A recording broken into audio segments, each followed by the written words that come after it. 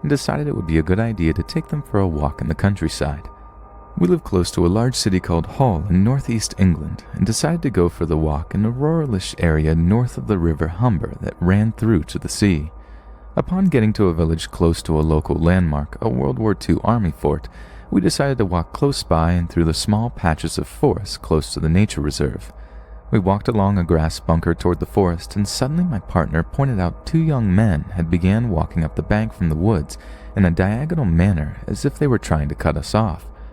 From close by, I wondered if the young men were attending some sort of World War II reenactment, as they were both wearing camouflage pants and were also covered in dust and dirt.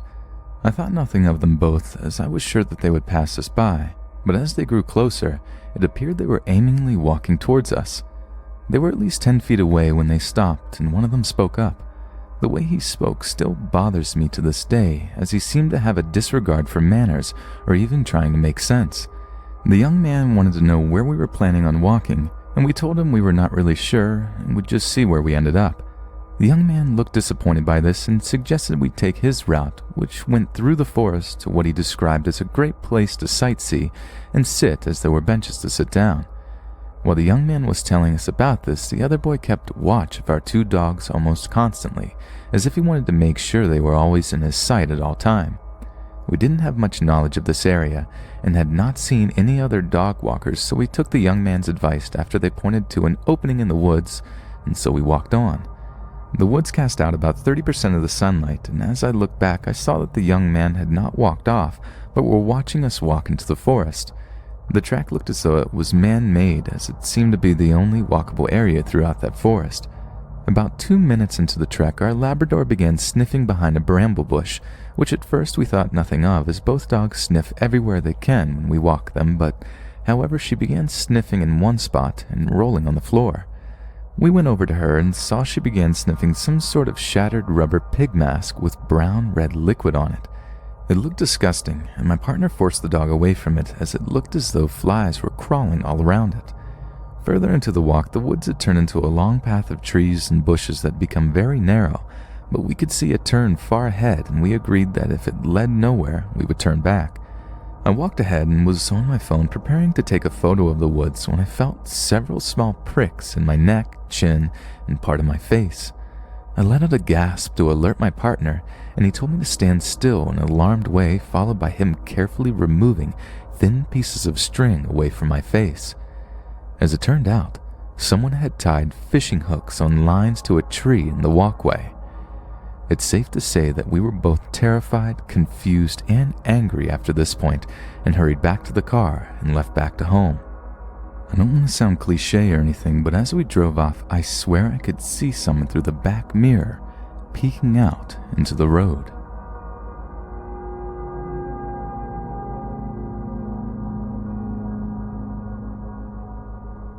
Last year I was hiking Shenandoah, Virginia. It was a planned 2-day hiking trip, myself and 2 friends. Late into the first day, one of my friends grew ill and decided to turn back. The second friend joined him, just in case it got worse. They told me to go on, and seeing as I'd been looking forward to the trip, I did. As evening approached, I came upon a clearing into the forest. On a table, surrounded by tools and several cans of spray paint, was an elaborate dollhouse. It was large, perhaps 3 feet tall. Its walls and windows were open, as if it had just been built and was drying. That lingering smell of spray paint still hung in the air around it. On the back of the house, a photo had been affixed. It was a family picture, old, perhaps taken in the 80s. Everyone in the picture looked very uncomfortable, like they didn't want to be taking the picture or were forced to. Not scared, just very uncomfortable. I left it and continued on so that I might reach my planned campsite by nightfall. The wind had picked up considerably. In the distance I heard a branch give and fall, crashing to the forest floor, startling me. I found my campsite but was a bit unnerved by the dollhouse in the middle of nowhere. I realized I didn't want to camp out in the open where whoever was working on it might stumble upon me. I had one of those little one-person tents that stand just tall enough for a person to lay down in. I set it up behind a thick stand of brush, one side blocked off by a tall stand of rocks. I was glad for this because not only was I now hidden, but the rocks effectively blocked the heavy winds, which had now turned cold as the frigid air tumbled down from the mountains at night. The sound of wind-churned forest was relaxing, and I think I fell asleep right away. Have you ever been awoken by a loud sound and you're unsure what it is exactly, but some remnant of it echoes in your mind for a moment after waking? That's what happened to me sometime later, in the pitch dark. I had the sensation that someone was near. I listened intently, trying to hear over the wind.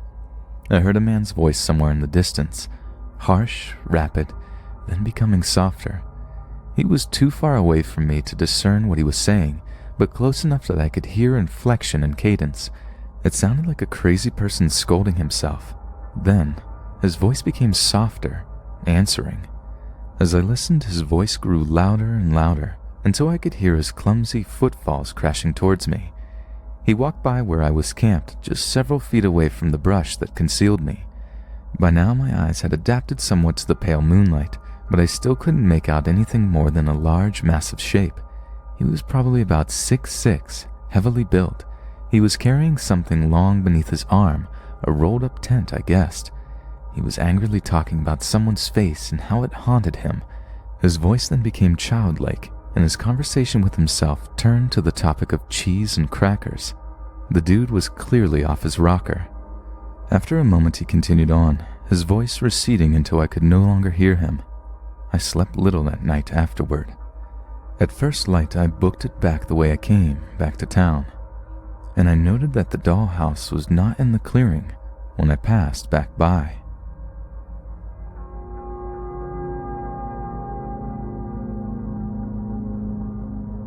So this happened a few years ago. I believe it was the summer going into my junior year of high school. I'd been going to sleepover camps since I was very young, and that summer was no exception. However, I was in a different option of camp this year where I would be hiking the Appalachian Trail for 2 weeks as opposed to staying on the campgrounds. This was a new experience for me, but I was very excited because I'm an adventurous person. So on this trip was me, the 2 female counselors, and 9 other girls. This happened a few days after our trip began, so we were still getting to know each other a little more, but we were also pretty comfortable around each other. We stopped for lunch around this water fountain. Our spot was on the trail, but just happened to be by a portion of the trail where a road went through. While we were eating, we all noticed one of those stereotypical creeper vans driving back and forth in the same portion of the road. None of us really said anything, but we all noticed it. After about 5 minutes of this van driving back and forth, it pulled onto the trail close to where we were eating. It just sat there. I guess we all figured the driver was lost or was looking for a bathroom because none of us said anything about it. Finally, a man got out of the car, ran up to us, and started screaming, "Does anyone know CPR? My half-brother has the shakes." Immediately our 2 counselors got up and ran to his van. They were gone for a few minutes and we started getting suspicious. People began saying, "I could have sworn I saw his van drive by a few times," and "If it was an emergency, why would he take the time to say half-brother?" Our counselors finally came back with these blank looks on their face. We began asking them a bunch of questions, but they wouldn't talk. This man walked up to us with these weird puppet things. It was one of those plastic statues people put on their porch for Halloween, only there was no bowl full of candy. He began asking us questions, but no one answered. We just kept eating our lunch in silence. In a creepy way, he said, "My puppet likes girls." He also told us his puppet could talk and press the button on its foot. I guess he got the hint because he went back to his car and sat there for what seemed to be an eternity. He just sat there with his door open, blasting music. Eventually he left. We quickly packed up our bags and booked it out of there. Now it wasn't outright scary, but it was just the first part of some very strange occurrences on that day. We continued our hike down the Appalachian Trail. We talked about the creepy man we encountered for a while and then began sharing scary stories until we reached our campsite. Once we reached the campsite, we set up our tents and were just hanging out. We reached the campsite pretty early that day, so there was plenty of daylight left. Being a group of teenage girls, we got bored easily and began walking around the campsite. We flirted with a group of boys until they got bored of us and eventually left. Then we decided to play a game called Elephants and Gazelles. The premise of the game is unimportant, but the game is best played with a large group of people. And it just so happens that 3 guys walk over to our group to introduce themselves. Not the guys we previously were flirting with. Since they came over and seemed friendly, one of the girls in the group decided to invite them to play. And this is when things got weird. During breaks in the game, people would share personal stories and just get to know each other more, even us girls who have been talking non-stop for a few days. Out of nowhere, one of the guys reveals that 2 of them are trans. Let me put it out there that I have absolutely no problem with people changing their genders. I believe people have the right to openly be who they are. But I just had to put that out there because I think it's weird. Not that they are trans, just that it came out of nowhere. They then began to talk about how they are trying to start their own reality show about 3 trans men who live in New York, and the 3rd member of their group who is not trans would just pretend to be on the show. Again, I just thought it was weird that they brought it up out of nowhere. I just found it kind of strange, especially since we barely knew them. Later in the game, I guess they were talking amongst themselves and start laughing loudly, and the one shouts, "That's funny because your dad is in jail." I think everyone is just getting kind of uncomfortable at this point. To break the ice, I suppose, one of the girls begins telling them the story of the creepy puppet man we encountered earlier in the day. They start laughing and tell us it's their uncle who dropped them off earlier in the day. Eventually, they said they were tired and were returning to their tent for the evening. We were all relieved and went on with whatever it was we did. Later, when a few girls went to the bathroom, they walked past their tent. On their way to the bathroom, they said that they heard them singing Justin Timberlake songs, and on the way back, they heard one of the guys yell, "Tickle fight!" It rained very hard that night. The next morning, we woke up and their tent was nowhere in sight. We were very surprised because we typically got up around sunrise. Right before we left the campsite, I saw a piece of paper folded up on a stump near our tent. It read, "We got rained on and peed our pants. We will miss all of you. The great friendships we had. Heart, the creepy guys who get no respect." I guess I just don't know what was worse. The fact that they were just weird and told us all of those things for no reason, or that they were related to that creepy puppet guy.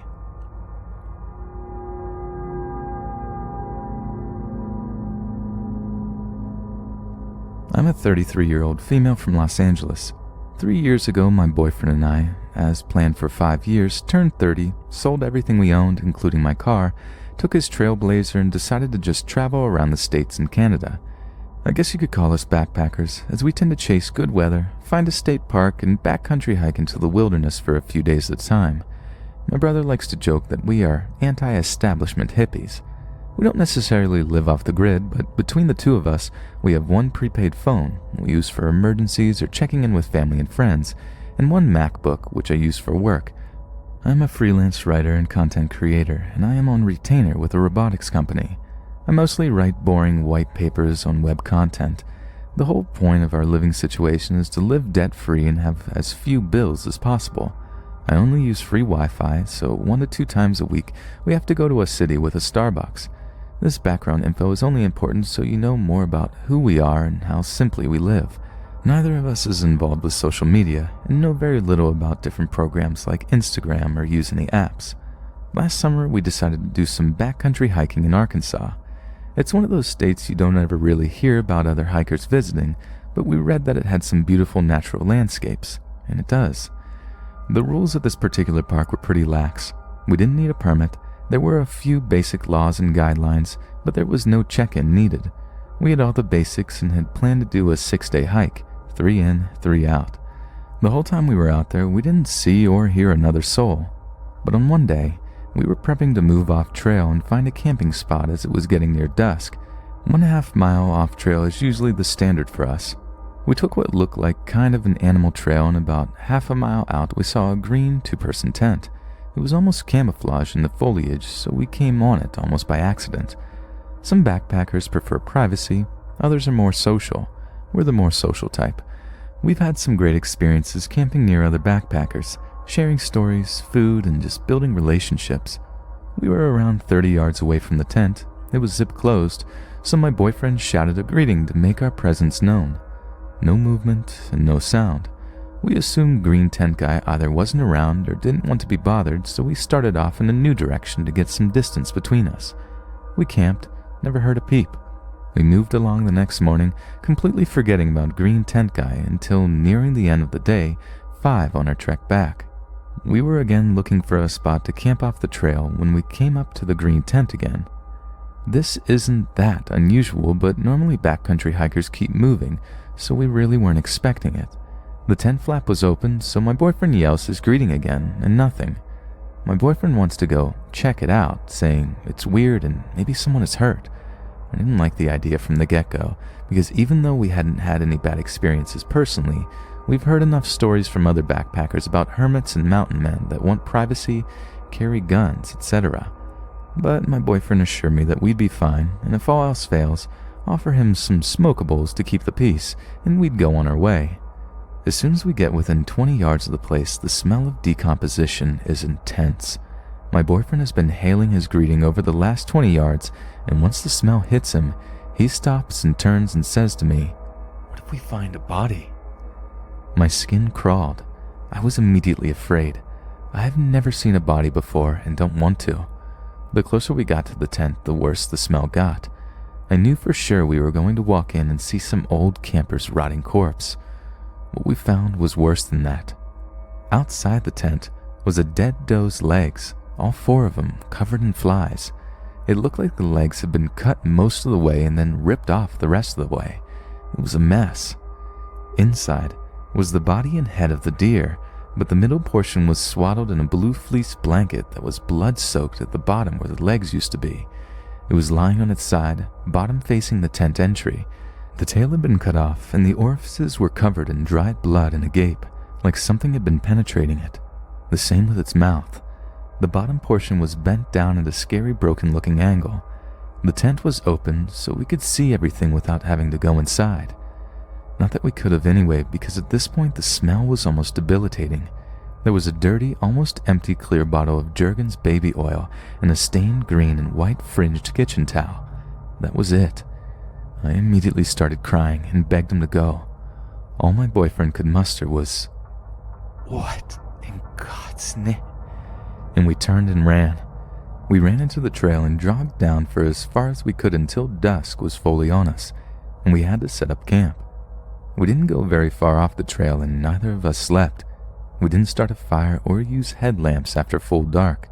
We just sat up whispering to each other, going over and over what we had just seen. Every little noise startled us. It was like our brains were on red alert. I kept thinking that at any moment this dead deer-having man would come back to his tent, see our footprints or something, know where we were and track us back to our tent. I'd never been so scared in my entire life. Just before dawn, we tore down and started out. My boyfriend stopped at the ranger station on our way back out of the park to report what we had just seen. The ranger was a young guy around our age, and he looked as freaked out by our story as we were telling it. He wrote most of it down, and my boyfriend showed him on a map approximately where it had been. We asked if he knew how the deer was killed, and at that point we hadn't even thought about it. We just assumed it had been shot, but because of the blanket, we didn't see a wound, but we weren't exactly giving it an autopsy either. We have since shortened our backcountry hikes to a maximum of 4 days. We've also been a lot less eager to call out to other campsites, and had never approached another unmanned tent again.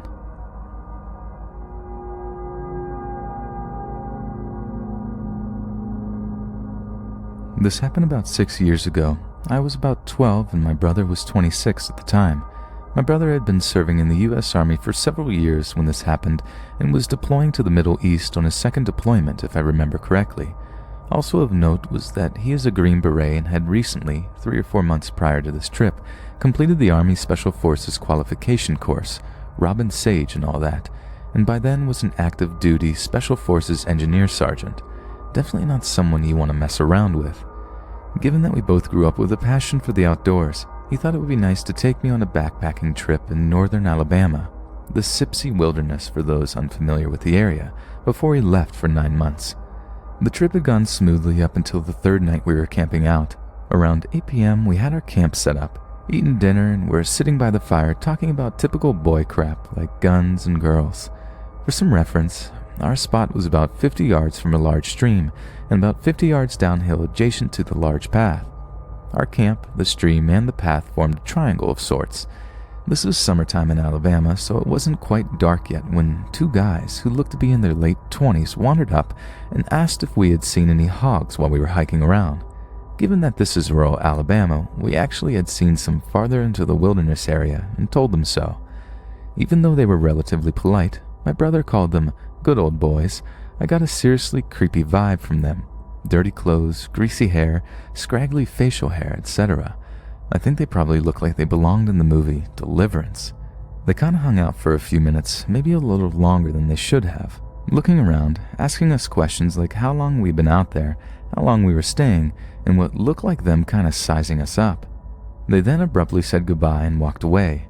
I didn't necessarily feel threatened by them, and I know for sure my brother didn't, but I still felt uneasy about the whole thing.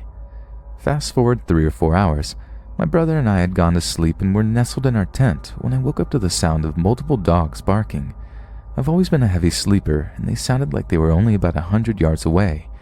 My heart immediately started pounding, and I kicked my brother through my sleeping bag and asked if he was awake and had heard the dogs. He responded, "I'm awake. They've been getting closer for the past hour or so. Just lay still and don't make any sounds." Needless to say, 12-year-old me was about to crap my pants. We would also hear sporadic shouts from several different sources, but neither came any closer. A few minutes later, my brother whispered, "They're just hunting for hogs. They use the dogs to pin them down and then they shoot them." This gave me some relief, but not much. Somehow I managed to fall back asleep. The fact that they were doing this at night was a huge red flag, my brother later told me, but I think he was just trying to calm me down. Fast forward what was probably another 3 hours, around 2 a.m., I had managed to sleep pretty well after first hearing the hog hunters when I woke up to my brother squeezing my shoulder firmly, saying, "Wake up, put your shoes on quick and follow me. Be as quiet as you can." My heart immediately went back to racing because I heard the dogs and voices in the distance, farther away than before, but still distinct. Not asking any questions, I did what he said, and as soon as we were out of the tent, he told me to get on his back. This was a breeze for him after rucking with God who knows how much weight in the army.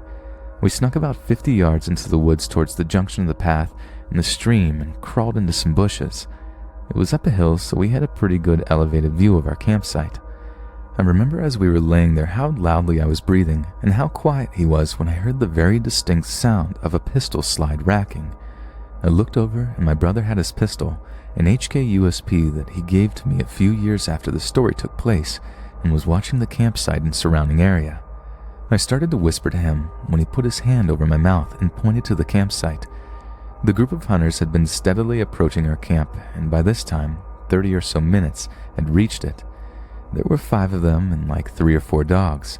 They all looked relatively young, but 2 had either rifles or shotguns, and the dogs were going crazy, obviously having smelled our scent.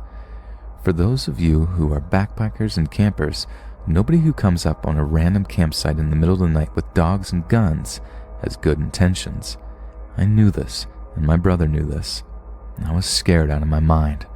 I couldn't make out what they were saying, but my brother later told me they were talking about us, although he hadn't heard any specifics either. They lingered for about 20 minutes, shining flashlights around and talking to themselves. My brother put his mouth to my ear and said, "If they come towards, I want you to turn and run as quickly as you can. Don't stop.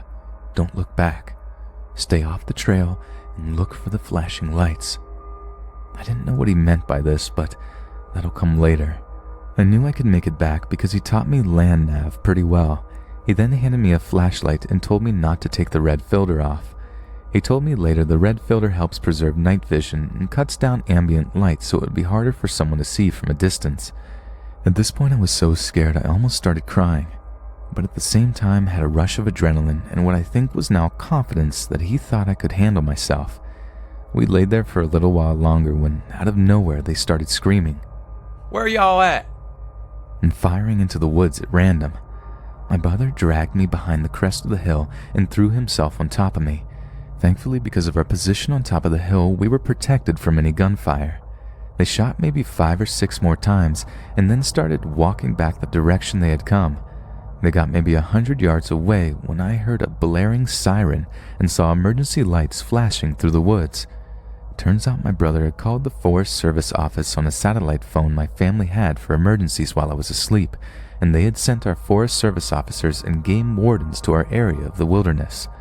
The Sipsey Wilderness is about 25,000 acres in size, so it took them a while to get there on the dirt roads. When we saw the game warden truck, my brother signaled them with a light and pointed them in the direction the hunters had gone, and the guy sped off shining his spotlight through the woods. As soon as they were all gone, we went back to our camp, packed up our stuff, and waited by the path for the game warden to come back, who then gave us a ride in his truck bed back to the main staging area. On the drive back, my brother told me how brave I had been, and that we would talk about it with our parents the next day if I wanted to. I asked them not to do that because I thought they might never let me go camping again.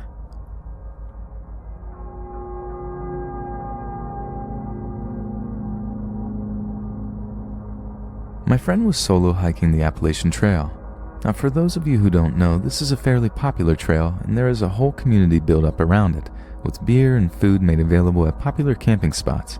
In fact, another friend met his wife while he was solo hiking the trail, so knowing about this sense of community, my friend believed that she would be safe on her trek. For the first 3 or 4 nights, she camped with different groups of people she met along the way, and everything was fine. They camped and told stories, drank some beers, smoked, made s'mores. You know, the cliche camping activities. The first night she decided to stop and camp at a spot without anyone nearby was kind of weird. She was a little nervous, but wrote it off as nerves and the fact that she had such a good time surrounded by those other people. She spends the next 3 nights camping by herself, and each night the feelings of nervousness were getting worse and worse. It crystallized into a feeling that something was watching her.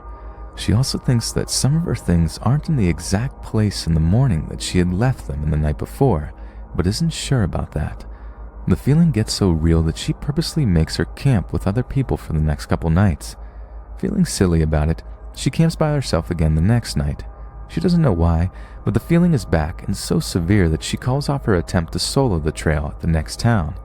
She makes it home and makes up an excuse about spraining her ankle because she feels so ridiculous about calling off the hike due to a feeling.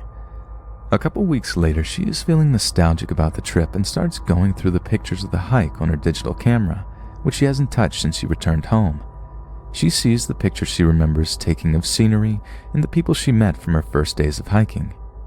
Then, a picture of her sleeping in her sleeping bag inside her tent. Weird, but someone she met must have picked up her camera and taken the picture as a joke because she can't see anything to distinguish the night or the campsite. Then, more pictures of her asleep in her tent, and this time she recognizes the campsite as one where she was camping by herself. As she flips through more and more of these pictures, she realizes that there are pictures from every site where she camped by herself of her asleep in her tent. Needless to say, she set aside her dream of solo hiking anything.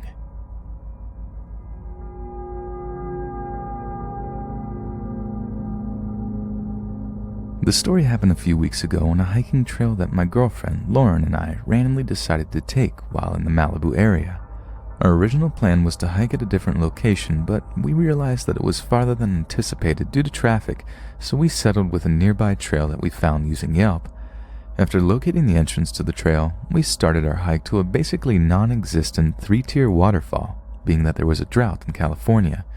In the middle of our hike, we passed by 3 guys, 2 of them shirtless and dirty, that said hi to us, and because of that, my girlfriend joked that those guys looked shifty and were probably up to no good. For that reason, I handed my girlfriend my spare knife that I always take with me for safety measures. After we reached the fall, we turned back. As we were hiking back, we heard the sounds of leaves being moved and stomped on aggressively in the direction of the ravine by the trail.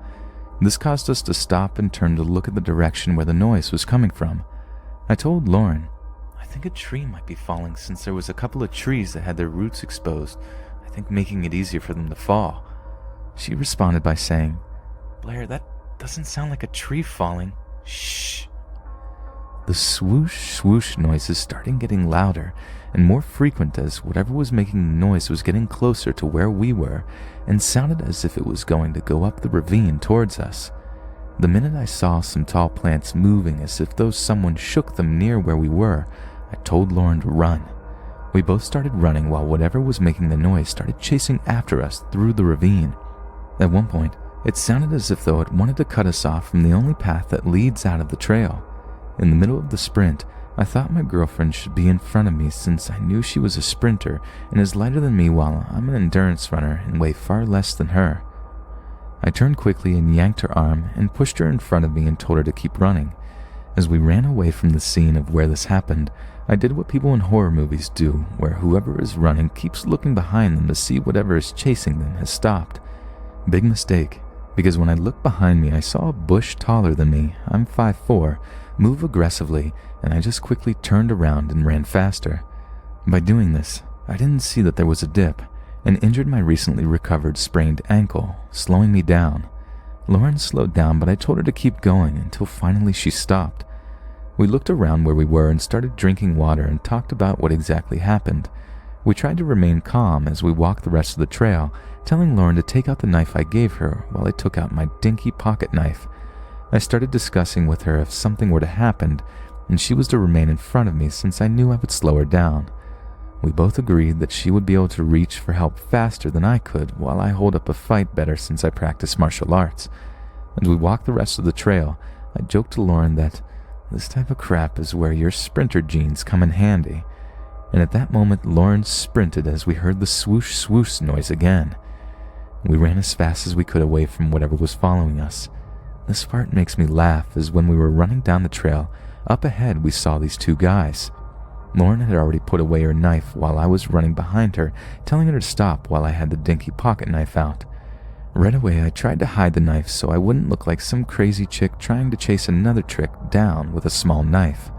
We walked the last mile out as we felt safe since we started seeing more foot traffic and people with their dogs going towards the falls.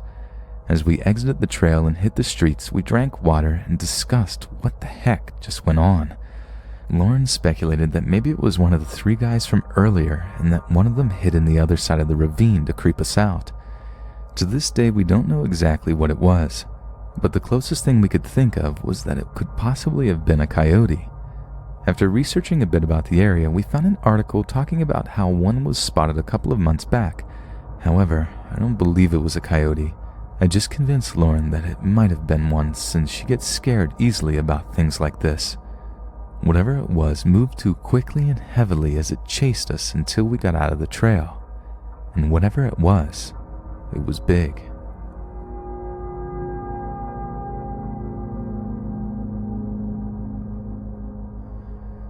My family has some property that backs up to Carson National Forest in New Mexico. It's been in the family for years, and my sister and I both spend our summers up there. It's gorgeous. Well, it is for people who lived out in far west Texas. Nice and green, cool mountain air in the summer. It was always a relief to get up there and away from the dusty ranch. My dad was ex-military, and having two daughters, let's just say we did lots of outdoor stuff. He taught us survival skills and how to defend ourselves. We hunted and fished and did lots of camping and hiking. To us, it was always a fun time, but I guess he felt the need to pass on his skills to us. We spent several weeks in the summer up there hiking with him and exploring the old cabins, mining communities, and checking the big ditch project that was built for Red River back in the late 1800s. I think that's the correct date for that project, but I'm not sure. Anyways, it's a great place to hike with some beautiful high mountain lakes, streams, and lots of wildlife. This happened when I was in college and my younger sister was still in high school. My dad was still at home having to work and would come up every few weeks to spend time with us. We were up there with our mom, and she mainly spent time in town or around the property painting. We spent our time on the Jeep trails or hiking and sleeping. It was late June, maybe early July, I think, and we had decided we were going to hike up to Lost Lake. It's one of my favorite lakes up there because if you look at it from a certain angle, it looks like a heart. We set off in the morning and were prepared. We both had a small pack, our water, some snacks, and we both had a small hammock we planned to set up once we got to the lake so we could just enjoy the area for a while. I will admit to being an outdoor type, and swear when it's quiet enough, you can hear the trees talk. We also both always carried a knife when we hiked. My dad always insisted we have something, just in case an accident happened or we just needed it. The hike was going good. Since the summer cabin is pretty far up the valley, we just set out on foot to the trailhead. To get to Lost Lake, you take another trail that goes up to Middle Fork Lake. Then you break off that trail for Lost Lake. We run into a few other hikers, but they were going to Middle Fork Lake, and we were pleased because it looked like we could possibly have Lost Lake all to ourselves. It's a pretty good lake with some long switchbacks at the end, but totally worth it because the lake is just beautiful and a very pretty emerald green in color. We got there and saw that we did have the lake to ourselves. We hiked around the lake and decided to hike back a bit and to find a good spot to set up our hammocks. We walked into the tree line, and first thing my sister said was, "Do you smell that?" And yup, I did. It was a dead animal with a strong scent of blood. We had both done lots of hunting and knew that smell, and that's when I saw it. It was a deer carcass, but what was around it was what disgusted me. Placed around the deer carcass in a circle were its organs, entrails, etc., but it wasn't like it was being cleaned. It's like they were placed in a certain arrangement, with little piles of rocks in between everything. Now I know how some people get disgusting with their kills, and I've had some guys try to gross me out, but I don't fall for crap like that. But this made me uneasy. It wasn't just being cleaned, it was like it was set up in a certain meaning, or it had meaning. I step back from this weird circle, and then my sister starts to say my name, but stops, because then we see the guy who had done this, and he looks like he just climbed out from inside the deer because he is covered in blood and doesn't have much clothing on. At first I thought he didn't have anything on, but honestly I didn't try to check him out much. He was standing back away from his gruesome little circle, just standing close to a group of trees that were pretty close together. He was maybe 20 feet from us. I think he was maybe trying to hide. Not for sure, but my dad had always taught us that if we ever found ourselves in a situation where we didn't feel in control, to do everything in our power to try to take control of the situation. Do something that is going to take the other person by surprise. Don't do what they expect you to do. So this was raging through my brain, and I also could tell my sister was about to freak out, so I stepped up and said, "Hey, pretty good kill you got there. Did you use a bow?" The guy just stood there, his eyes all crazy wide like he was stoked out of his brain on planet Pluto. So I'm thinking, great. We ran into a guy getting his hunt on, and he had lost it and was getting blood crazy with his deer. He was staring me down, and I was staring right back, and my sister was getting ready to run. I still don't know what came over me, but I then put my hand on my knife that I kept on my waist just to show him I wasn't completely helpless. I don't know why I did it, but something told me to let him know that I wasn't going to back down or be afraid. I kept eye contact with him. I would guess he was maybe in his early 30s, but I am bad at guessing people's ages. He was pretty dirty though. You could tell that even with all the blood he had everywhere. I started to back off, and my sister had moved behind me, so I spoke again and said, "So, you having a great hunting day?" Again, the crazy didn't say a thing. Just stood there like he was a statue or something, or like he thought I couldn't see him if he didn't move or make a sound. We moved back to the lakeside again and booked it around the lake. My sister stayed up front, and she was shaking pretty bad. I was mainly angry at first because he wanted to get all crazy in the woods with his deer, then he should have gone further back up the forest. We get back to the trailhead and stopped to get our bearing and looked at each other. I was scanning the forest line to make sure we weren't being followed, and my sister was just in shock. We started down the trail pretty fast, and I was hoping I could keep my sister together until we could at least reach the Middle Fork Lake Trail, or that we could even run into some more hikers. But the odds weren't good on this particular trail because you have to get an early start on the Lost Lake Trail, and by now it was late morning, almost noon. We were making good time and hadn't discussed what we saw, just started hiking back down. I started to get that feeling when you just know you aren't alone. I kept checking but didn't see anything or even hear anything at first. My sister refused to look back and just kept going, but I felt that I had to keep checking to make sure the idiot wasn't following us. That's when the first stuff came flying at us. It was some small pebbles, but it really made me angry because it was obvious someone was throwing them at us, and it could have only been him. My sister was almost running at this point, but I am the mouthy smart aleck. I blame the Texas upbringing, and darn it, this was my forest. I had grown up here, and these were my lakes, my trails, and I wasn't about to let some crazy dude ruin it for me. I started yelling back that he needed to go back to his deer and leave us alone.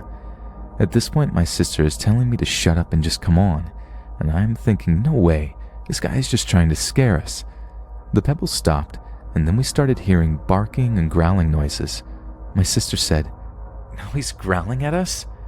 And I just told her to get on down the trail and ignore it. He was behind us pretty much the whole way, growling and making these barking noises every once in a while, but I never caught a glimpse of him. Once we get close to where the trail joined in with Middle Fork Trail, he seemed to back off.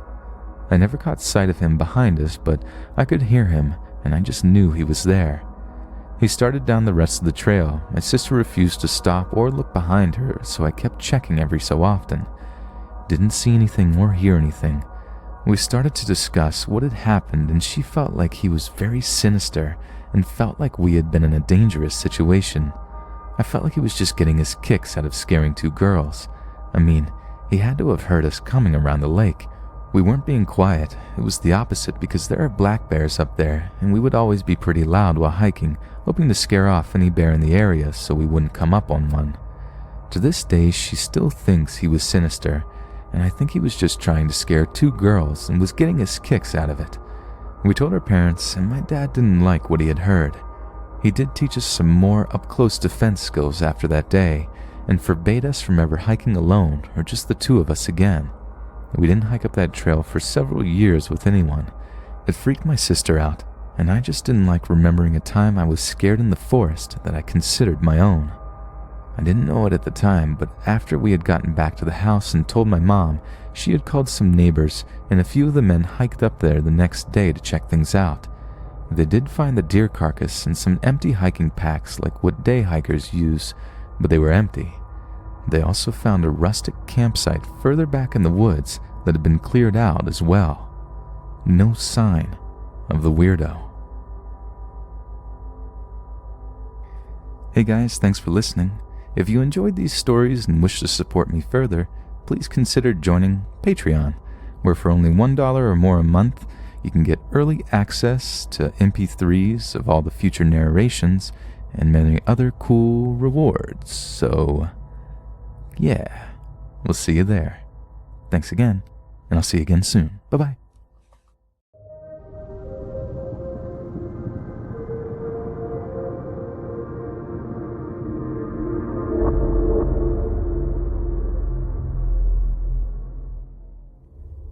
To preface this, I should mention that all of this took place back home on my reservation.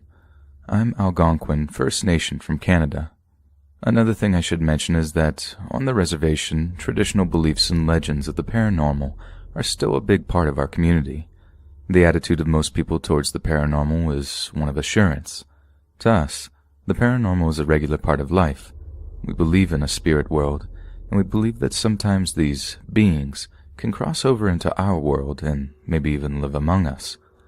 When I tell paranormal stories to my non-native friends, they're always in such disbelief that things like this have actually happened and how casually I talk about it, but it's only because it's been so normalized for me. Where they have absolutely no paranormal experiences, I have a bunch, and most everyone I know on the res has even more than I do. I don't really care to explain it. Maybe we're all crazy from drinking our toxic tap water. Anyways, here's the story. This all happened in the fall of 2011 when I was 16 years old. I was living in a nearby city with my mom so that I could get a better education than the one I could get back home. But we'd go back every single weekend to see my dad and little brother. One Friday, during the drive back home, I got a text from a friend of mine. She told me about a party that was happening that night and asked me when I'd be home so that they could come pick me up. I gave her a time, and that was that. We get home, and as soon as we stepped inside the house, we see my dad and my cousin sitting at the kitchen table drinking some beers. They're both cops on the res, so usually beers with his partner on a Friday evening means that they had a particularly tough week at work. Typically, the toughest cases they have to deal with are the ones that deal with child abuse. So, a part of me felt sad immediately that something bad had happened. They both looked tired and drained, but they're happy to see us. We say our greetings, catch up a little, and my dad asks me if I have any plans. I tell him about the party and where it'll be, and he and our cousin share a weird look. "Why are you guys making that face? Did something happen?" I asked. "I don't know. Should we tell her?" my cousin said, looking at my dad. He laughed, and they decided that I should probably know what's been going on since I'd be going to a cottage pretty deep in the woods later that evening. They start with the first strange call that they got on Monday night. An older woman called saying that people were outside of her house knocking on all of her windows. She said she couldn't see anybody, but there must have been at least 3 people judging by all the different locations of the knocking. They arrive at the woman's home, inspected all around the house, even checked the woods, but nothing came up. They tell her that it's probably just some teenagers playing tricks on her and that there isn't much else that they can do besides patrol around the area in case they come back. On Wednesday night, the same woman called again with the same problem. It had rained that day and there was mud all around this woman's home, so they figured at the very least they'd find footprints, but they couldn't find a thing. This is when they started feeling like something was off, because one of the windows where the woman was adamant about there being knocking was completely impossible to get to without stepping through this huge mud puddle. This is when they started to think that the woman was lying, but they just told her the same thing they told her a few nights prior. By Thursday night, everyone on the reservation had been talking about these strange experiences. It turns out this woman wasn't the only one experiencing the knocking. She was just the only one to call the police. I mean, all of this was taking place on a res, so it wasn't long before people were linking it to supernatural causes. My dad was still sure it was just a group of teens pranking people, but then they got another call from the same woman for the same reason. They rushed over and were met with the same situation, except this time the neighbor walked over looking pale as a ghost. He says, "Is this about the knocking?" They notice he's a little shaky. "Yeah. Did you see something?" they asked. The man nodded and said, "You guys are going to think I'm crazy, but yeah." And he goes on to explain what he saw. He said that he stepped outside for a cigarette on his front porch when he heard knocking. He looked around to see where it was coming from, and when he looked to his neighbor's house, he saw it. There was a black figure standing outside the woman's window, the same one with the mud puddle I mentioned, looking into her home. He said it looked humanoid in stature, but completely made out of shadow. You could tell it was something solid-ish, but you couldn't make out any features on it. He stared at it, completely in shock, and watched the thing as it knocked a couple of times and then darted around the house, knocking on every single window. He said it moved too fast to be human. It was practically a blur. It went around the house a few times, then ran across the road into the tree line, behind one tree in particular. The man was frozen, but he couldn't look away. It then leaned out from behind the tree, staring directly at him with yellow eyes that reflected the light similar to a cat's. Then it smiled, showing its small but numerous pointed and sharp teeth. I almost crapped my pants. He had attempted to joke, but his voice was still shaky.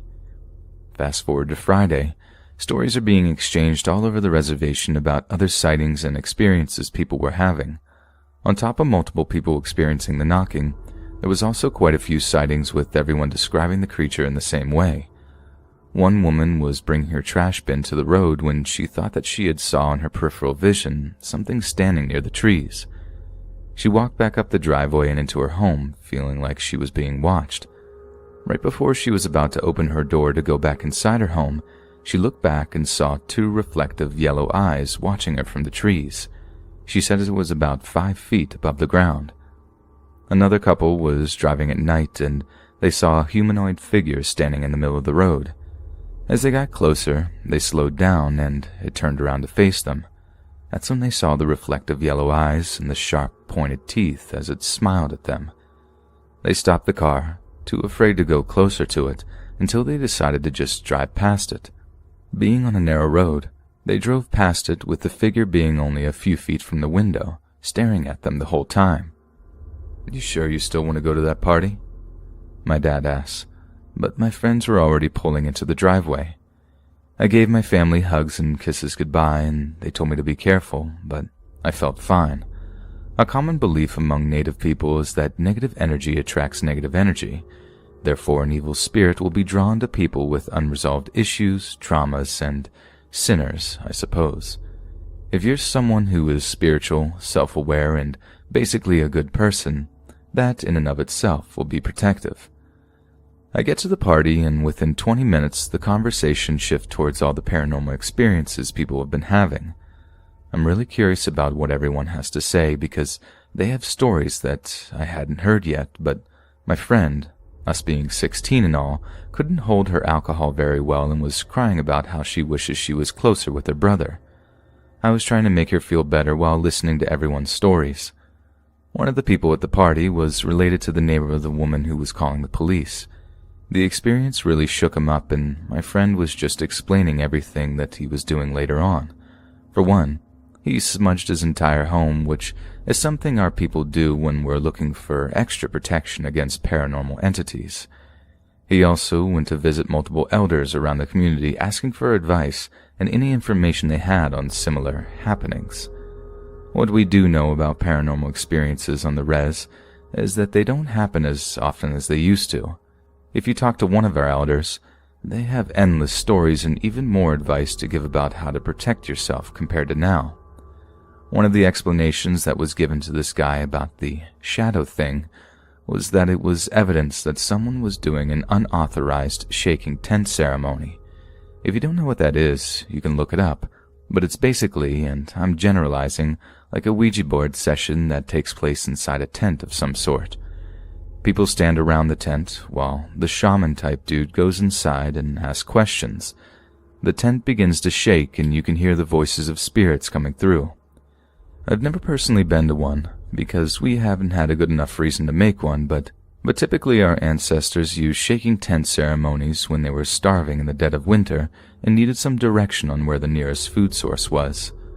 My mom's been to one, and her story is absolutely crazy.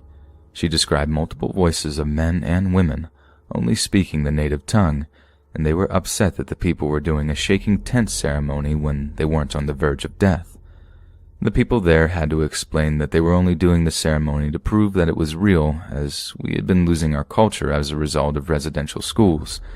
But the spirits were angry about this, saying that the bridge between the two worlds should never be open unless absolutely necessary, because you don't know who you're communicating with.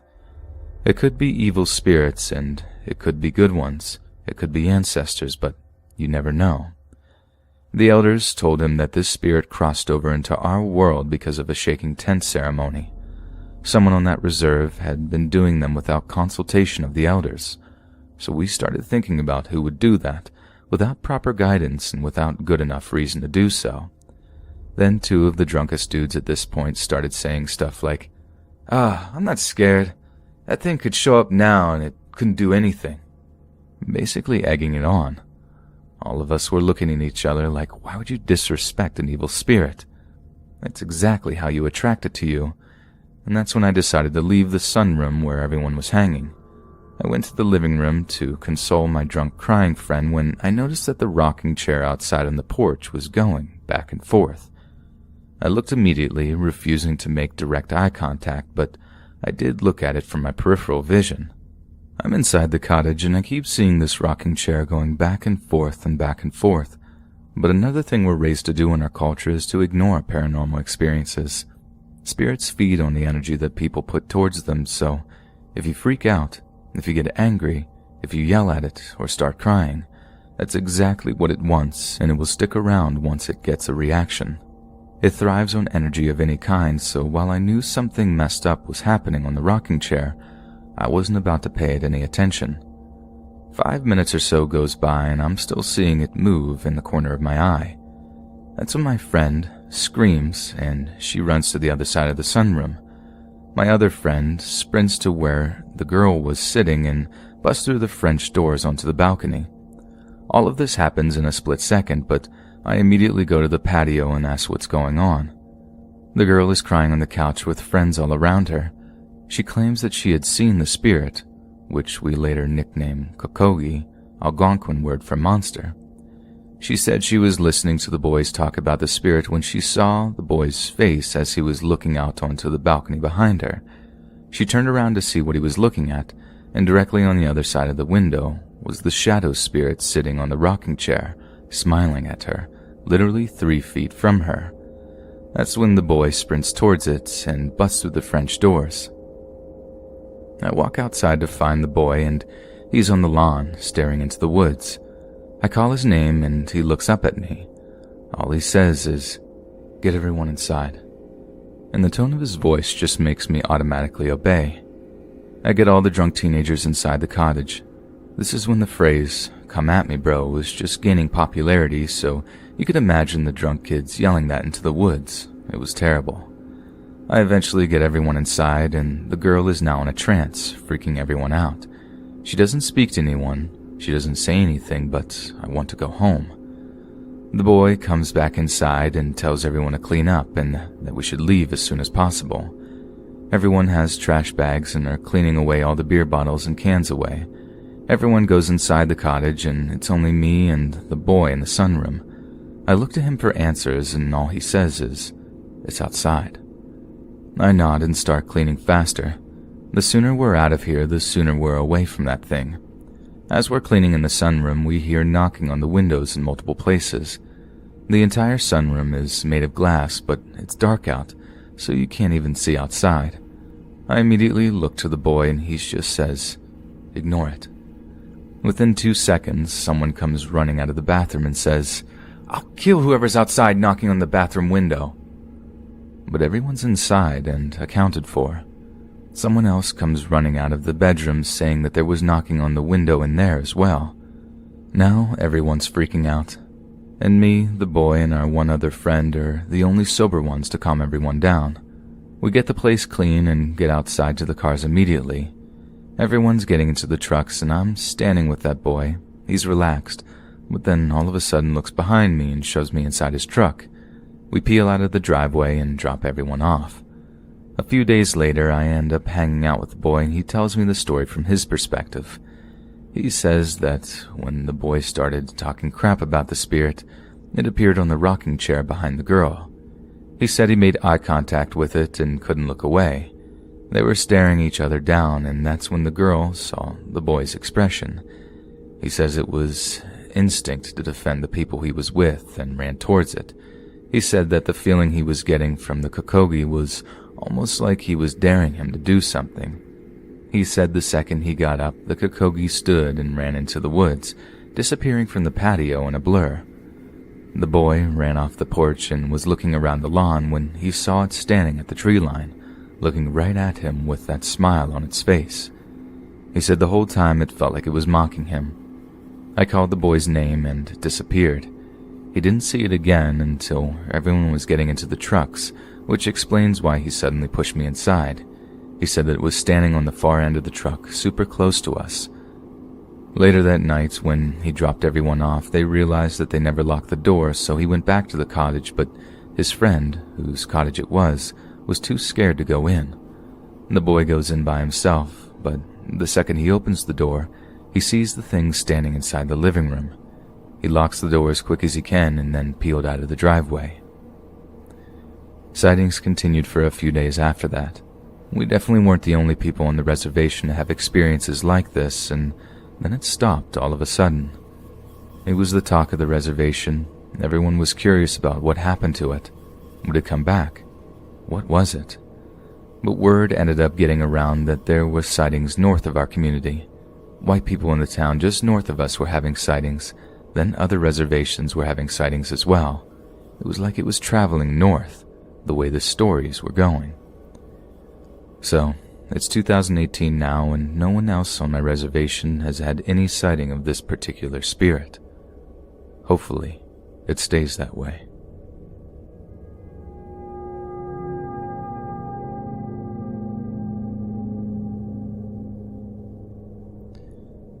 This story happened about a year and a half ago.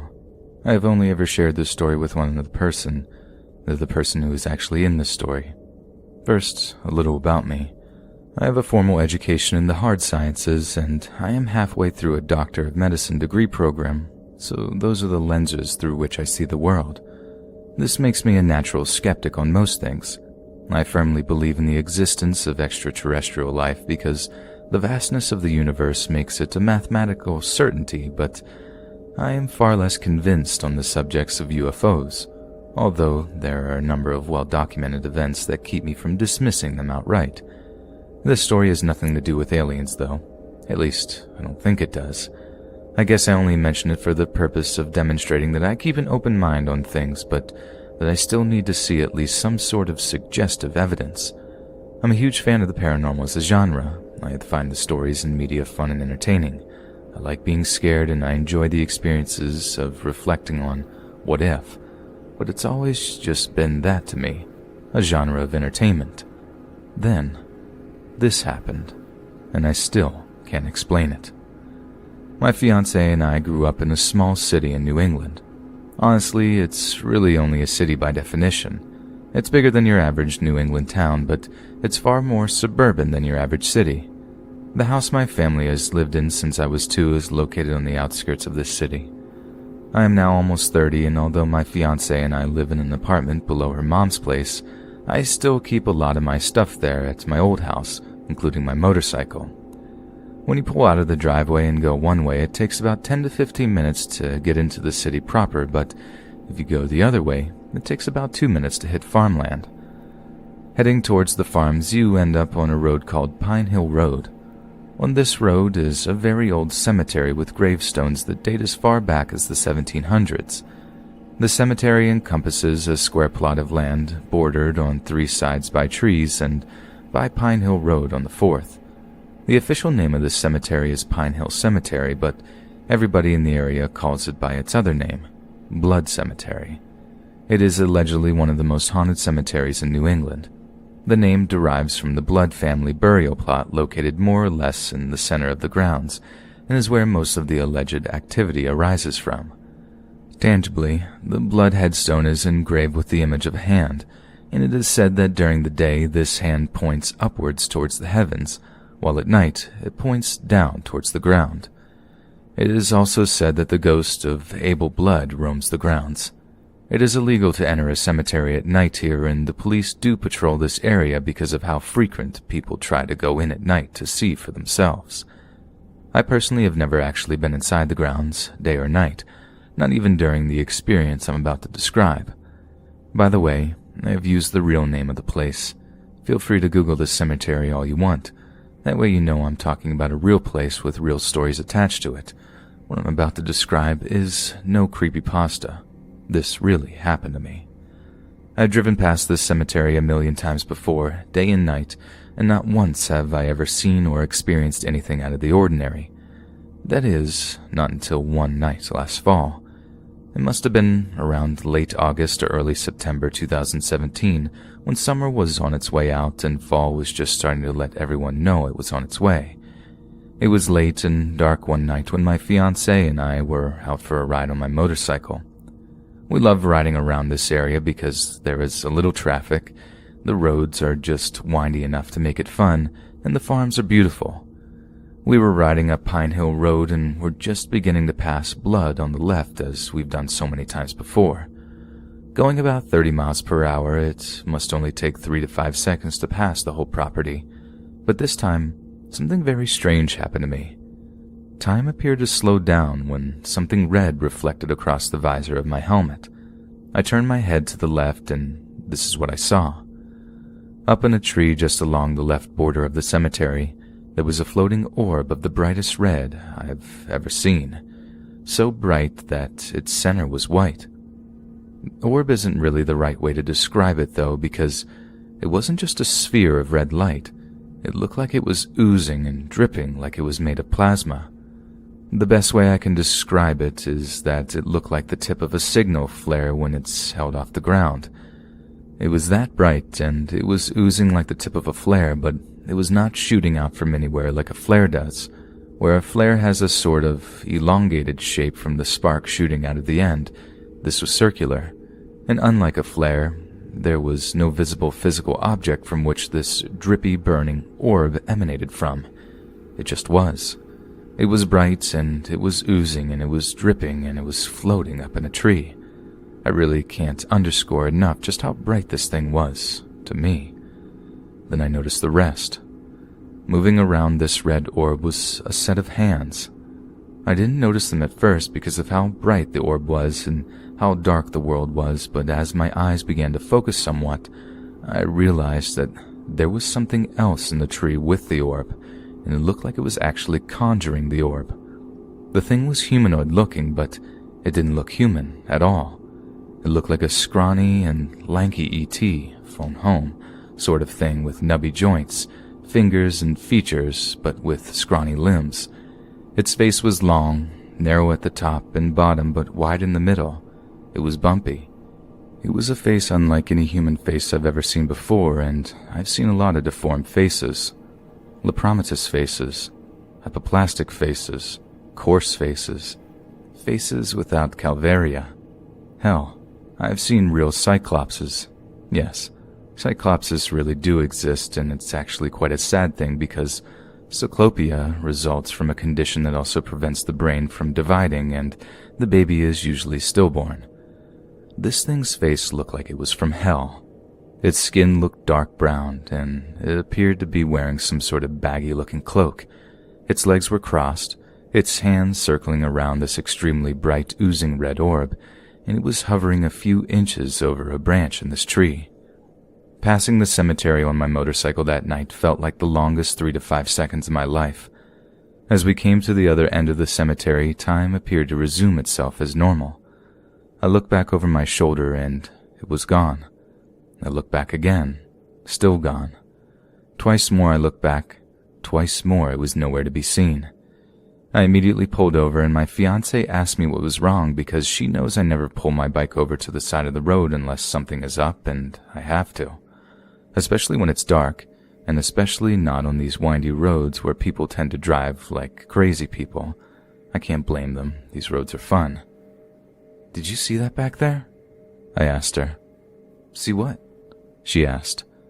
"That red light we passed back at the cemetery just now." "Red light?" she asked, a little confused. Turns out she hadn't seen a thing. Nothing. I explained to her what I had just seen or experienced or whatever it was that happened.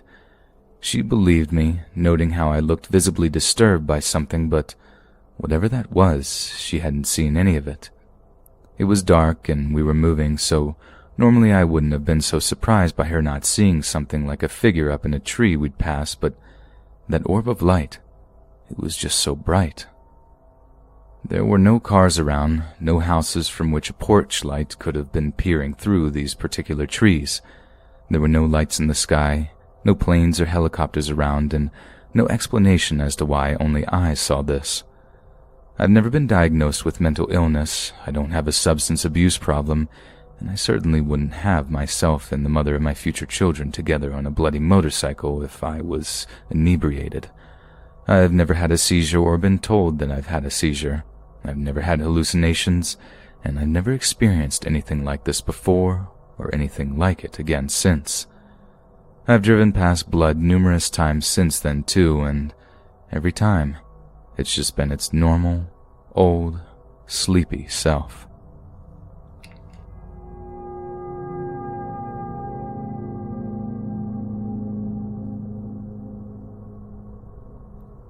This happened about 8 years ago now, and wow, how time just slips on by. My oldest son was almost 5 years old when I was pregnant with my second child, a girl. One morning, my alarm went off early as usual, 5 a.m., so I could get some housework done and feed the pigs, goats, and chickens. I was done outside and went back in as I knew what time my boy typically is about to wake up. I walked to his room and he was sitting up in his bed wrapped in his quilt. He jumped up and quickly ran to me and gave me a squeeze. I laughed and said, "Good morning, hon.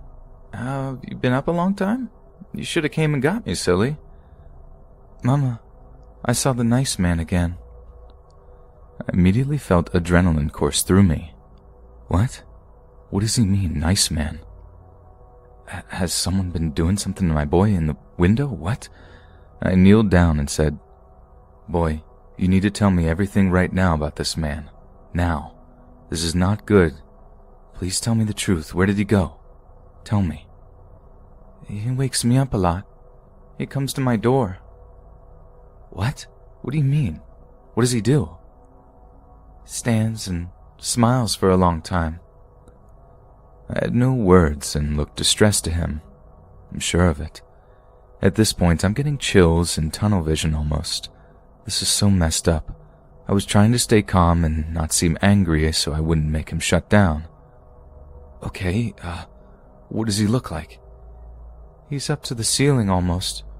He has no eyes." He explained that he really had no color, sort of grayish, just holes where his eyes should be. Short hair, I think he said. He continued on trying to calm me down. He's a sweet, smart kid. "Mama, he's nice. I like him. He tells me, don't be afraid. He's here a lot." Okay. What else does he say? "Today he told me I was good and to take care of my sister who's coming." Whoa. This is real. There were a few other things I wanted to know, but my boy was getting restless and annoyed with my questions. Like, come on, Mom, it's not a big deal. Can I just go play or what? Over the next few days, I kept prying, but he wasn't having it. Just said the same things. He did say every other time was always the same. Don't be afraid. I was freaked out, but this wasn't my first paranormal experience. I felt safe. He felt safe. We carried on, and he would sometimes tell me that he showed up again with the same "don't be afraid" thing. Haven't thought about this in a long time. This was 3 homes ago. A cute old tiny blue house in the country. I did like it. It was cozy. My kid still remembers all of this. He is definitely my sensitive one, and apparently it doesn't faze him.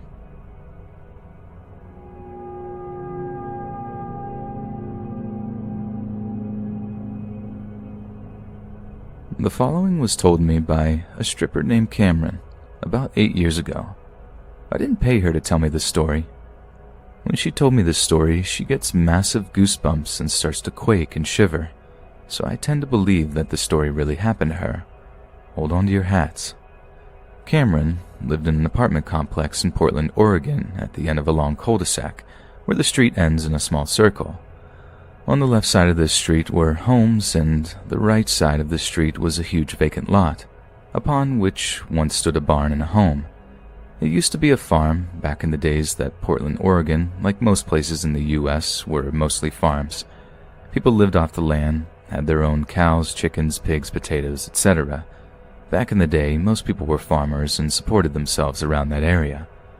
She used to drive down this road with the vacant lot to her right, and she would drive down to the left around a sharp curve and down another 1/4 block to the circle, and next to the circle was her apartment complex. She worked as a stripper maybe 5 nights a week, sometimes 6. She was saving up for college, paying her bills. Stripping pays more than McDonald's, apparently. One night, about 3 a.m., Cameron was driving home by the vacant lot where the old house and barn once stood.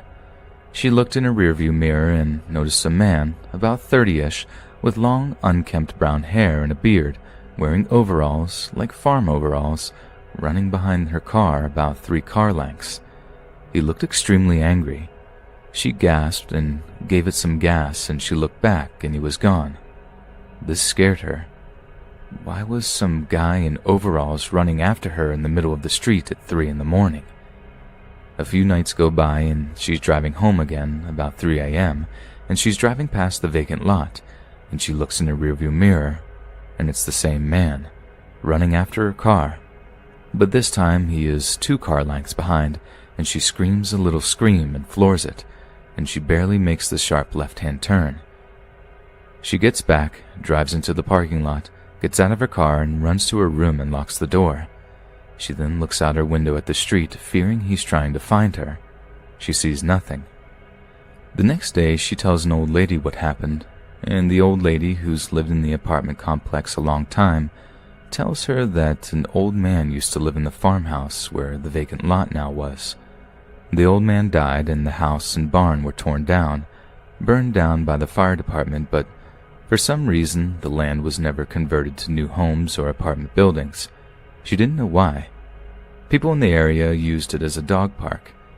Local kids played there, various army games and whatnot, and the old woman told her that the old man had a psycho son who had kidnapped and killed several women and buried the bodies under the barn. She didn't know for sure when that happened, but she suspected it was back in the late 1920s or early 1930s, but she wasn't sure.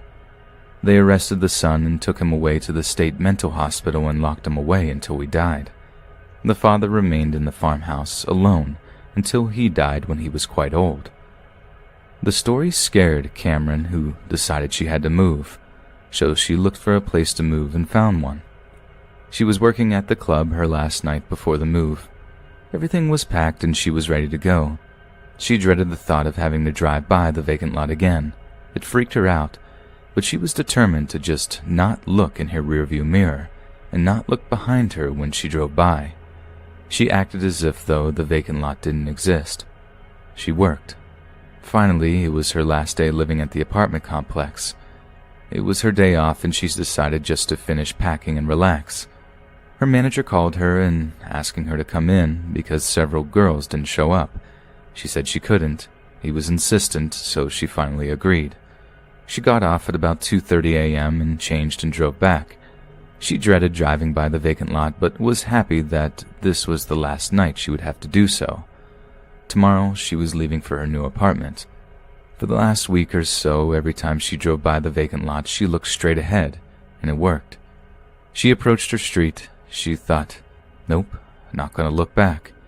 She started to drive down past the vacant lot where the old farmhouse and barn once stood. She could feel a chill go down her spine. The hairs on her arms stood up. She got the overwhelming sensation that someone was staring at her. Without thinking about it, she looked in her rearview mirror and she saw nothing. Nothing was chasing her. She was so relieved. She looked back over her right shoulder and noticed that the young man in overalls was sitting in her back seat, on the right side back seat. He was staring at her. She screamed and floored it.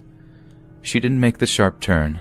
She hit the curb and the car catapulted into the vacant field and kept going until it ran into some thorny hedge. With the car still on, she screamed and opened her door and ran to her apartment screaming, convinced the man in overalls was chasing her. She didn't look back again to confirm that. She screamed so loud that a few people came out of their apartments. They assured her nobody was chasing her. Several of the men went to her car, looked around, and found nobody. They turned off and locked her car and gave her the keys. She didn't sleep that night, fearing the man in overalls would come to her door. He didn't, and she left at first light.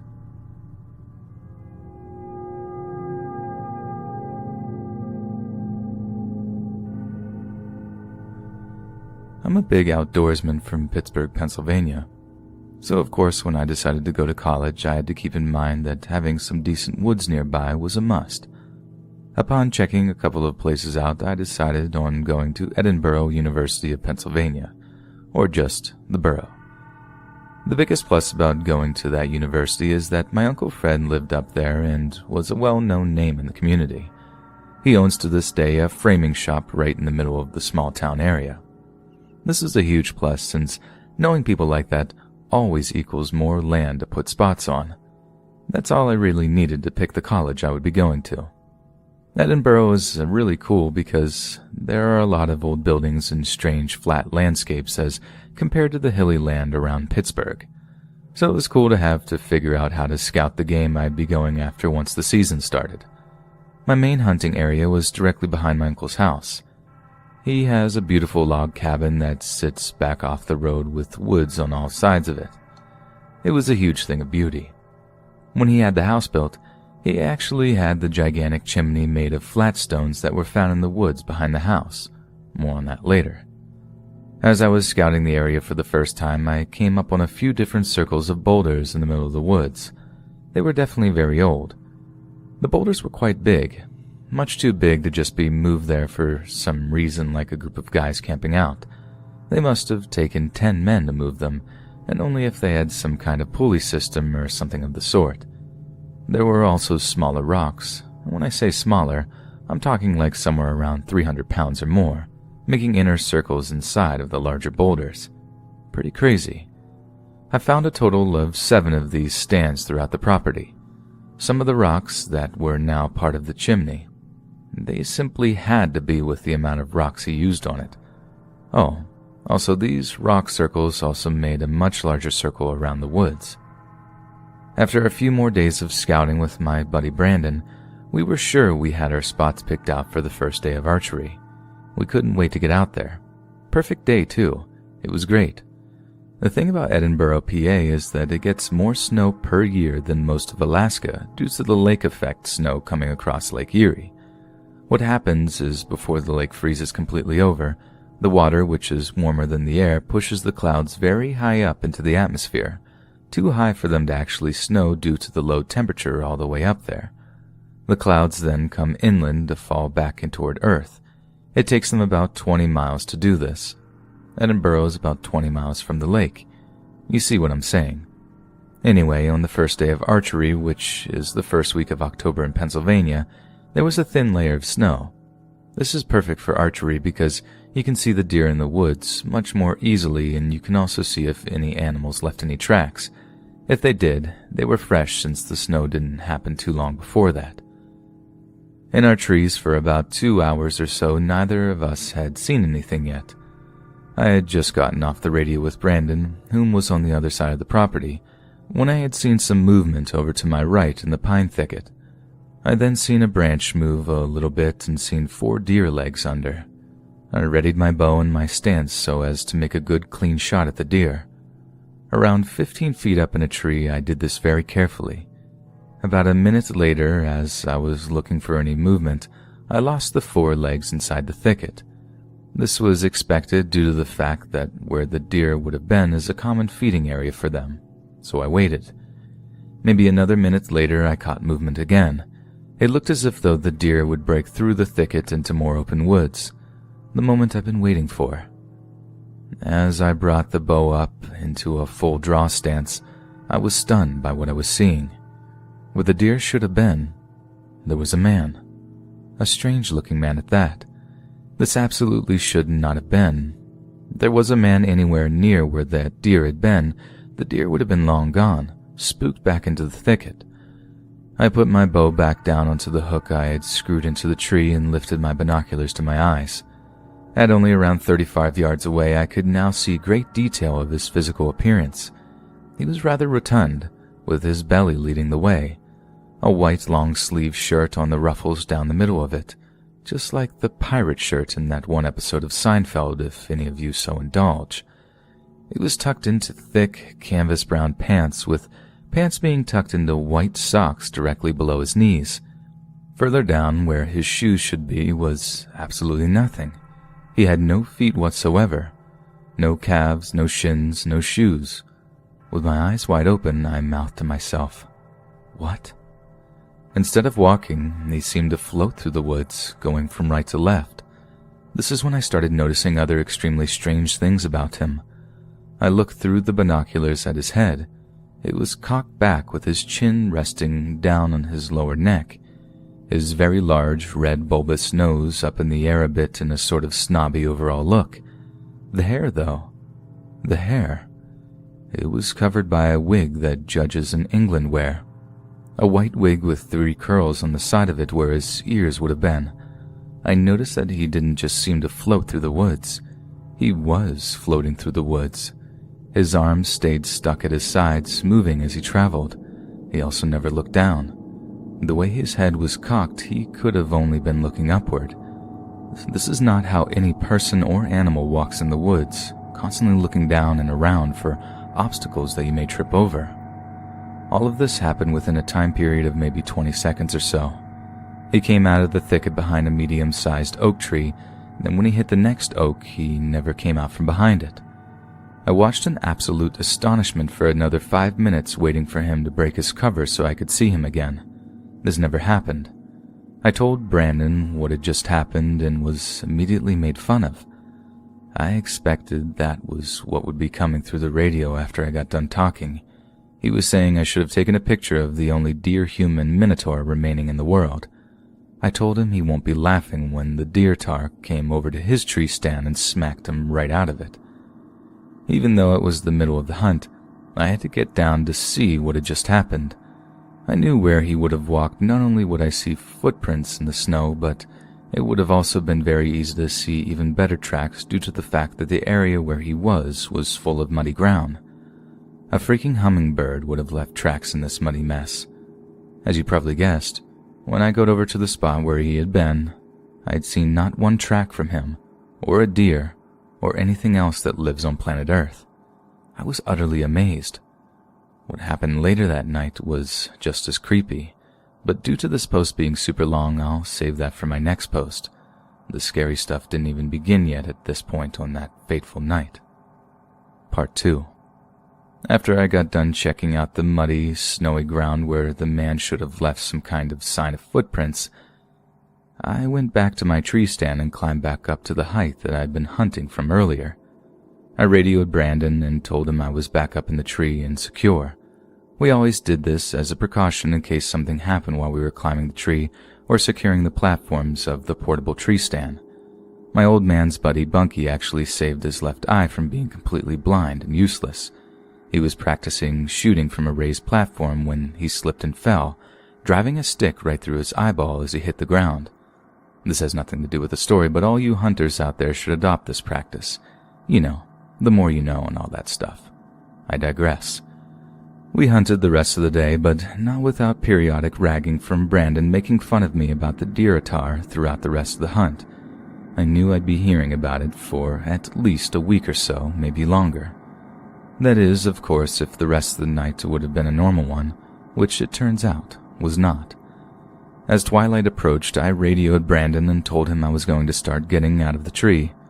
Brandon was actually in a built stand that we found while scouting in the months prior, so I had him meet me at my spot due to the fact that it was going to take me much longer to get to my stand down and off the tree. Just as I thought, Brandon was walking up to my spot right as I was getting to the bottom of the tree. Once I got all the way to the bottom, I unhooked the straps that were around my feet, jumped down to the ground, and started feverishly explaining to him again everything that happened. I took him over to the muddy area to show him that there was absolutely no tracks in the snow or the mud. I definitely could sense that he didn't completely believe everything I was telling him. I was able to sense this so easily because he looked right at me with his mouth agape and his eyebrows pushing up towards the middle of his forehead and said, "Are you messing with me, brother?" He also was able to tell that I wasn't messing with him when I looked at him with what I'm sure are some of the craziest eyes he'd ever seen and said, "I ain't messing with you, man." When he realized that I was 100% serious, he started taking inventory of all of the things that I had previously told him, and we went back and forth trying to make any kind of sense of what I had seen at all. While we were talking to each other back and forth, we had failed to notice that nighttime was already upon us. It was that Stephen King, full dark, no stars kind of nights too. Due to the fact that we were looking for signs left behind from the ghost guy, we were in a patch of woods that we weren't very familiar with. We may have been pretty close to where my stand was, but once night falls in the woods, it's a whole new ballgame. Still, the patch of woods we were in was enclosed by a triangle of roads. All we had to do was walk in a straight line and we would come out somewhere on one of the roads, then just walk that road back to my uncle's house. So we started walking. Walking in a straight line in the woods is almost impossible to do without a compass, which I didn't have, so we were both figuratively and literally in the dark when it came to where we were. A couple of minutes into the walk, we heard a loud scream, as if someone was being murdered. Now, I know what every animal in the woods around here sounds like both normally or in panic mode making death cries. I see videos often on YouTube of people recording a sound in their backyard that they think is a person who needs help, only to be a rabbit screaming from being attacked by some predator like a coyote or fox. This was not that, at all. After waiting a couple of minutes to see if the screaming would continue, we started walking again in the direction we thought we should be going. We didn't talk much about what we had just heard, probably because of the anxiety we were both feeling. We couldn't ignore it for long, though, because we heard another long, blood-curdling scream. It was closer this time, and sounded different. At first we thought it sounded like a woman being attacked. This new scream sounded threatening. Ironically, we felt like we were the ones being stalked and hunted at this point, and still, we pushed forward. After walking about another 100 yards, we came across something very strange. Directly in our path were these weird, clear, gelatinous masses on top of the leaf litter. Now, I am 32, which isn't an age that necessarily screams wisdom from experience, but I've been in the woods since as far back as I can remember. My old man taught me everything there is to know about the wilderness around us, so take it from me, these clear globs should not have been there. The only thing I could think of that could even slightly look like it was tree sap. This was absolutely not sap. I poked one of the masses with a stick, fearing what they were made of.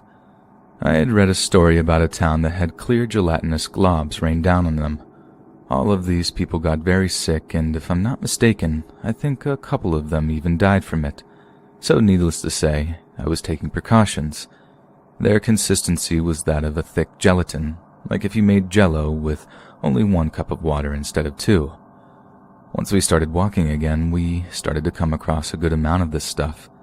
It wasn't all over the woods. Instead, it was directly in front of us as we walked, almost like someone or something knew which route we could try to take and marked it with these globs. Another scream.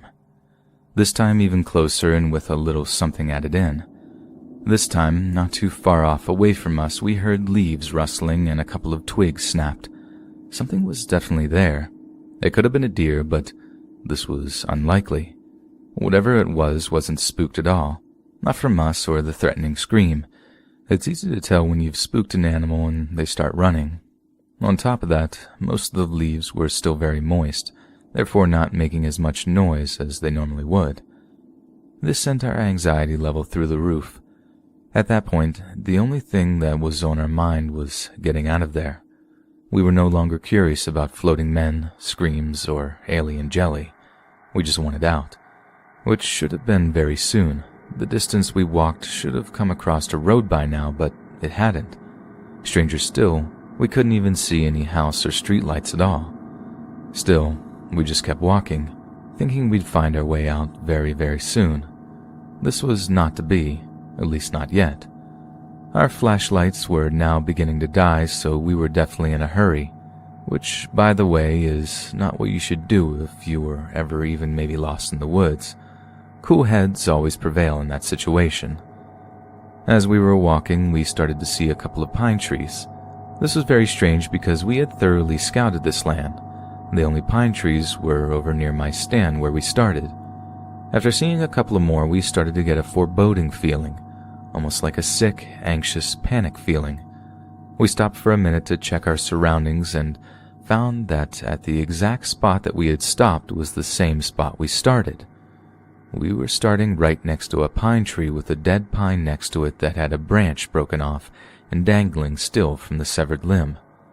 How could this be?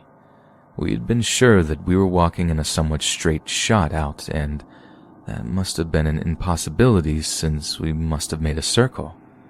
We had no idea whatsoever how this had happened, especially since we were in the exact spot we started at. Also very strange, we'd seen my tree stand that was still hanging on the tree. It was very close to us, but when we started to walk out, it was nowhere to be found. We walked over to it and immediately found the trail that we had to take to get out of the woods. It led directly back to my uncle's backyard. The trail actually went right past the live pine tree we had just been standing under. There is no way we had missed that in the beginning. To add more to the strangeness, as we walked only about 20 yards down the trail, we could plainly see my uncle's light that he had above his garage to illuminate his driveway. Our minds were blown, but at least we were able to get out. On the last 100 yards on the trail, we found more clear gelatin globs directly down the middle of the pass. This was definitely crazy because they absolutely were not there when we walked in. We had been on that trail when we entered the woods. We would have seen them for sure. We heard no more screams after the time we heard the rustling of leaves and the twigs break, but we had a strong feeling of being watched when we were still in the woods, and an even stronger version of that same feeling as we stepped into my uncle's backyard. This is at the top of my list of scary experiences in the woods. I have no explanation for any part of it. Not the floating ghost guy, not the screams or the globs, not the getting lost in the woods, and not the circles of boulders. I would love to hear from anyone who had anything like this happen to them. There's to be some kind of answer, but at this point, all I have is my story about what happened that night, and thankfully one other person who went through it with me. At least he's been able to validate what has happened to people that don't believe this actually happened to us. Whether you guys believe it or not is up to you, but I promise that this all happened exactly how I wrote it. I know it sounds pretty crazy and out there, but it did. And that's a scary thing to think about next time you guys find yourselves in the woods. Something incredible had happened back there. I'm thankful that we were able to get out of the woods without having anything bad happen to us. What it did do was made my wanting to understand the paranormal even stronger. One day I'm gonna go back there by myself and camp for a night or two in the hopes that something might happen again, and that I have the wherewithal to seek whatever it was out and get some answers that I desperately need.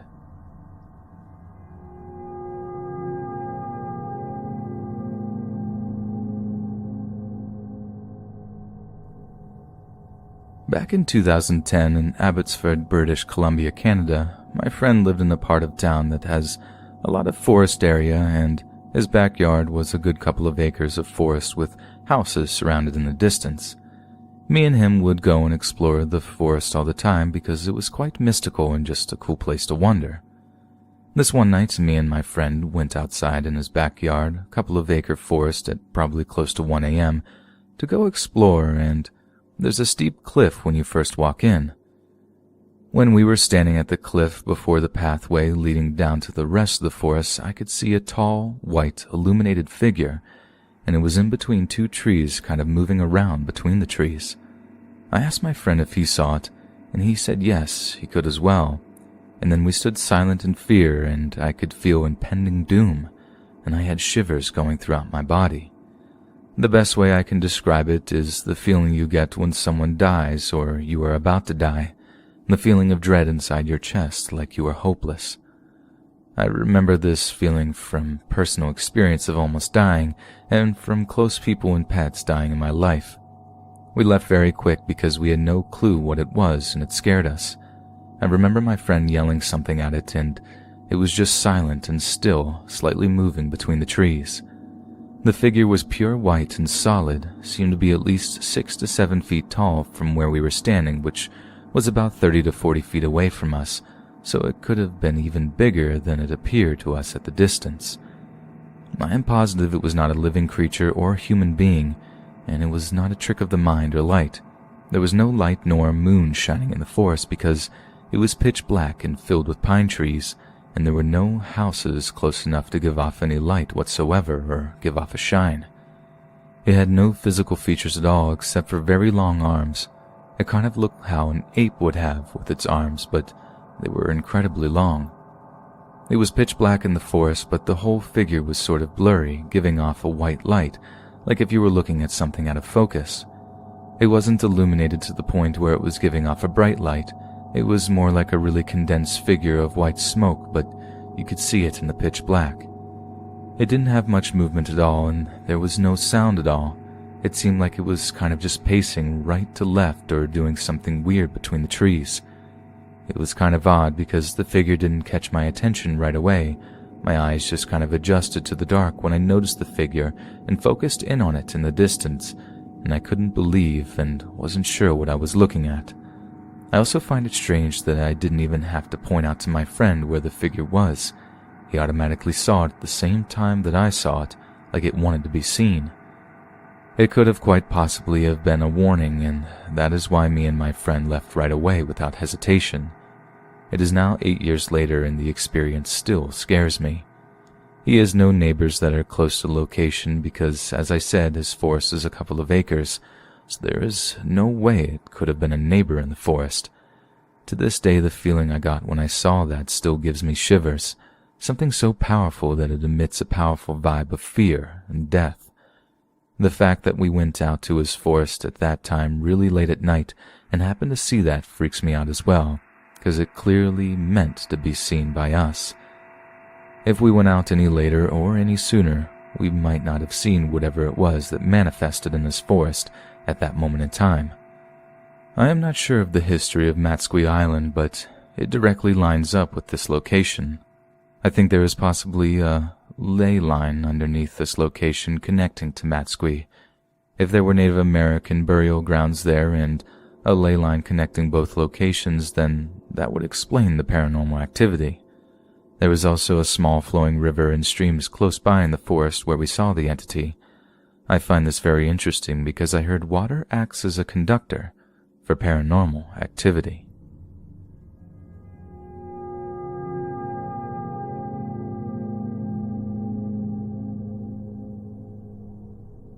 This took place in early summer, Quesnel, British Columbia, Canada.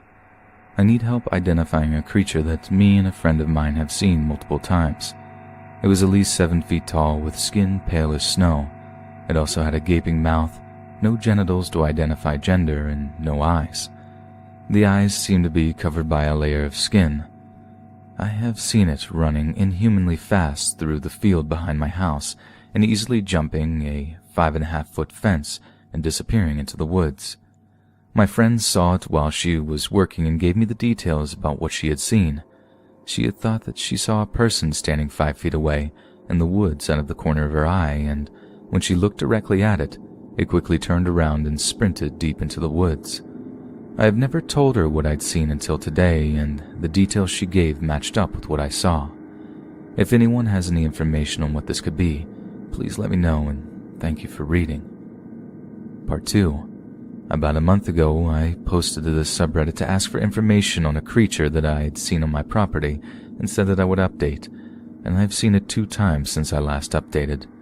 The next time I saw it, it was nighttime and the creature was running through the field on my property, and it then jumped the fence into my neighbor's yard and disappeared into the darkness. 2 weeks went by and nothing happened regarding the creature until one night I was laying in bed trying to go to sleep, and then I heard footsteps walking around outside my window. I thought that maybe one of my dogs were outside, so I went to go let him in. But when I opened the door and yelled both of the dogs' names, no dogs came back. I called them 3 more times, and then I heard the footsteps walking up to my left. When I looked over, I noticed something. There was a face peeking around the wall of the house and looking at me. I froze up and stared back at it, and noticed that it either had pitch black eyes or no eyes at all.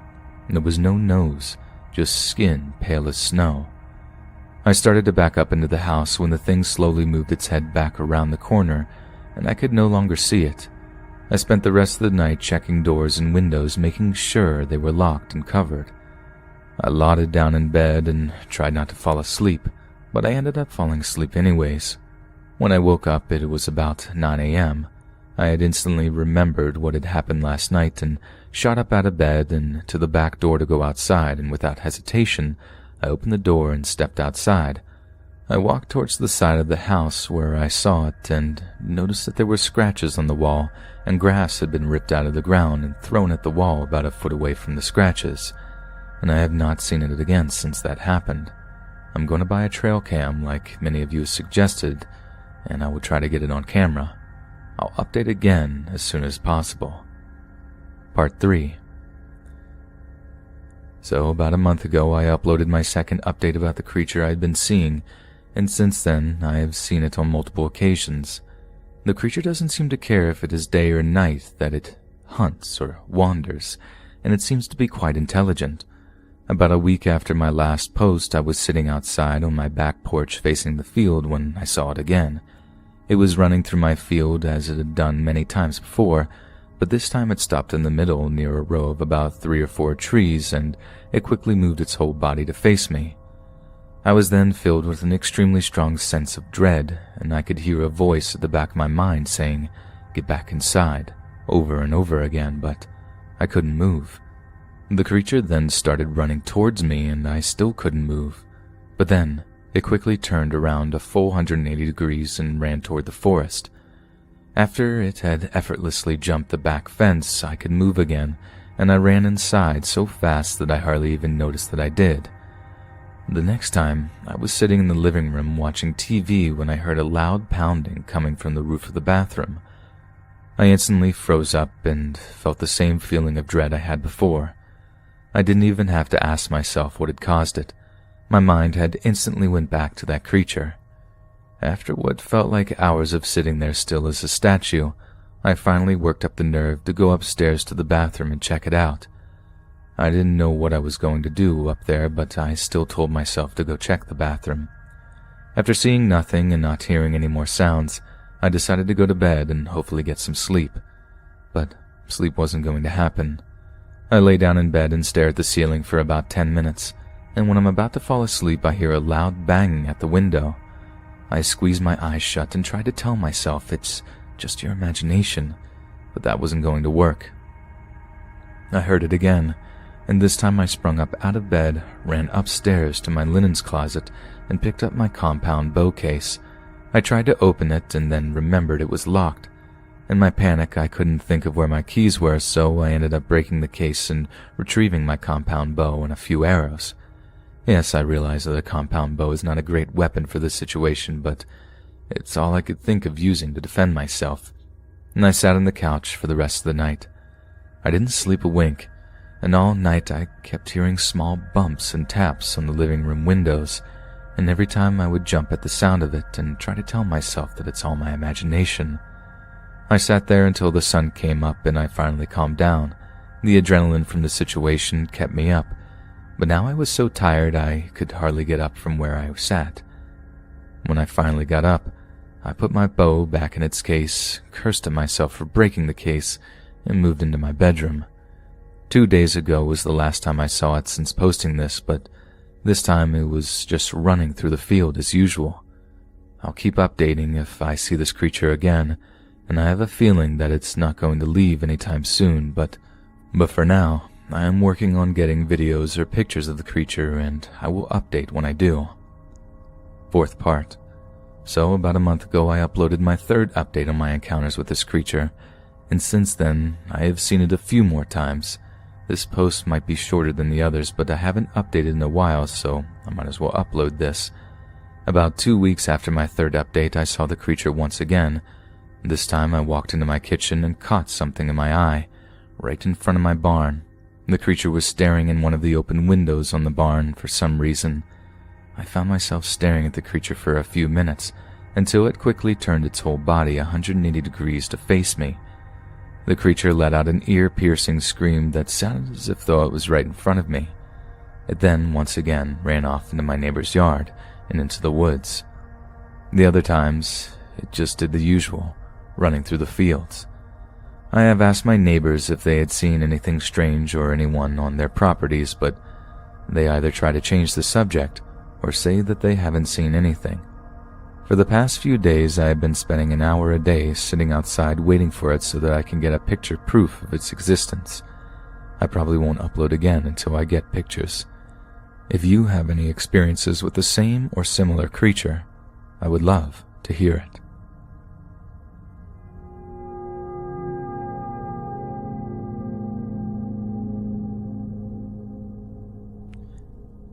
This happened to me about 6 to 7 years ago late at night. I talked with my friend on Skype while my family has slept. I told my friend I have to go to the toilet and I'll be back soon. I'm the kind of guy who turns on the lights where he goes. I tell this to make it clear that what I saw was not just a silhouette.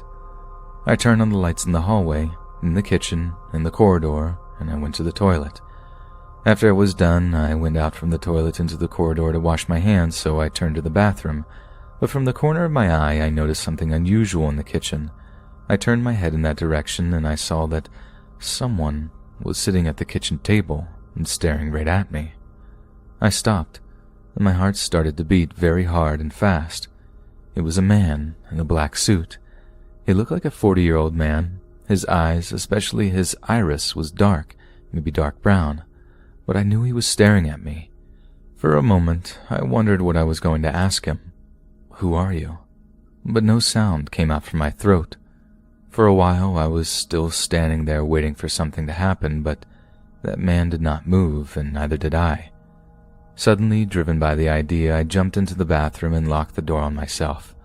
I washed my hands and my face with cold water. My whole body was trembling.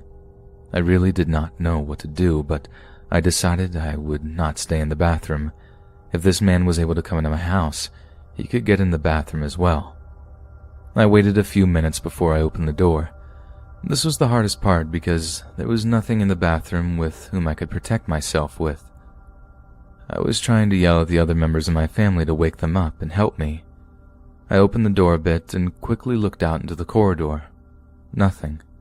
I opened the door wider and looked into the kitchen too. Nothing. I was afraid, but I came out from the bathroom and decided to look around the house checking every possible place where the man could hide after that. I checked the storage room, the toilet, the kitchen. I found nothing. Then I checked the front door, all the windows. Everything was closed, so there was no way to get in. I did not even see the traces of someone who would have broken into our house. From my point of view, the whole event took no more than 10 minutes. I went back to my room, and on Skype I told my friend what just happened to me. He told me to check the clock how long it took. I was away for more than an hour.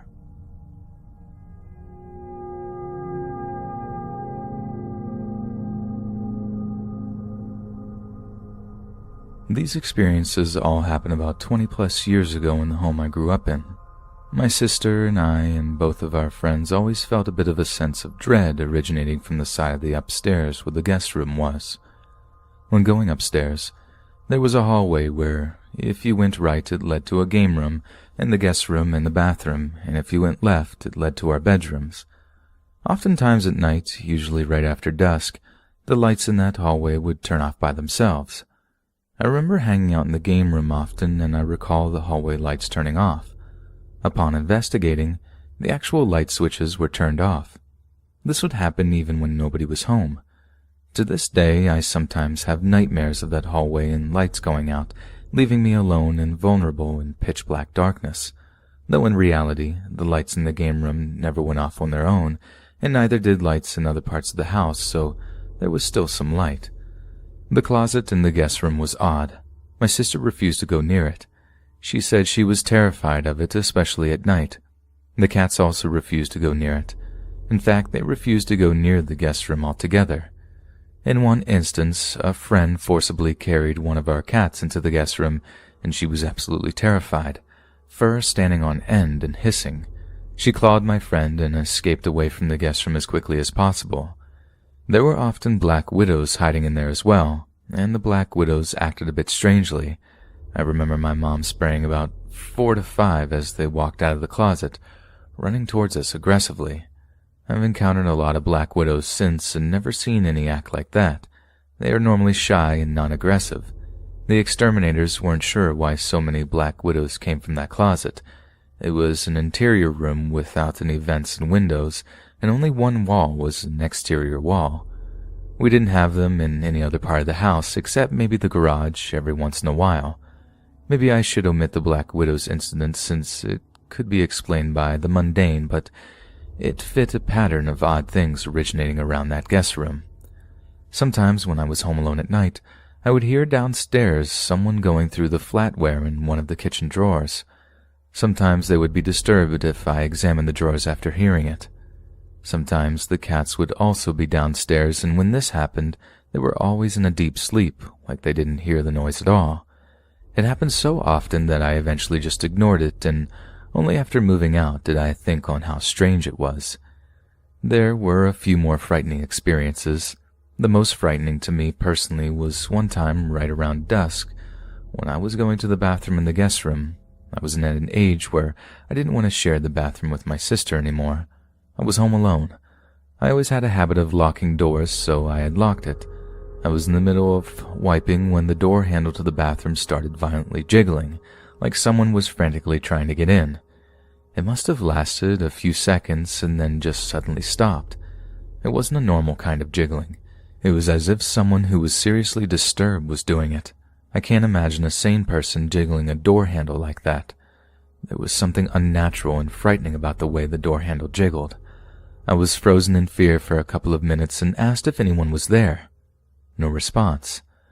I eventually worked up the courage to open the door. Nothing out of the ordinary. I immediately called my parents, who called the police, who came and did a thorough search of the home. Of course, they found nothing, and all the doors and windows were locked and the alarm on, so they said it was impossible for an intruder to have gotten in.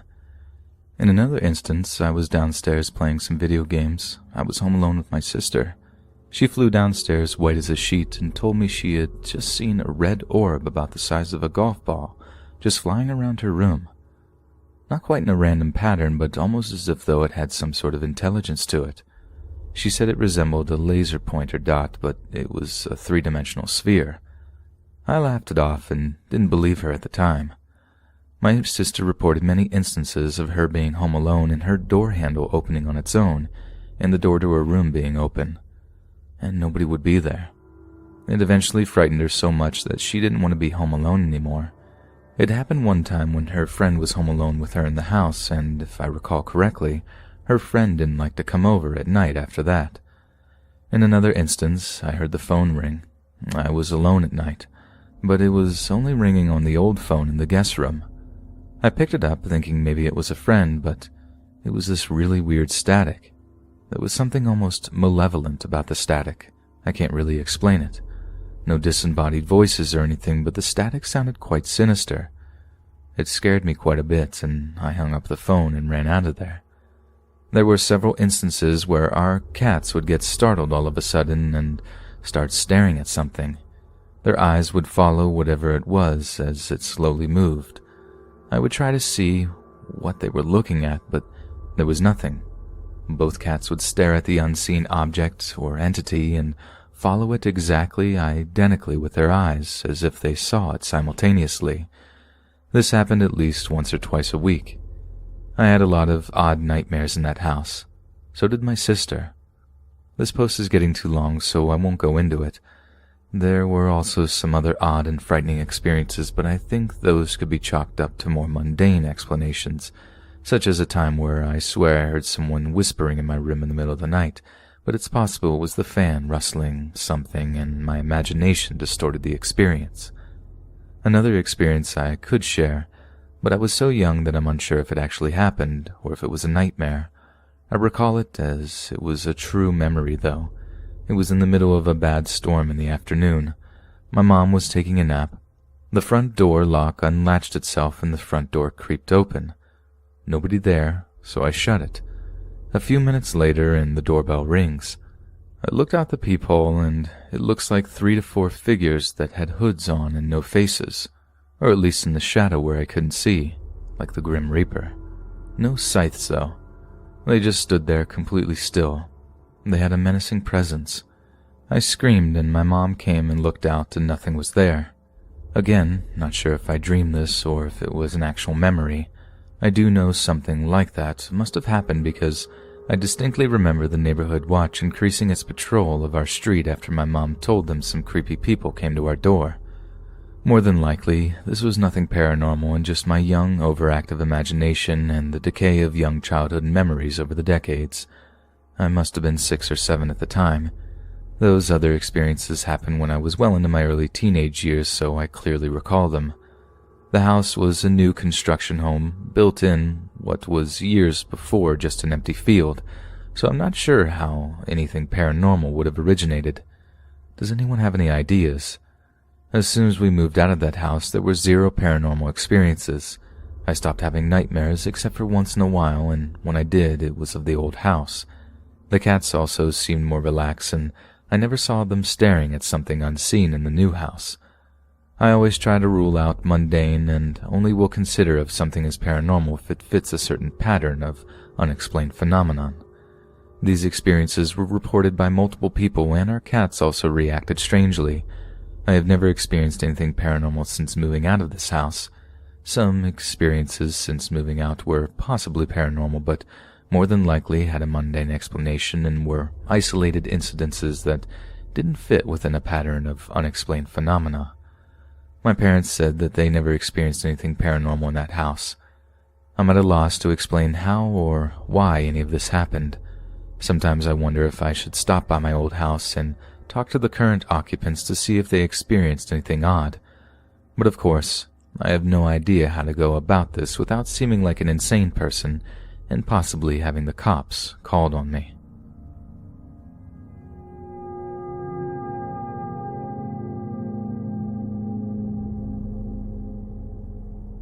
I have probably heard this story a million times and probably told it in equal measure. It's a story about me, but it's not my story. It's my aunt's story. I myself have vague memories of this happening. I would have been about 6 at the time.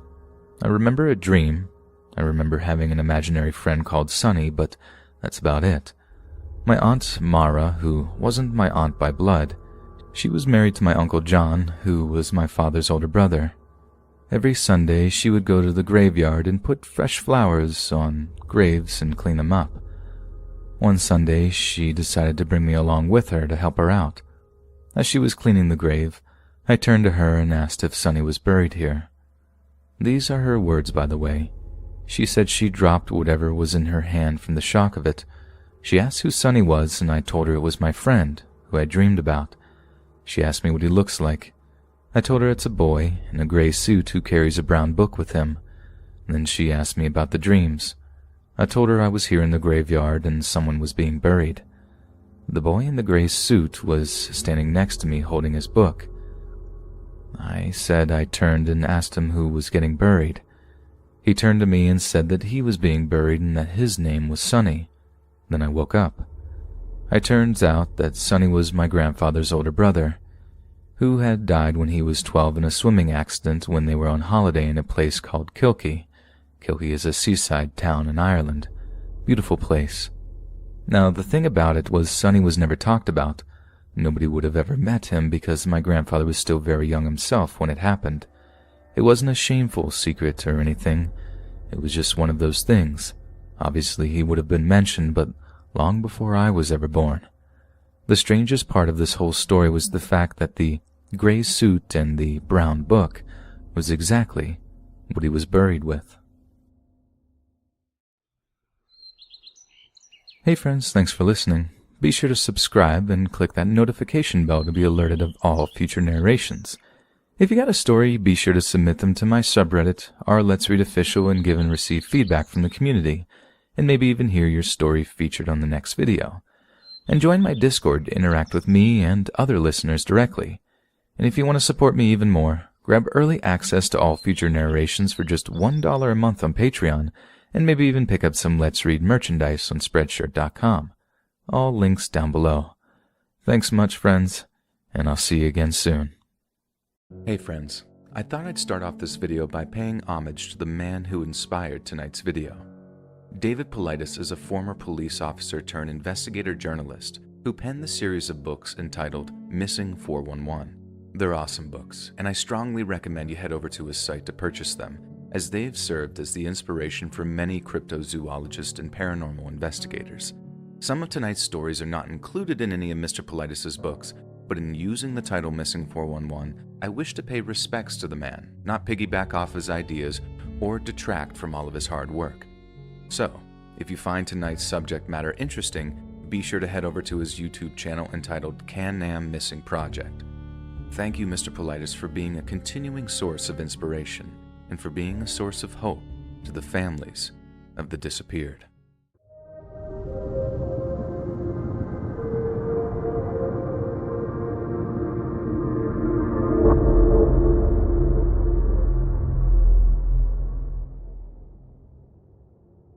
On Friday, September 6th of 1997, 73-year-old John Devine decided to hike into Washington's Olympic National Park for a weekend's camping. The Reverend Michael Casting, John's pastor at his hometown of Sequim, described him as a quiet man, good-natured and cheerful, who has a great love for the mountains. Despite his advanced age and the fact that he was legally blind in one eye, John was an experienced outdoorsman and did indeed love the mountains. He was also in impeccable physical shape for a man in his 70s and supplemented a healthy diet with daily exercises to ensure full mobility even at such an advanced age. One of John's rare hiking partners, Greg Balzer, said John often preferred to hike alone, as even younger folk struggle to match his pace. He walks very fast, he said. Sometimes even I can't keep up with him. According to John's loved ones, he had mentioned wanting to climb all 7,000 feet of Mount Baldy, using a tough, rugged mountain pathway known as the Maynard Burn Trail. Even more youthful hikers would have found this a challenge, but John had spent a great deal of time hiking around the park, and it was believed that he'd reached the summit of Mount Baldy with relatively little difficulty.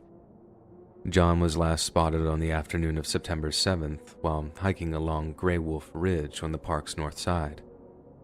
He had been camping with a friend just outside the park's boundary in the Buckhorn Wilderness area of Olympic National Forest.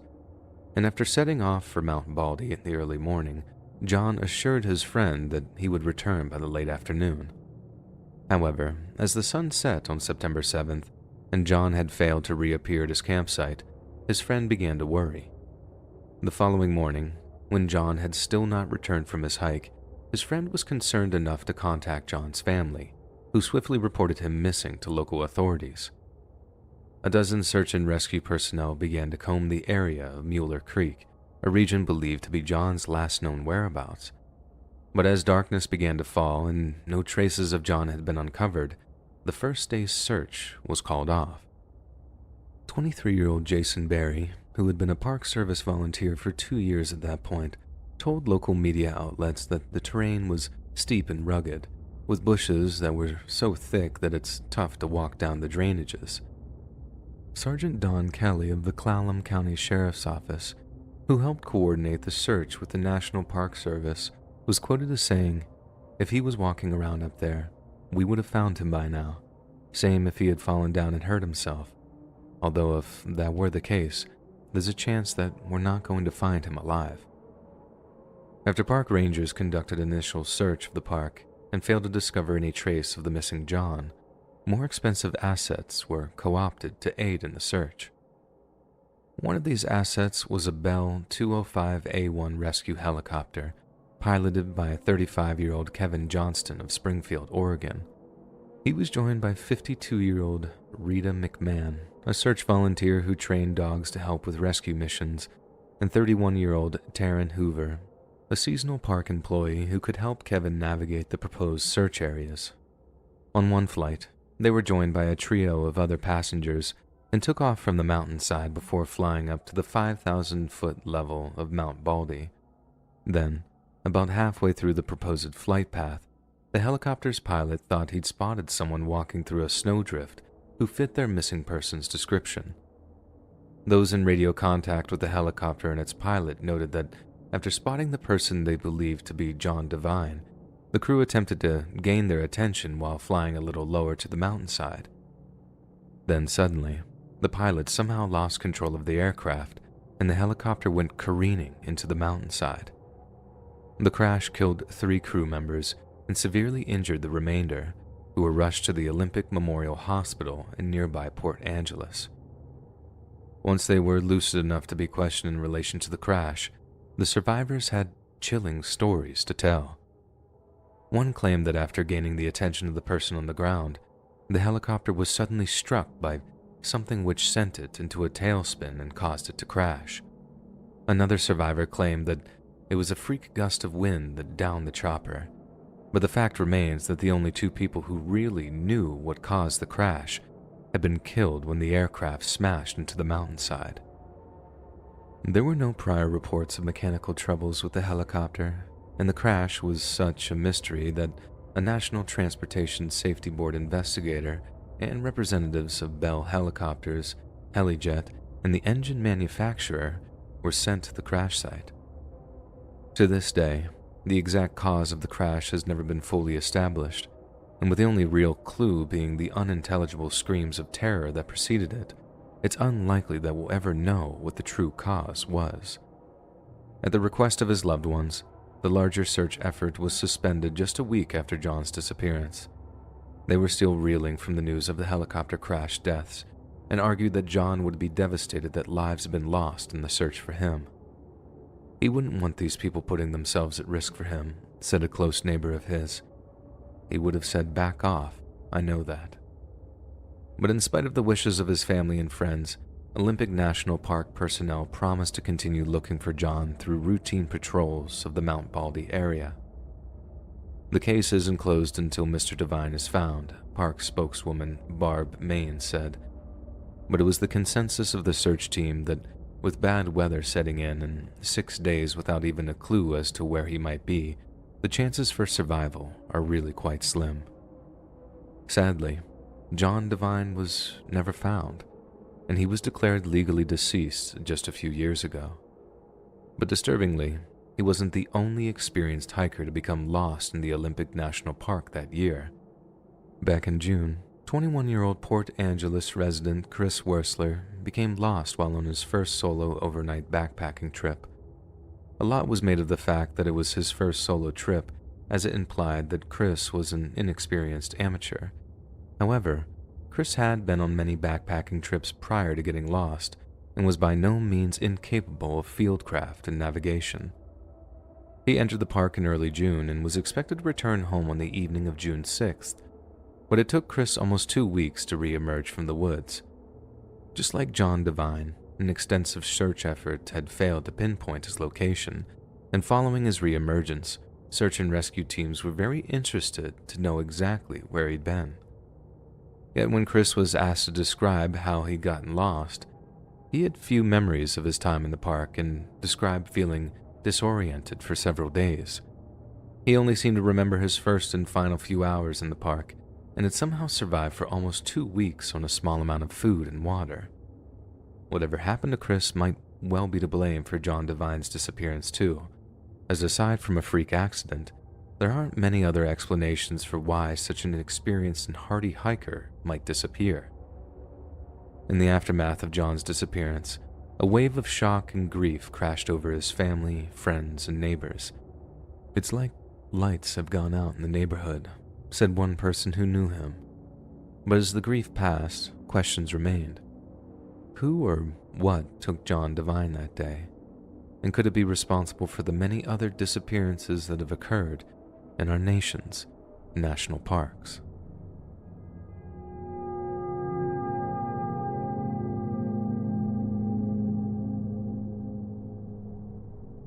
In July of 1971, 8-year-old Douglas Legg joined his family on a trip to New York's Adirondack Mountains. The Leggs had booked themselves a vacation at the Santanoni Estate, a large summer resort frequented by the state's more affluent occupants. The 12,500-acre estate featured around 40 large guest cabins, along with a 24-room main lodge that boasted 5-star drinking and dining facilities. The seamless blend of contemporary luxury and verdant wilderness made Santanoni incredibly popular, and securing a midsummer booking was no small feat. But the Leggs trip was made extra special by the fact that Santanoni was soon to be closed to the public following an impending sale, meaning they would be one of the last few families to enjoy the estate's rustic opulence before its closure.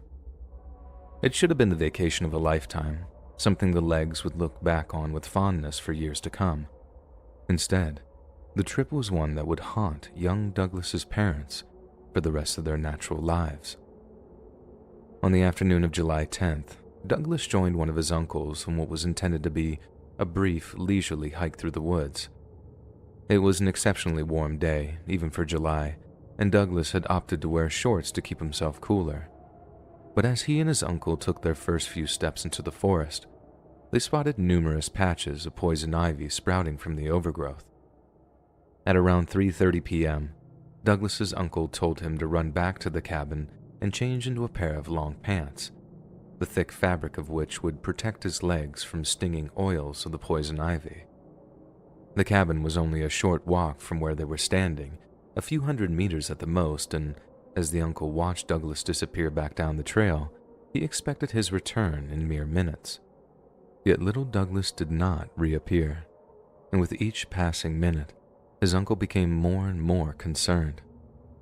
Eventually, Douglas's uncle became so agitated that he too traced his steps along the trail, walking all the way back to the guest cabin that they were staying in. It was there that the uncle bumped into Douglas's older brother, who told him that the boy wasn't changing his shorts in the cabin, as he was supposed to be doing, but was instead wandering around the estate's main lodge. Irritated, but assuaged nonetheless, the uncle then wandered over to Santanoni's main lodge to look for Douglas. Unable to find him there either, the uncle asked one of Douglas's cousins if he'd spotted the young boy tottering around. His cousin had seen him, not around the main lodge, but near a steep ridge about a minute or two's walk from the main lodge. Douglas's uncle once again marched off to search for him, but after walking back and forth along the ridgeline a number of times, he was unable to find him. At that point, Douglas's uncle raised the alarm, informing the boy's parents that he couldn't be found. His parents then rushed to inform the estate's general manager, who ordered a number of his staff to aid the Legg family in their search for young Douglas. But despite scouring almost every inch of the estate until nightfall, calling out the poor boy's name as they went, not a single person was able to find hide nor hair of young Douglas. Only then were the police alerted, and what followed would be one of the largest search and rescues the state of New York had ever seen. Over the course of the following week, the search team was bolstered by park rangers, tracker dogs, a mountain rescue team, helicopters equipped with infrared cameras, and 1,000 volunteer rescue personnel from around the country. It was a veritable army, but it was one that was hampered by rough terrain, bad weather, and poor organization. At one point during the search and rescue effort, a bloodhound picked up the boy's scent and then took its handlers through almost 30 miles of dense, hilly forest. The scent trail seemed to end at a small pond, one which was thoroughly searched for any sign of young Douglas. Thankfully, no human remains were discovered from the pond, but that was cold comfort for the search and rescue team, who were faced with a rather terrifying prospect. It was extremely unlikely that a child as young as Douglas had the stamina to navigate the path that his scent trail was on. Therefore, it stood to reason that he had been carried or even dragged by someone considerably stronger. If this was the case, Douglas hadn't just wandered off. He'd been kidnapped. Not only that, but since the scent trail ended at a small pond, tracking experts believed that Douglas's kidnapper had taken the time to thoroughly wash him down before moving on. Washing the boy down in the pond would have obscured his scent trail, making it impossible for the dogs to continue tracking him. If Douglas's kidnapper knew this and the act was deliberate, it meant the authorities weren't just dealing with some unhinged maniac. They were hunting a cold, calculated predator who had the skills to make his victims disappear. The search continued for 6 long weeks, with volunteers and professionals alike scouring vast portions of the Adirondack Mountains, but not a trace of 8-year-old Douglas could be found. It was a search that was as exhausting as it was confounding, with many of the professional search and rescue personnel voicing their frustrations with the fruitless result. It was almost like Douglas and his kidnapper had dropped off the face of the earth once they'd reached that small woodland pond. The lack of witnesses back at the Santanonia estate was another vexing issue for law enforcement. Aside from Douglas's brother and cousin, no one remembered seeing a little boy wandering around at all, let alone did they see one being dragged off into the woods. For the Legg family, the pain and torment of that period was almost unbearable.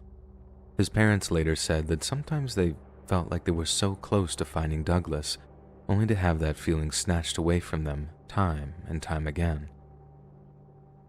That cycle of dashed hopes would continue for years on end, with the Legg family launching public appeals for information on multiple occasions, but it would take more than 20 years for the first serious developments to occur.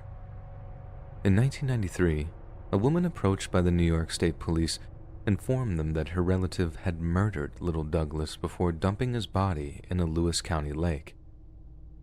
The woman was then interviewed for a considerable amount of time, and when she was shown a map of the area surrounding the Santanonia estate, she was able to point to the exact lake where Douglas was said to have been disposed of.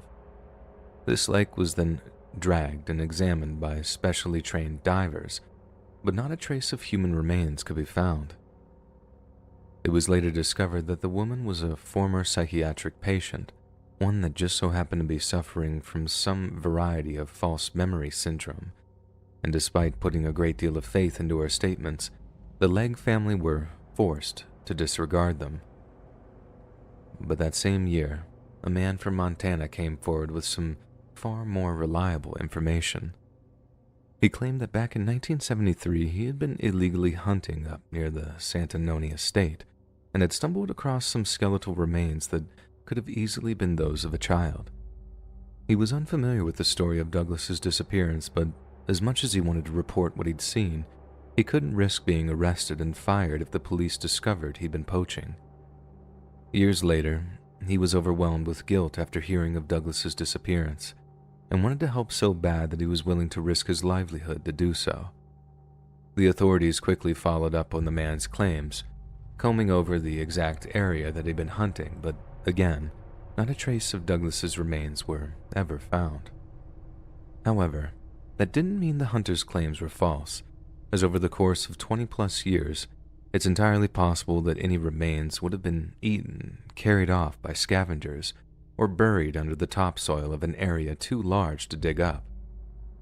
The most recent lead in the case came in the year 2020, when members of the New York State Police Underwater Recovery Team were training at a lake near the Santanoni Estate.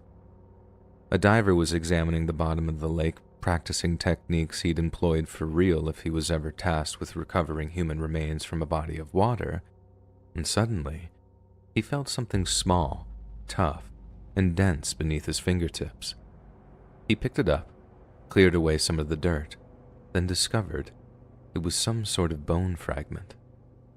This once again raised the hopes of the Legg family, who were informed that the bone fragment, later determined to be a piece of skull, might well belong to Douglas. However, after a thorough analysis, it was determined to have belonged to an animal and not a person. Following the discovery of the bone fragment, there had been no other plausible leads in 8-year-old Douglas's disappearance. And while the case remains open, it's about as cold as it's possible to get.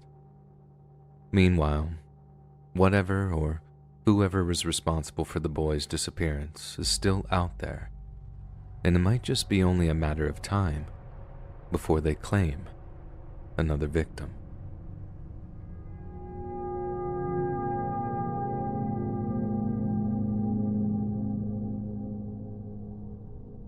In the snowy mountainous wilderness of Canada's far northwest lies the Nahanni National Park Reserve. Established in 1972, the reserve consists of 11,600 square miles of wild rivers, canyons, and waterfalls, a place of such natural beauty that it was designated a UNESCO World Heritage Site just 6 years after it was founded. Yet, the park's spectacular views and unmatched serenity mask a dark and sinister past, one filled with tribal warfare, mysterious disappearances, and gruesome murder. The Dene First Nations peoples have inhabited the lands around Nahanni National Park Reserve for thousands of years. According to their oral history, the Dene were once locked into a bitter and bloody struggle with a neighboring tribe known as the Naha. The Naha made their homes in the foothills of what are now known as the Mackenzie Mountains, while the Dene dwelled on the valley floors below. This made the Dene particularly susceptible to Naha's lightning-fast raiding techniques, while their own uphill counterattacks proved bloody and futile affairs. If the Dene wished to live in peace, they had to strike back at the Naha with such viciousness that they would be forever driven from their mountain homes. But since the Naha warriors vastly outnumbered their own, the Dene would have to execute an effective and decisive ambush, one that would deliver a knockout blow and end the many years of costly conflict. Before they struck, the Dene waited for a new moon, ensuring their attack took place on the darkest night of the month. Then, while creeping up the pitch-black hillsides, the Dene planned to silently pounce on any Naha patrols they came across, cutting their enemies' throats to ensure none of them could raise the alarm. But curiously, even as they got within arrow shot of the main Naha encampment, not a single enemy warrior could be seen.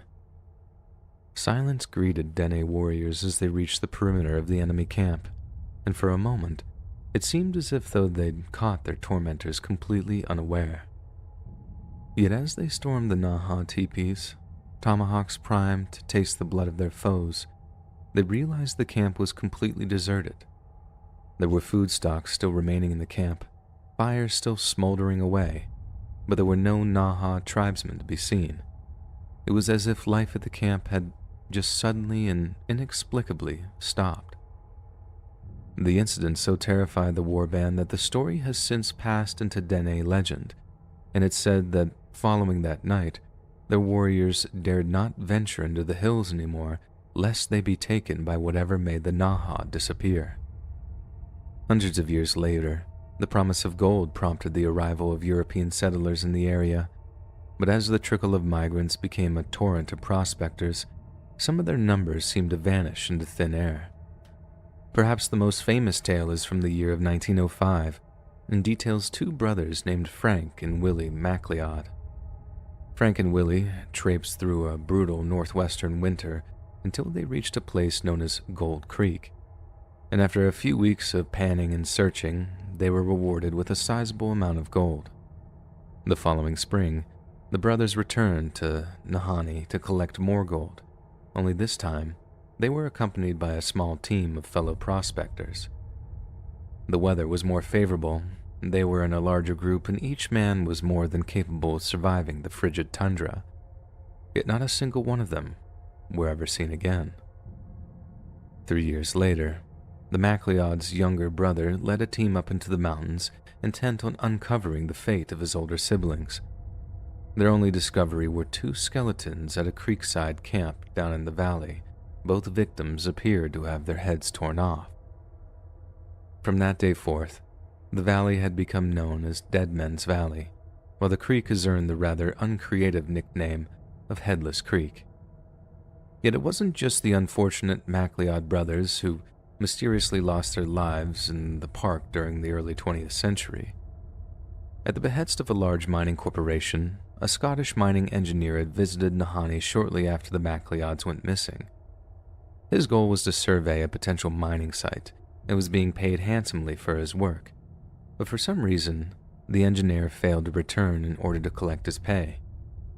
A search party was sent into Nahanni in order to bring the engineer home alive, but not a single trace of him could be found. Then, when the search party returned, they brought with them a chilling story indeed. In order to aid their navigation of Nahanni's hills and valleys, the search party had enlisted the help of some guides from the Dene tribe.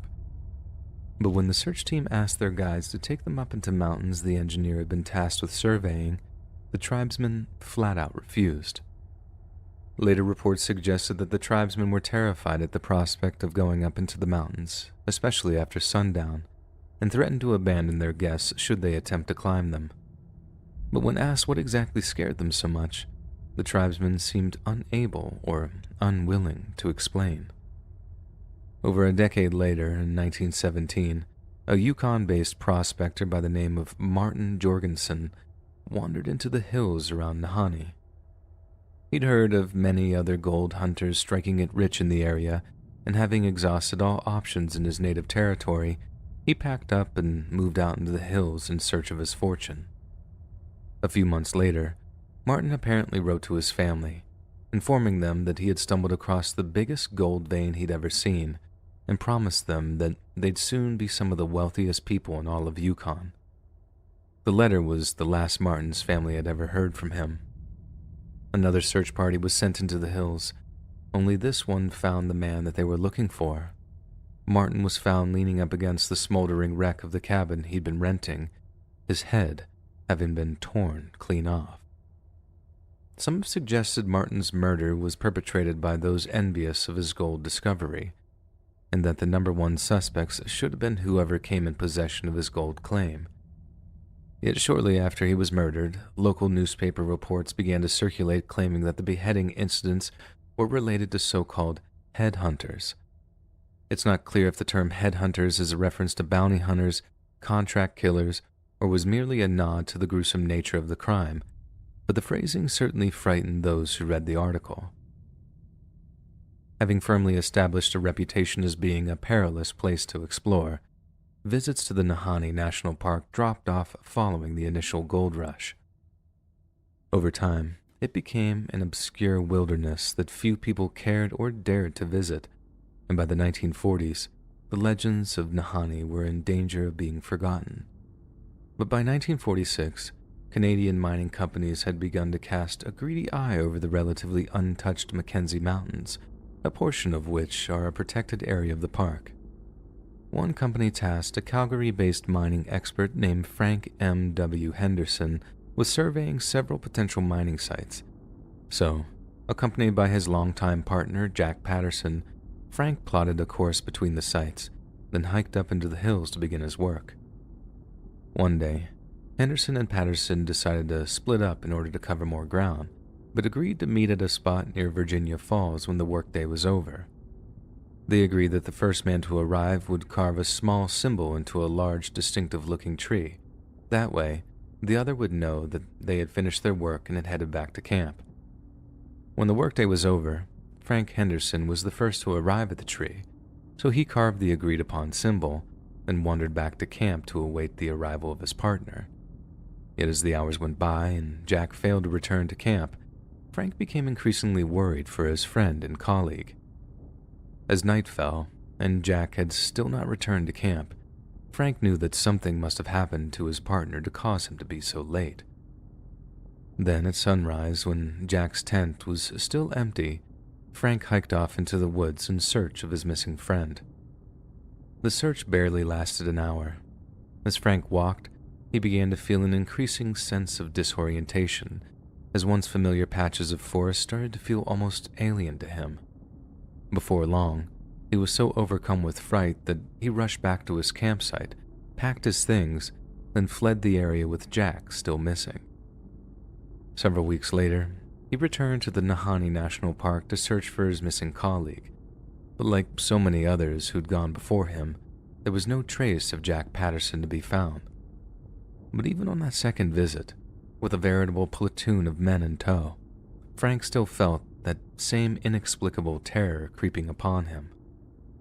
That night, Frank and the search team were awoken by a group of First Nations men who rode into camp and warned of something terrifying. The men claimed that they had spotted pale, ghostly shapes moving along the valley below, and that the search party should join them in fleeing the area. Naturally, Frank and the team obliged the young men, packed up their things, then hiked out of Nahanni, never to return. To use Frank's own words, there is absolutely no denying the sinister atmosphere of that whole valley. The weird, continual wailing of the wind is something I won't soon forget. Over the years that have followed, there have been countless other reports of similar deaths and disappearances occurring in the Nahanni National Park. It should also be noted that plane crashes are so common among a section of the Mackenzie Mountains that the area has earned the nickname Funeral Range. So, why are such mysterious and terrifying events so common in Nahanni National Park? Aside from the fact that the place consists of such unforgiving terrain, Nahanni is home to some of the most deadly and active predators in the world. Nahanni is a wilderness in the very sense of the word, and food is scarce for all those that wander its hills.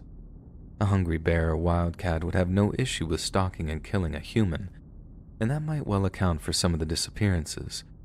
But perhaps there's some other reason why people keep dying and disappearing from Nahanni National Park.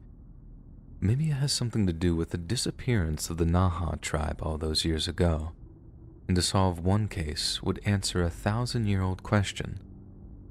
But maybe the answer to that question is far too terrifying for us to possibly comprehend.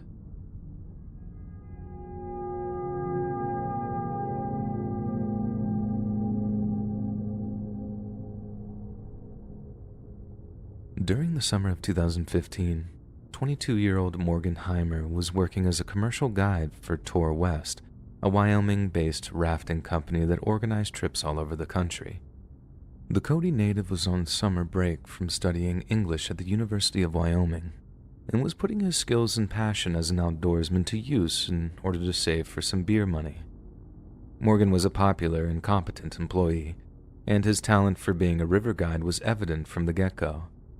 Within just a few weeks, he had become a trusted part of Tour West's team and was chosen to accompany a group of clients to the Grand Canyon National Park in northern Arizona.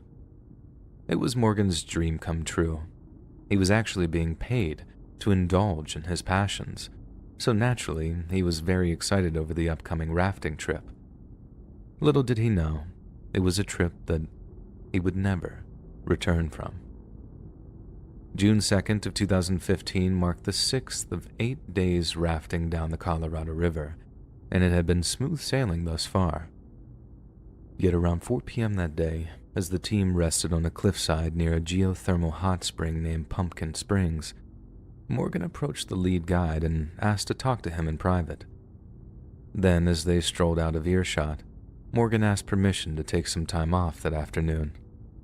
Since they were still in the middle of a rafting trip, there wasn't exactly much for Morgan to see or do in that area, and even though he seemed sound in mind and body, the lead guide asked Morgan if everything was okay. Morgan replied that he was fine, but before the lead guide could get to the bottom of the issue, they were called away at the request of one of their clients.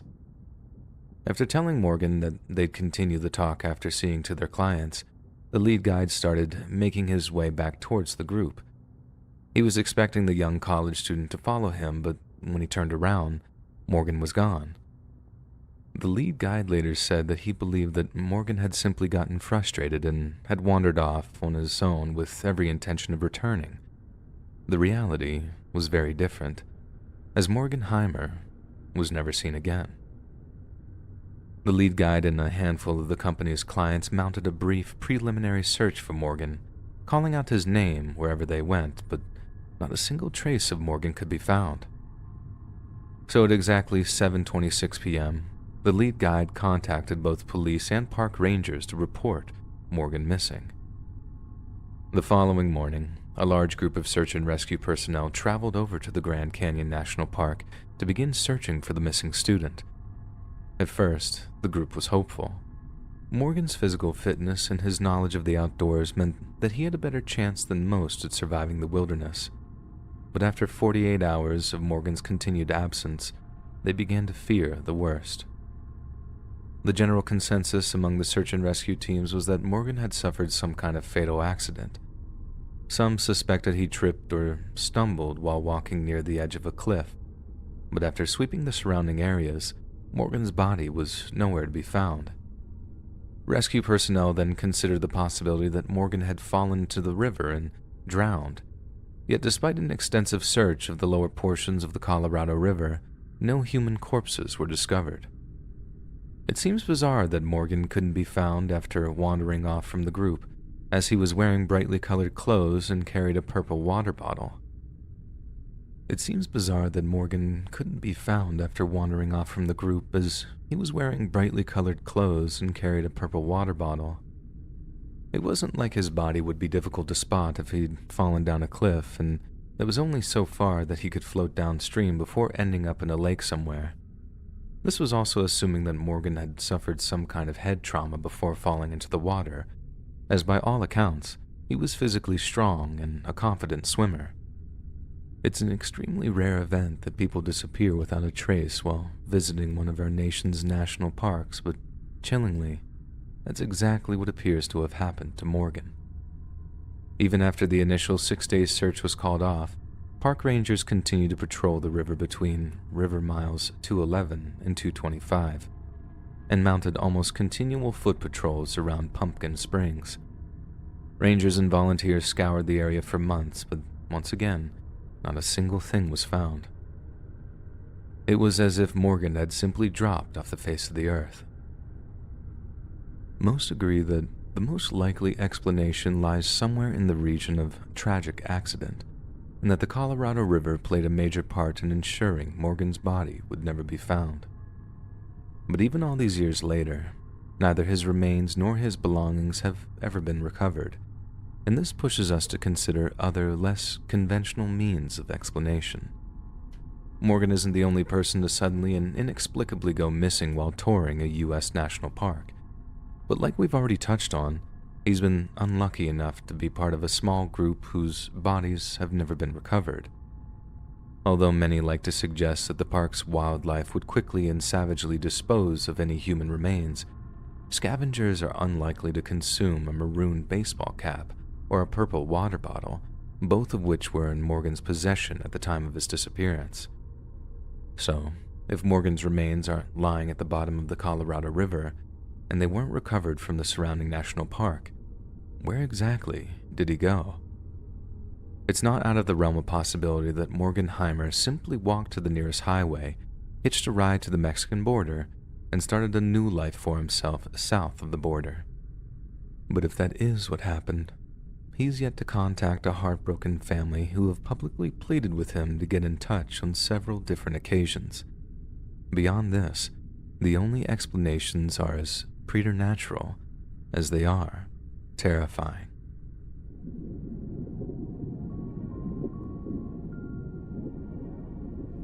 Click the join button to become a member today for exclusive content. During the summer of 1975, a 21-year-old from New Hampshire by the name of Deborah Carrick decided to embark on the trip of a lifetime. A friend in California had invited Deborah to their wedding, but instead of simply traveling to and fro via bus or train, Deborah decided to turn the journey into the mother of all road trips. Before arriving in California a few days before her friend's wedding, Deborah planned to stop at every single national park between her and her destination on a mammoth tour of some of the world's largest nature preserves. So on August 2nd, Deborah bid farewell to her parents and boyfriend, then boarded a bus which drove off into the sunset. On August 4th of 1975, Deborah had made it all the way to Rapid City, South Dakota, and after disembarking the bus, she hitched up to Mount Rushmore in the Wind Cave National Park. A few days later, Deborah was wandering through Yellowstone when she came across a group of similarly aged hikers. Having a great deal in common, she and the hikers became fast friends, and after joining them on the remainder of their hike, Deborah told them the story of her cross-country adventure. The group were enthralled as they were impressed, and one of the girls among them offered Deborah a place to stay if she was ever in the neighborhood of Idaho Falls. We know that Deborah took the girl up on her offer, but later parted with them before continuing her hitchhike south. Following her encounter with the Yellowstone hikers, Deborah would go on to meet a man named Vern sometime between August 9th and 16th. Vern became her new traveling partner for a while, and it's been speculated that the pair were romantically involved, but what we know for certain is that they visited a variety of different parks together. After hiking through Grand Teton National Park, the pair traveled over to Glacier, then looped back through Yellowstone before hitchhiking down to Denver, Colorado on August 16th. That same day, Deborah made a note in her journal which simply read, Denver, Colorado, left V. Assuming that V stands for Vern, the curtness of the entry suggests that it could have been written in anger, and that perhaps Deborah couldn't bring herself to write Vern's name. Some might purport that it was Deborah's journaling style, or that the lack of detail reflects a non-event. But if parting with Vern was so insignificant, why even mention it at all? Sometime after she wrote the journal entry, Deborah called her 14-year-old sister back in New Hampshire using a payphone next to a Greyhound bus station. After some brief small talk, Deborah told her sister that she had been traveling around with someone she referred to as Cowboy, but had just parted company with him. This is most likely a reference to Vern and constitutes another instance where Deborah was unable to say his name. Deborah then told her sister that she would be traveling down to the Grand Canyon in a rented van with 3 French girls that she'd met in Denver, and that she'd call again in a few days in order to talk with her mother and father. However, there is no record of Deborah renting any kind of vehicle in the state of Colorado, and there is no evidence that she ever met 3 French girls while staying in Denver. If she did, she certainly didn't check into Flagstaff's Flamingo Hotel with them on August 17th, as the hotel's staff later stated that Deborah was definitely traveling alone. The hotel's owners recalled that Deborah had paid with 2 travelers' checks for a $12 room, and how she'd mentioned a possible trip to the Grand Canyon the following day. The next morning, hotel staff witnessed Deborah leaving the hotel looking happy and healthy, dead set on visiting the Grand Canyon. We can't be sure if Deborah ever did visit the Grand Canyon that day, but we can be certain of the fact that she never returned to her hotel. In fact, following that morning's sighting by the staff of the Flamingo Hotel, Deborah Carrick was never seen again. After failing to contact them for several days, Deborah's family reported her missing to state police in both Arizona and California. This prompted several police agencies to begin an intensive search of the region's highways and byways, but what they found was deeply disturbing. On August 26th, a handful of Deborah's belongings were found discarded on a stretch of California highway about 30 miles west of her final destination, Sebastopol. The significance of the location was chilling, as the bodies of 4 murdered were found in the area right around the time of Deborah's disappearance. This has led many to believe that Deborah became the victim of an active serial killer. Yet, if there was a serial murderer on the loose, he certainly hasn't been identified. All 4 cases connected to the women's corpses remain unsolved, and they're unlikely to be closed anytime soon.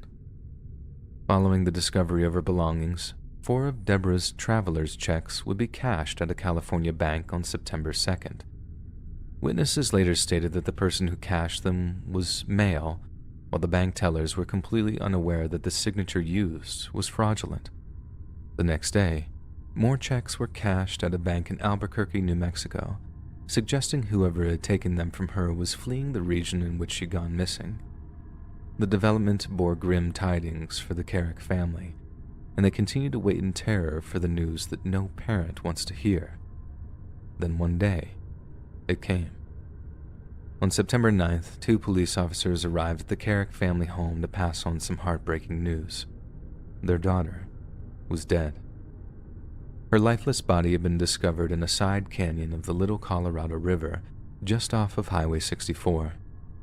It appeared that she had been dead for around 3 weeks, and that the cause of death was severe blunt force trauma to her skull. In short, Deborah had been murdered. What the police left out of their solemn report was that the wounds to Deborah's head and neck were so bad that she could only be identified through her dental records. She had been partially stripped, but investigators were unable to determine if she had been violated prior to her death. It was a devastating discovery, and given how she had been traveling cross-country while mostly alone, the police were faced with a huge task in finding the person who'd taken Deborah's life. But there was one name that kept finding its way onto their meager list of suspects, that of William F. Samusdell. Samusdell was a tow truck driver living in Mojave County at the time of Deborah's death. He had also been convicted of 4 other homicides involving young women, but was somehow out of prison and living in the area at the time of Deborah's murder. Court documents state that during one of Samusdell's murders, he had ordered a victim to strip before the assault commenced, but was also careful to redress her once it was over. This led many of the investigation team to believe that Deborah had been a victim of Samusdell, and that her unusual state of dress was in line with his modus operandi. However, due to Deborah's corpse being in an advanced stage of decomposition, it was impossible to determine if any such violation had taken place. Samusdell was later convicted of the murder of 2 hitchhikers from Las Vegas, as in 1978, he had bludgeoned 2 siblings named Jacqueline and Malcolm Bradshaw after picking them up at a gas station in Barstow. He was also guilty of murdering the 22-year-old daughter of an Arizona-based FBI agent who was on her way to pick up her husband from Tucson Airport. Her body was later discovered near Fort Huachuca, and it was determined that she too had been violated prior to her death. His 2 other murders occurred in similar ways, and each time, Samusdell used a blunt object to dispatch his victim after ordering them to redress. This obviously made him the case's prime suspect for a long time, and given that he's still alive in a Wisconsin prison, there's still hope that he might still go to trial. And even as imminent as it seems, the reality is that seeing William Samusdell convicted of Deborah's murder in the foreseeable future is highly unlikely. Deborah's murderer is now 47 years old, and the number of reliable witnesses has diminished dramatically. Her parents have now passed, and only her little sister is left to search for answers. But sadly, unless any new witnesses come forward, or law enforcement recover a previously unknown DNA sample, Deborah's is a case that is increasingly unlikely to be closed.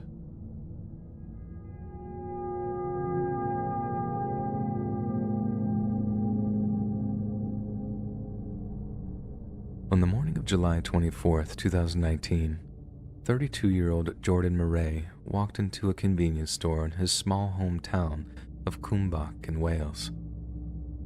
Jordan was a soft-spoken, introverted man with a passion for the great outdoors, and he took full advantage of the nearby Brecon Beacons National Park with regular hikes and runs. By all accounts, Kumbak is a safe, quiet, and pleasant place to live, but that summer, the village's serenity was shattered when a small town police inquiry became a national media story. Because after purchasing a bottle of water at exactly 11:26 a.m., Jordan walked out of the convenience store and simply vanished. Since Jordan was such a frequent camper, with some of his trips lasting a week or so at a time, his absence didn't alarm his parents until at least 8 days after he disappeared. By the 8th day, his parents had noticed that several of their texts to Jordan had remained unanswered. This was unusual, as Jordan not only conserved his phone battery during his trips, but often carried a small portable charger with him to ensure that he could contact emergency services in the event of an accident. After failing to return their calls for 8 full days, Jordan's parents drove over to his apartment to perform a welfare check. They gained access to his building, found his room, then noticed something extremely concerning. The front door of their son's apartment was wide open. When they walked inside, John's parents discovered that his PlayStation was still switched on and that his mobile phone was plugged into its charger. It was as if he'd intended to leave his apartment for a few minutes, then suddenly decided to never return. Following the arrival of 2 South Wales police officers, Jordan's parents helped them sort through their son's belongings in an attempt to determine if anything was missing. And this is how the police discovered that a black rucksack, a camping burner, a headlamp, and a pair of black trainers were all missing from Jordan's apartment. This changed the narrative slightly. Jordan had indeed fled his apartment suddenly, but it had been with a kind of bug-out bag, along with a headlamp to help him see at night. Police determined that there were no signs of any struggle, and a DNA analysis of the property showed that only Jordan's was present at the scene. So, what had prompted him to flee his lodging so quickly? Law enforcement began to canvass Jordan's neighborhood, but none of them seemed to know anything regarding his sudden disappearance, and with a lack of any other information, the police began to theorize that Jordan had suffered an accident after heading out on an impromptu camping trip. With that in mind, search and rescue teams were called in to scour the surrounding areas, with a particular focus on the Brecon Beacons, since Jordan had been known to frequently visit the area. An extensive array of search and rescue assets were deployed to aid the search, including thermal imaging drones, tracker dogs, and night vision equipment.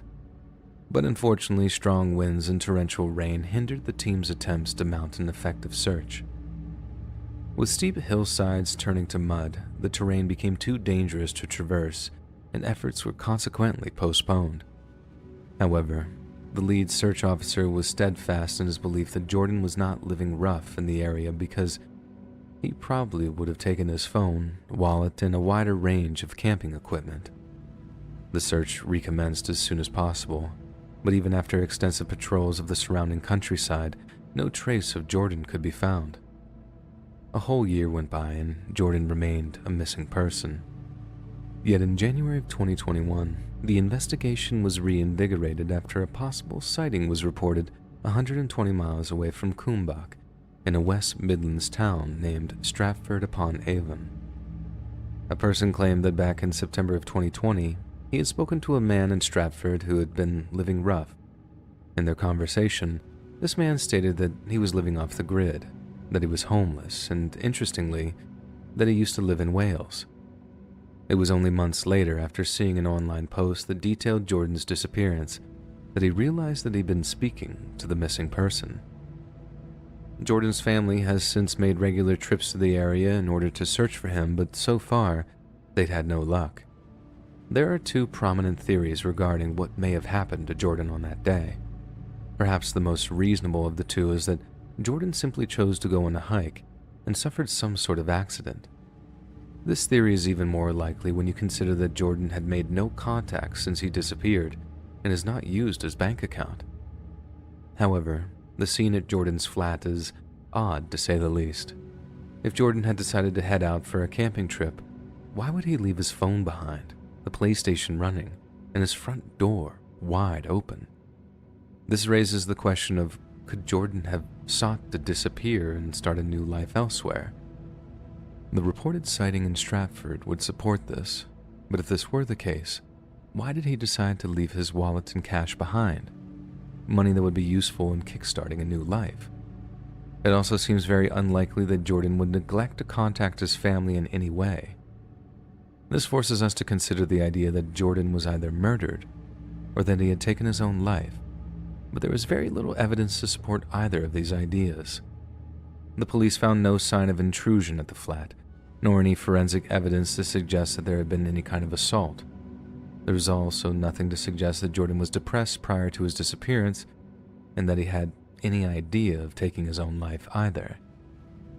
In conclusion, it seems more than likely that Jordan met his fate on the nearby Brecon Beacons. But if that is the case, why have search and rescue teams been unable to recover his body? The Brecon Beacons are vast, but they still constitute a limited area and are nowhere near as large as national parks over in the US. They also lack the forest cover that might hide Jordan's tracks or potential campsites, meaning that locating him by air should have been a relatively easy feat. So, if Jordan really did just disappear, what was the cause? Perhaps like so many other cases of people going missing in national parks, science just isn't quite ready to explain what has happened or where he's gone, and the truth of Jordan's disappearance may have terrifying implications for our collective reality. Hey friends, thanks for listening. Click that notification bell to be alerted of all future narrations. I release new videos every Monday and Wednesday and Friday at 7 p.m. EST. And if you got a story, be sure to submit them to my subreddit, r/Let'sReadOfficial, and maybe even hear your story featured on the next video. And if you want to support me even more, grab early access to all future narrations and bonus content over on Patreon, or click that big join button to hear about the extra perks offered for the channel. And check out the Let's Read podcast, where you can hear all of these stories in big compilations and save huge on data, located anywhere you listen to podcasts. All links in the description below. Thanks so much, friends. And remember, peace out, Brussels sprout. Since 2007, human feet have washed ashore along the eerie coastlines of the Salish Sea. With no signs of struggle and no clear pattern, the discovery sparked wild theories. As more feet continue to appear, the sea keeps its secrets and the mystery deepens. Hear more about this over on my true crime channel, Saturn Soul, all linked down below.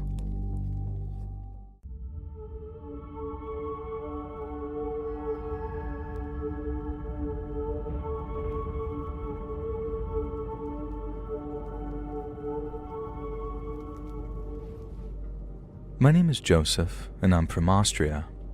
Many years ago, I went on a long-awaited dream holiday to Paris, France. I had always wanted to see the Eiffel Tower, walk along the Rue de Faubourg Saint-Honore, explore the catacombs, and visit Notre Dame Cathedral. It's such a tragedy what happened to that.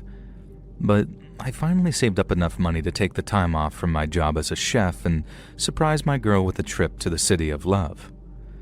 We drove there from our home country of Austria and had a nice road trip on the way, staying at various locations and making many happy memories. Then we reached Gay Paris. It really was the most romantic city. We dined under the shadow of the Eiffel Tower and the twinkling city lights. We took long walks along the Seine and made love in our hotel room with the windows open to the late-night city. Apologies if this is not appropriate to share, but we Europeans are just sort of a free people who are not ashamed of our love for beautiful women. It was perhaps our fourth day in Paris, when myself and my lover Amelia were seated in a cafe awaiting our latest delectable taste of French cuisine. I had parked our car on the street outside. There was a parking space next to it, and I thought nothing of it, as the average car would be able to fit in there. A man came driving along and idled beside the space. The movement caught my eye, and I watched him with some curiosity, as I am always interested to see how other people maneuver into parking spaces. I forget the brand of car that this man had, but it was clearly too big for him. He did not possess the necessary skill to navigate into the parking space. Instead of giving up and moving on, however, he began to use his vehicle to shunt the cars on either side of the space in order to widen the gap. My car included, of course. Shunting a parked car like that can shatter the steering column or the axles, and this absolute Oslok was going hog wild doing it to my car and that of the hapless stranger parked adjacent to me. Naturally, I rushed out of the cafe and into the street.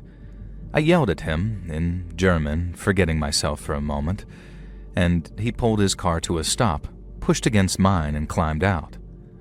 This man was a burly, dirty-looking dock worker type who fit every stereotype of the rough and vulgar Frenchman that I'd ever seen growing up. Nothing like the actual people that I'd encountered in Paris thus far, I might add. I could tell that he didn't understand a word that I was saying to him in German, but my French is pretty merda, so I tried English.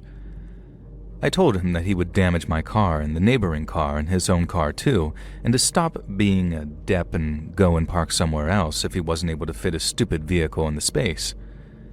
And the man called me a filthy Spanish pig, and then told me to go back to Spain.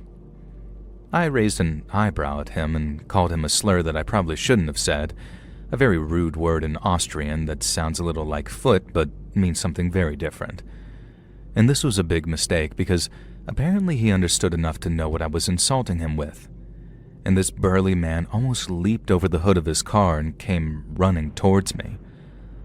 He jabbed one huge finger right into my chest, almost knocking me backwards as he did so. I really hoped that Amelia would stay in the cafe and not draw attention to the fact that she was with me. Now this road rage Frenchman began to yell at me, and spit was flying from his lips. Now in English, I asked him to politely back off, but instead, he grabbed me and pushed me up against the wall. He put one fist next to my head in a clearly threatening gesture and began screaming right into my face. In that moment, I understood why they become road rage incidents, because I felt the anger burning inside me too. How dare this boorish man yell at me and get spit in my face? I was a visitor to his city. Besides, he was the one who had repeatedly shunted that car like some moronic bull. So I said this to him, trying my best to seem angry and threatening, and then shoved him backwards to get him off of me. Now this was a huge mistake. The Frenchman barely budged, and then sneered at me and started laughing. He drew his fist back, ready to clock me in the jaw. I ducked, and then he punched the granite wall behind me. Now, no sooner had he started to howl that I delivered a kick to his nether regions and ducked under his arm. Now, I probably should have kicked him harder because it did absolutely nothing to slow the enraged Frenchman driver down. He reached out to grab me, and I could see actual murder in his eyes. He was snarling and frothing like some kind of drunken animal, and I'm sure he was indeed plastered even though it was only 3 in the afternoon. My moment of confidence was over. I bolted, running from that angry driver down the street calling for help. Paris, which had once seemed such a romantic and wonderful place, now seemed hostile and uninviting to me. Passers-by looked on with just blank dismissal as I thundered down the sidewalk, my lumbering aggressor behind me. Thankfully, I was fitter, healthier, and smarter than him. I darted through a crowd, then across a courtyard, and eventually found myself looking at the Louvre Pyramid.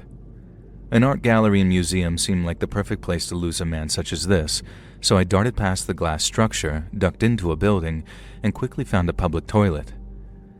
I hid in there and called Amelia on my cell and asked her to keep an eye out for the guy.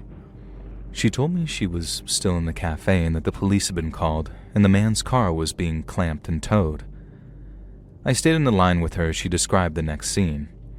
The angry driver returned to his car and saw officers milling around the vehicle. I suppose in his drunken stupor, he mistook one of the officers for me and began to grab him, and then got forcibly thrown to the ground and subdued with batons. Amelia described it to me as I cowered in the bathroom, and I have never been more grateful in my life to miss out on something. The man and his car were carted away, and I have no idea what became of him, and I really don't care to know.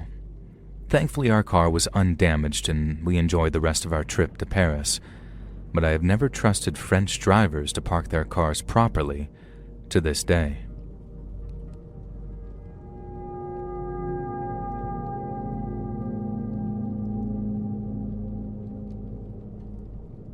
A few years ago, I went on vacation from the States to Eastern Europe. Now, I don't want to say exactly which country I went to, because it was most definitely wonderful and I don't want to give it a bad name. I did a lot of traveling around the country, and while most of the places I visited were great, with awesome people and some pretty sick food, just an awesome time in general, there were a couple of joints that were absolutely seedy as hell. One of them was a town I'll just call Hellville. I stayed here for a week when I was backpacking, and I was meeting a female friend a week later and planned to spend a bunch of time with her. So for now, I was just kicking back and exploring this little town of Hellville that I found en route to her digs. I could tell that it was a sketchy place as soon as I hopped off the bus into town. It had a vibe kind of like Eli Roth's Hostel, and my dumb self found that pretty exciting. I'd joked the whole time before my vacation that I was going to stumble across some backwoods village where the locals kidnap tourists for the entertainment of rich sickos, and I was almost excited by the fact that this place looked like it had potential. Yes, I know that I was, and am, an idiot. The first night I got way too drunk in the local Hellville dive bar and almost got into a fight with a Chechnyan ex-military guy until we realized it was a big misunderstanding and ended up dancing and singing through the streets. Matthias became a good buddy then, and we exchanged cell phone numbers. He was backpacking through Europe too, and in our drunken stupor, we worked out that our routes would intersect a bunch more times, so we should look each other up. Feeling good for making a new friend, especially a badass Czech former soldier, I collapsed into bed in my hostel, being snapped at to shut the F up by more than one angry traveler. The next day, I went exploring Hellville. There wasn't really much to explore, just a few unhygienic-looking bars and cafes, a central square with an honest-to-God village well in it, which I was certain would give me cholera, and then a bunch of farmland. I took a stroll through the countryside to see if I could find any of those classic European milkmaids hard at work in the fields. Sadly not, but I did spy a few gruff-looking farmers and a group of teens in tracksuits that I didn't really like the look of. They were sitting on a fence, chattering in their language, and I could tell that they were talking about me because they were pointing at me and then whispering to each other and laughing. Despite being my arrogant self, I decided to make like a tree and split. I tried to look as casual as possible, but quickly broke into a jog. Now my heart sank as I heard footsteps and the sound of teenage voices behind me. A couple of them sprinted ahead to catch up with me and stood blocking my route back into town. There must have been 5 or 6 guys in total, 4 eventually facing me and then 2 big meatheads blocking off the return path. One of them pointed to my shoes and said something about trainers. I didn't understand for a moment, and then he muttered something about Nikes and then sneakers. I remembered Europeans referred to sneakers as trainers and then realized that he was saying that he liked my Nikes. I said back, yeah, that they were nice sneakers, but very cheap ones. Now this was true, they were probably only $100, nothing to get excited about. This caused the teens to start laughing cruelly, and then the obvious ringleader pointed at my shoes again and referenced that damn Daniel meme from years ago. I politely laughed and he began to shove me, saying something in his language that I didn't understand. I could tell from his body language that he was asking why I was laughing at him though. Which I'm sorry, but I thought that that's what you're supposed to do when someone says a meme, even if it's an ancient dead one. I had no idea how to convey it to this guy though, who clearly just wanted to start trouble with me. His buddy, a fat pig-looking guy with a Michael Cera bum-fluff mustache, also pointed at my shoes and told me to take them off in some broken English. Now under no circumstances was I gonna give these a-holes my sneakers. They might have been cheap Nikes, but they were mine, and they served me pretty well on my backpacking trip so far. I told them to F off, and then realized that this might not be a good idea when there were 6 of them and 1 of me. I turned to leave and realized that one of the bigger guys blocking my path was actually carrying a knife. Now, it was only a Swiss Army knife and looked rusty as hell, but I didn't really like my chances of survival if that thing went into my gut. I was surrounded on both sides, so I did the one thing they hadn't counted on. I leaped the fence to my right and began to sprint across the fields like I was back in high school track. These teens started yelling and shouting, and I heard a crash from behind me as they leaped and toppled over the fence. One of them, probably the fat kid, had fallen to the ground and tripped a couple of more of them up. I continued to sprint, glancing over my shoulder, and saw that 3 of them were still following, including the leader and the one with the knife. Now, this knife guy wasn't that fast, but the leader was leaping over ditches and all sorts of stuff and clearly knew the land better than I did, so he was gaining on me. I kept running, looking for help of some kind, any kind. Did they even have cops patrolling the streets here? I certainly hadn't seen any kind of law enforcement. Hell, I'd take a miserable-looking farmer at this point. Surely these teens wouldn't stab me to death for my sneakers in front of the villagers. I had no idea what the place might be like, though. My mind went back to how I'd joked about looking for a town like in the movie Hostel, and I cursed myself for being such an idiot. I wasn't even going to die in a cool way by having my eyes cut out or my wiener fed to dogs or anything. I was going to get murdered in the middle of some ass-backwards nowhere place just because these kids wanted my $100 sneakers. Hell no, I thought. I doubled my efforts and leaped across the fields, vaulting a fence or two in order to escape my pursuers.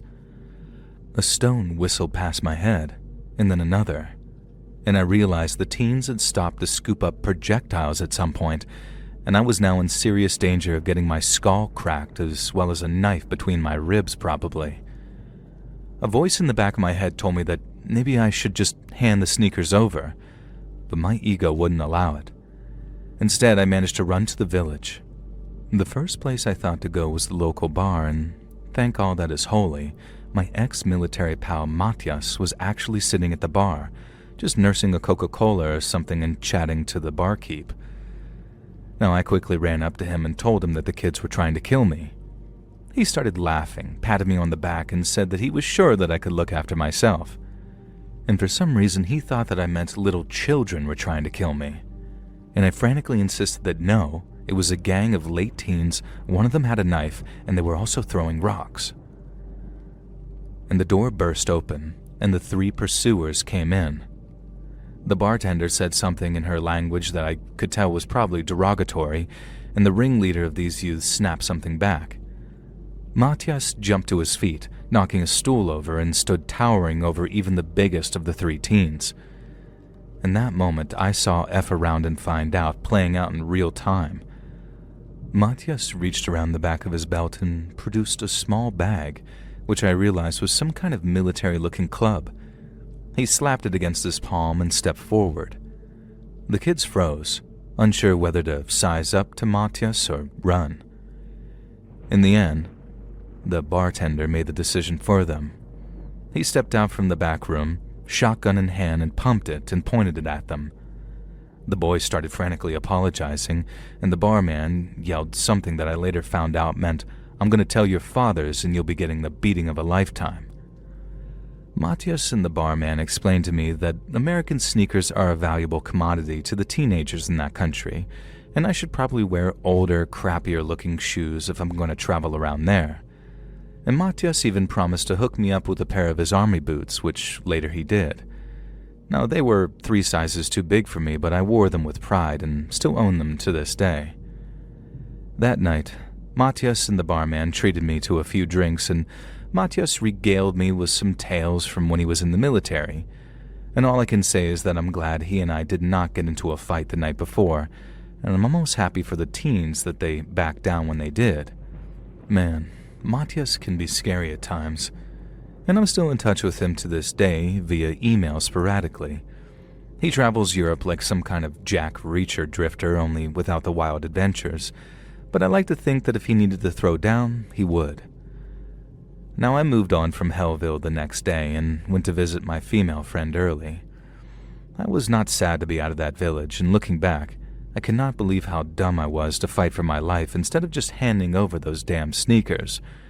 But on the other hand, they were nice sneakers, and I paid for them with my own money. No deranged European kids get to steal my shoes.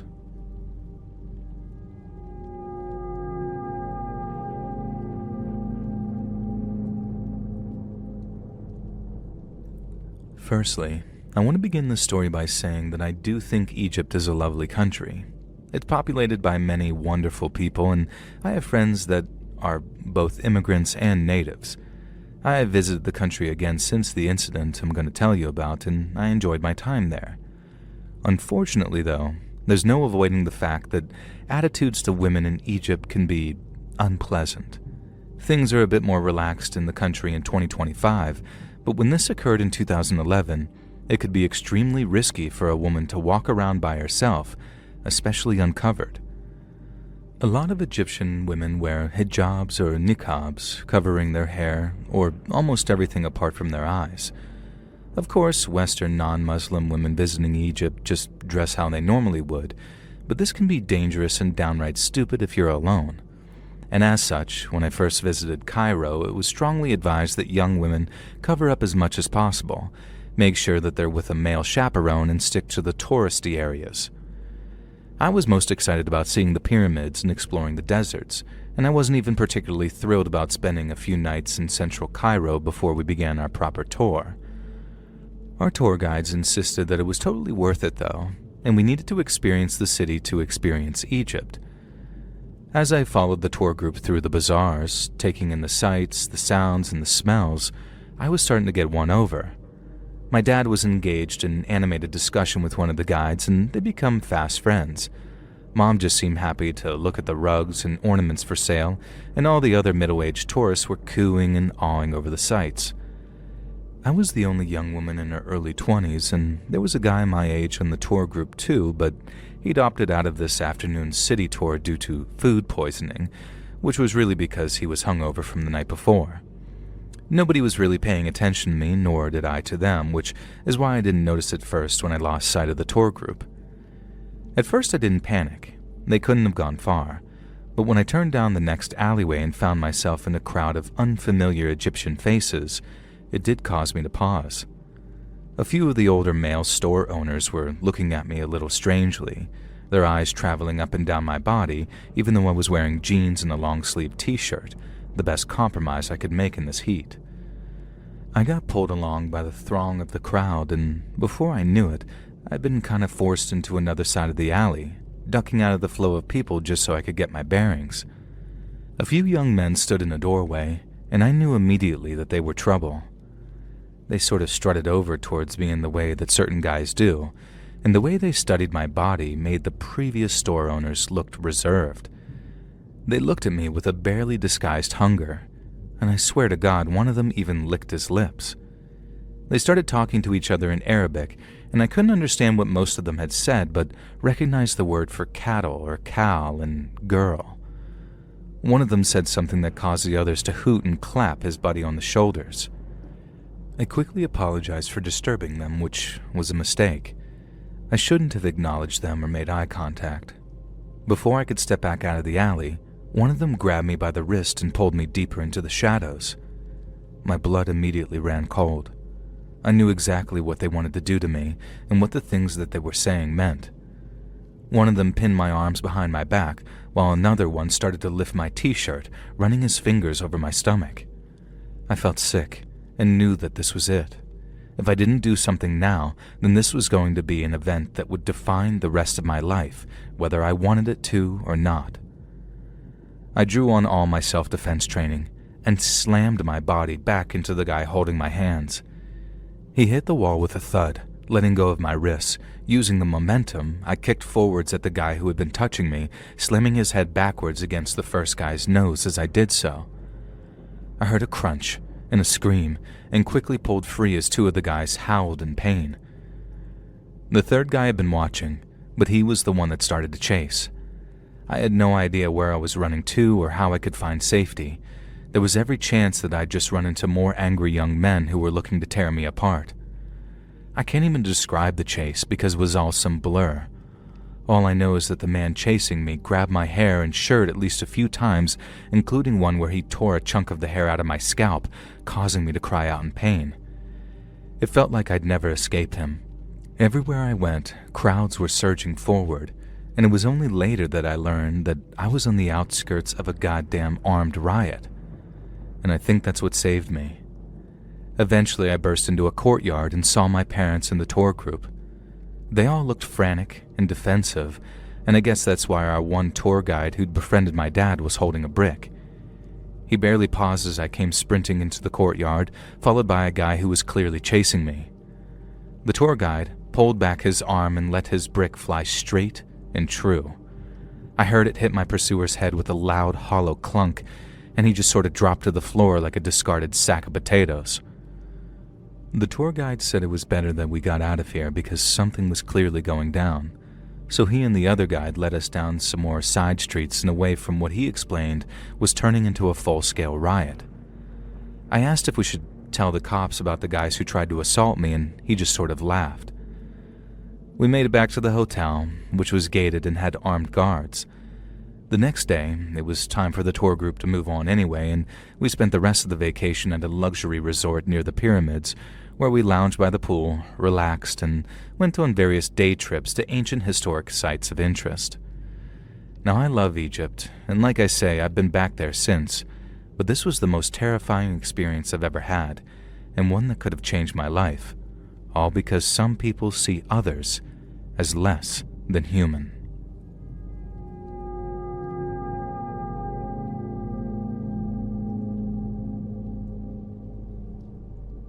This is a story I tell my buds for a laugh sometimes, but I only laugh about it because otherwise you'd bloody cry, you know? Everything turned out okay, but honestly at the time, I thought my entire life was over, and I'd spent the rest of my days rotting in a Dutch jail. So it all started because me and a mate, Milo, got really into mopeds. We both got mopeds while we were still in school. While the rest of our friends were learning to drive cars, we smugly declared that our little scooters were the most cost-effective, sensible option, and anyone who pissed all their money into the tank of a 4-seater gas guzzler was a right chump. After school, we graduated from just having our CBT, a learner's permit for mopeds, to actually passing our motorcycle tests. We were living large, riding our mopeds around town like a lame British Macklemore, that song he did about mopeds, Downtown, which was unironically our theme song if you want to picture exactly the kind of insufferable twats that we were back then. Now one day, Milo excitedly showed me a video that he'd found online advertising a group moped trip from Poland to the Netherlands. I didn't quite understand the deal at first, but as I watched the video, it seemed like we'd go on a cross-continent moped tour with the group as part of a documentary they were filming. Not only would we get to embark on the trip of a lifetime, but it would cost us almost nothing. As long as we could get ourselves there, we'd be provided with room, board, and moped rental every step of the way. I was a bit sad to have to leave my beloved Vespa behind in the UK, but as for the rest, you could not sniff at that at all. Milo was incredibly enthusiastic about it too, and looking back, I didn't really have the time to pause and wonder if there was some kind of catch. And by the time my girlfriend Jane suggested it seemed too good to be true, I was already fully on board and committed to the idea, so I didn't really want to find any excuses to back out of the trip. I didn't do my due diligence and look into Pete, the guy organizing the tour. Milo said that he had, though, and everything was totally on level, so, hey, why wouldn't I believe my childhood best friend? We flew to Poland a couple of months later, and honestly, I'd be lying if I said that the trip wasn't great. It was our first time going on a foreign holiday, and we really relished it. The moped journey from Poland to the Netherlands was great fun, even if it took some getting used to riding a different machine, and me, Milo, and the 3 other guys and Pete all got on really well. After some days of fun, frolics, and breakneck moped driving, we pulled into the parking lot of the hotel we were going to be staying at in the Netherlands. Immediately, it was very obvious that this was a brothel, and I shot Milo a look. This is not what we'd agreed upon. Jane would certainly not be okay with me staying in a damn brothel. Luckily for Jane, she wouldn't have to worry about it. We parked up our mopeds outside, climbed off, and then suddenly, floodlights slammed on in the darkness, and loud voices were yelling. I didn't understand what was being said, but as a group of armed cops stormed into view, I understood the premise. Get down on the ground with your hands above your head. I complied, but I was almost laughing. This had to be some kind of misunderstanding. There was no reason why I should be getting arrested by armed cops. My confidence remained as they forced open the seats of our mopeds and threw our stuff to the ground. Some changes of clothes I'd stashed under the seat, nothing of note. One of the officers yanked the backpack off my back and emptied the contents onto the ground. I watched in dawning horror as an armed cop snatched up my passport and pocketed it. Then another cop began slicing open the seats of the mopeds. That's when my confidence really dissipated. I stared open-mouthed as they pulled 2 duct tape packages out of the seat cushioning that I'd spent the last few days sitting on. I didn't have to ask to know what I'd been sitting on, though. Struggling to look around at Milo, who was being nailed on by a cop, the look on his face caused my heart to completely sink. The absolute imbecile was not at all surprised to see the drugs. My best friend had implicated me in a freaking cocaine smuggling operation without my knowledge. No wonder it had been too good to be true. No wonder Pete was such a nice guy. I had known Milo had a few dodgy contacts and dabbled in very light dealing back at home, but I had no idea he'd done anything like this. Protesting my innocence did not help, though, as I was dragged into a waiting paddy wagon and then booked and processed in a Dutch jail and thrown into a single cell where I had nothing to do but sit, fret, and poop myself in fear. Not literally. I'd never even been in trouble with the law before, and the idea that I could genuinely be going to prison, that I had actually committed a serious crime, even unwittingly. The next few days were a blur of terror and anxiety. I could not make an international call to let Jane know what was going on. I could not get a hold of Milo and wring that idiot's neck while demanding he explain things. All I could do was talk to a couple of Dutch cops who barely spoke English, but knew just enough to tell me that I was in a whole heap of trouble. In the end, it was Pete who proved to be my savior, even if he was the ringleader and the guy to blame in the first place. Milo clammed up, refusing to say anything in my defense, but in the end Pete spilled everything and cut some kind of deal where he ratted out his suppliers. Part of the deal involved telling them that myself and 2 of the 3 other guys were just clueless patsies, brought along to drive the extra mopeds. Only Pete, Milo, and a 3rd guy, Jacob, were actually part of the drug smuggling. The day that a guy from the UK embassy came to visit me in my cell and told me I was going home, I genuinely fell to my knees and wept. I went home and hugged my mom and dad and had a bang-up Sunday roast. My homecoming to Jane wasn't quite so grand, though. I don't think she ever quite believed me that I wasn't involved in the criminal enterprise, and honestly that really hurt. I'd never done anything to make her distrust me, and after 6 months of constant jibes and jokes about my complicity, I couldn't stand it anymore, and we actually ended up breaking up. Even though the Dutch law accepted that I had no knowledge of the drug smuggling, I was still deported and banned from entering the Netherlands for 10 years. That time's just up about now, and not sure why I'd ever want to go back though, unless for some reason I wanted to visit Milo, who's still serving 2 more years on his sentence. I have no sympathy for that idiot. Even after Pete spilled the beans, Milo pleaded not guilty and got a much longer sentence because of it. It's like the American Wesley Snipes said, "Some mother lovers always trying to drive a moped up a hill."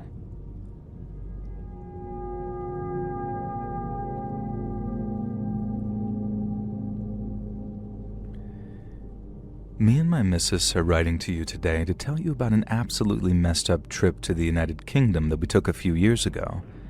It was just after COVID travel restrictions had been lifted, so we were itching to stretch our legs and visit a foreign country, so we picked somewhere as far away from home as possible. We didn't really have a plan for our UK holiday.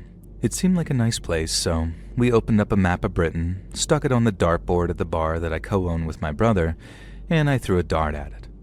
Well, we missed, and I would have had to vacation in the Bristol Channel, so we threw another one and landed on Sussex. We didn't know anything about Sussex, and apparently it's not really a massive tourist destination, but we picked the funniest sounding place that also seemed a bit touristy, Bognor Regis. We figured if it was crap, it wouldn't be too hard to shoot up to London early, which we planned to do for the second half of the holiday regardless. Bognor Regis was actually great. We hit the town in July, dead in the middle of the Australian winter, and despite what we'd heard about the UK, the weather was bonzer. Me and the missus spent our days sunbathing on the beach, buying crap from the seafront stores and getting sunburnt. Then, at night, we hit the bars and the clubs and tried our best to paint the quiet seaside town red. We made a bunch of friends at Bognor Regis, other tourists from all over the world, like Detroit, Belgium, Turkey, Birmingham, all sorts.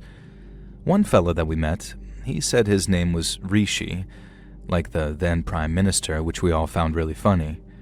Rishi was a wild party animal, and it was with Rishi that we got so drunk one night that we found ourselves lost in the middle of the countryside, unsure how to get back to Bognor Regis.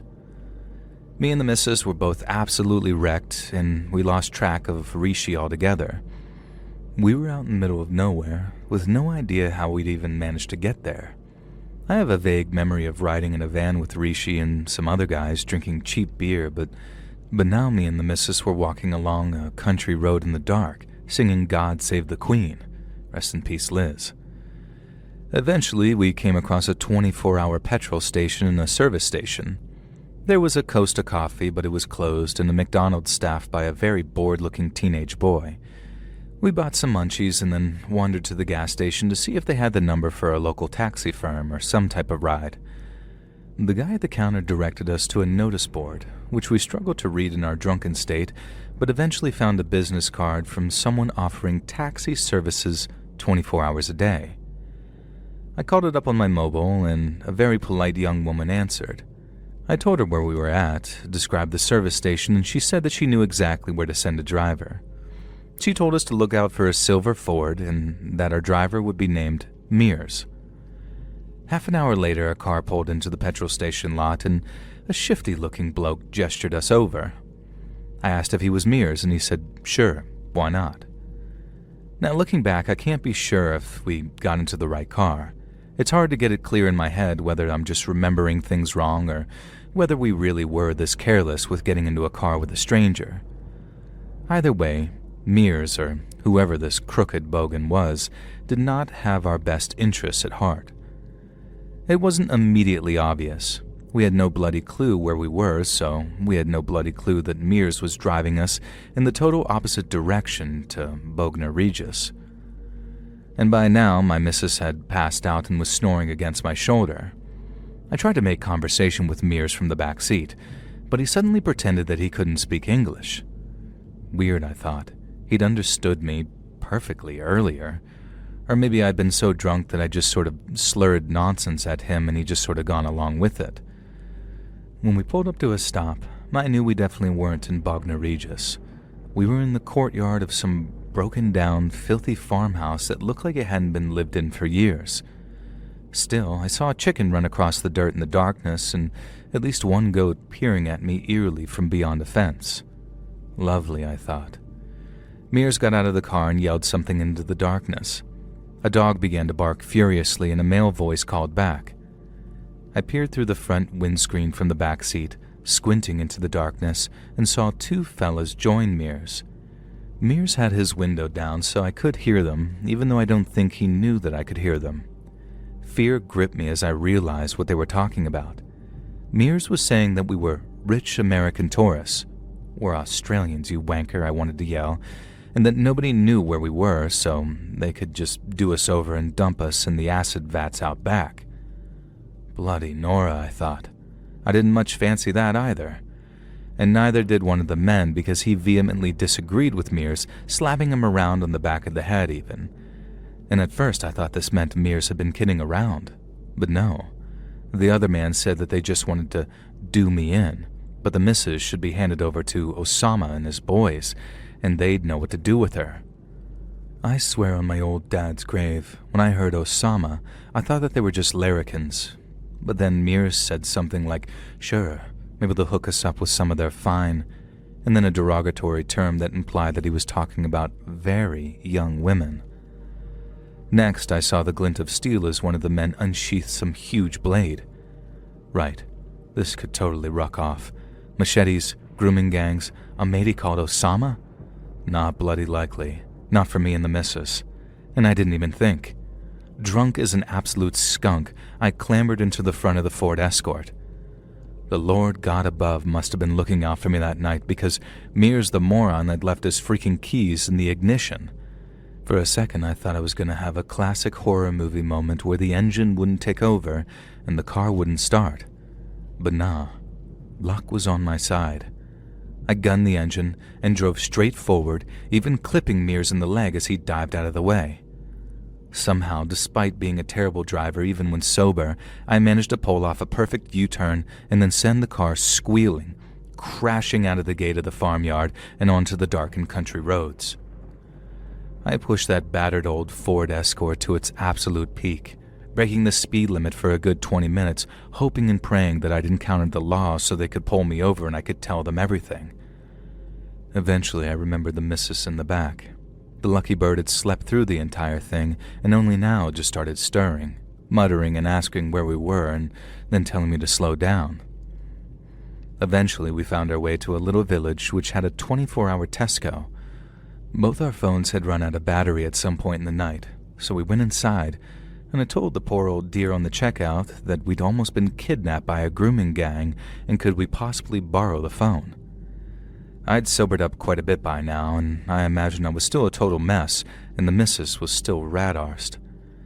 Now, long story short, the cops came, they searched some farmhouses in the area that could match the description I gave, but they didn't find anyone. And the car that we'd acquired had stolen plates and had been reported stolen a few years before. The cops impounded it, and for all I know, it's still in some impound lot today. The name Mears was apparently the name of a local taxi driver and had not been the guy whose car we'd gotten into. They were able to verify that the real Mears showed up at the petrol station shortly after we got into the wrong Ford. The cops did confirm one chilling fact, though. Osama was the first name of a suspect in a grooming gang case in the area. Unfortunately, our testimony didn't really help anything with that case, but I hope to God they got him. Me and the missus got off pretty lightly, all told. I still have friends who to this day insist that I got so drunk I imagined this whole thing, but I have copies of the police reports as a souvenir from our time in Bognor Regis to prove it. And I can only wish total ill will upon the men who intended to kill us, especially fake Mears. I hope it hurt when I hit you with your own car, and if you ever come to Australia, I'll happily feed you to a kangaroo, you tosser.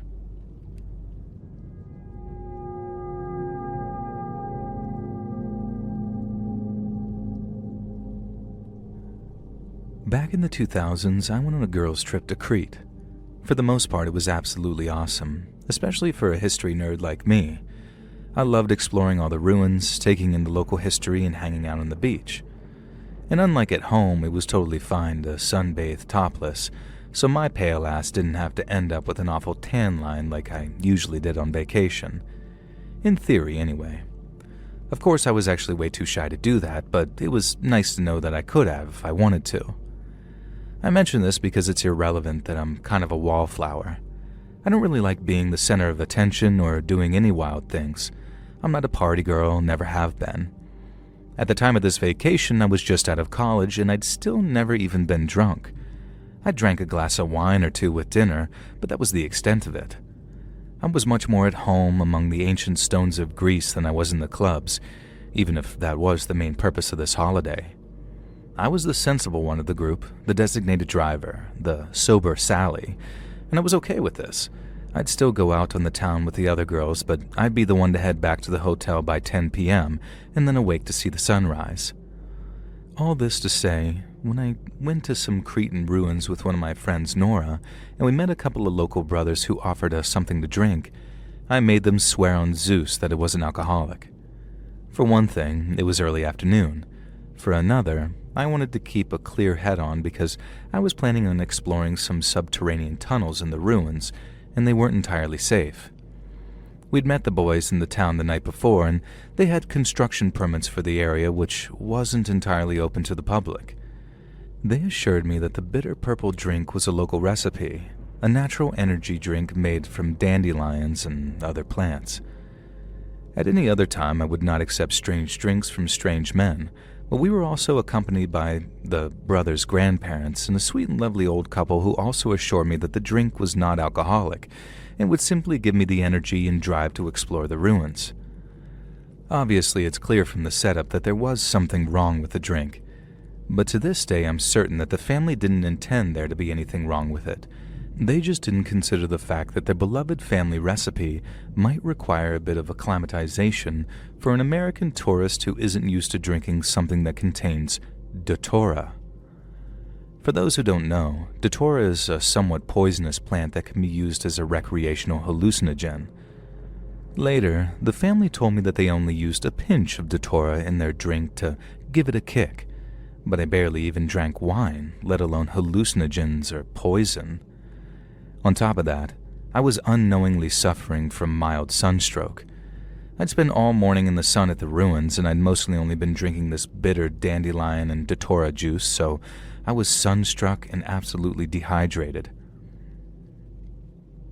All of this was a recipe for disaster when I went down into the tunnels under the ruins, armed only with a flashlight, and decided that I could absolutely manage it alone. It didn't take long for me to start panicking. It was cooler underground, but there were strange sounds. Soon I'd lost sight of any natural sunlight and only had my flashlight to guide me. I started sensing something was wrong soon after that. Whirls and chips in the rock began to form words and pictures in the darkness. I paused for 5 entire minutes, reading some ancient writing on the wall that suddenly turned back into meaningless rock texture. And next, I was certain that I could feel hot animal breath on my neck. I spun around, and of course nothing was there. Somehow, I got it into my mind that the ghost of a minotaur was down here with me, an invisible minotaur ghost, and I began to run down the corridors, as if that would somehow help if it was in fact a ghost. I ended up just getting myself more lost and then heard scraping and the skittering of small stones. I shone my flashlight down the corridor, and a small minotaur with a hairy face was standing there. At least, that's what I saw him as in my sunstroke-addled datura-brained state. The minotaur began to advance towards me, snorting and growling at me. A voice in the back of my mind was telling me that I was hallucinating. I couldn't possibly actually be seeing a minotaur. It was an invisible ghost minotaur after all. So I stood my ground and shone my flashlight at the creature and waited for it to pass through me and disappear. Instead, the minotaur reached out and grabbed me. Stinking, foul wine breath washed over me as the beast bore down on me. And for some reason, the minotaur wore a filthy fisherman's coat and fishing pants too, and he had gumboots on and a beard and a knitted cap and was also an old man. Yeah, this wasn't a minotaur. It was a hobo lurking around in the ruins, and now he had his hands on me. My head was spinning, and colors were flashing around the tunnel like I was in a magic abyss. The hobo minotaur clacked his teeth at me and slobbered down his beard, and I felt him grabbing at the waistband of my pants. Hell no, buddy. I raised the flashlight up over my head and brought it down on his forehead with a crack.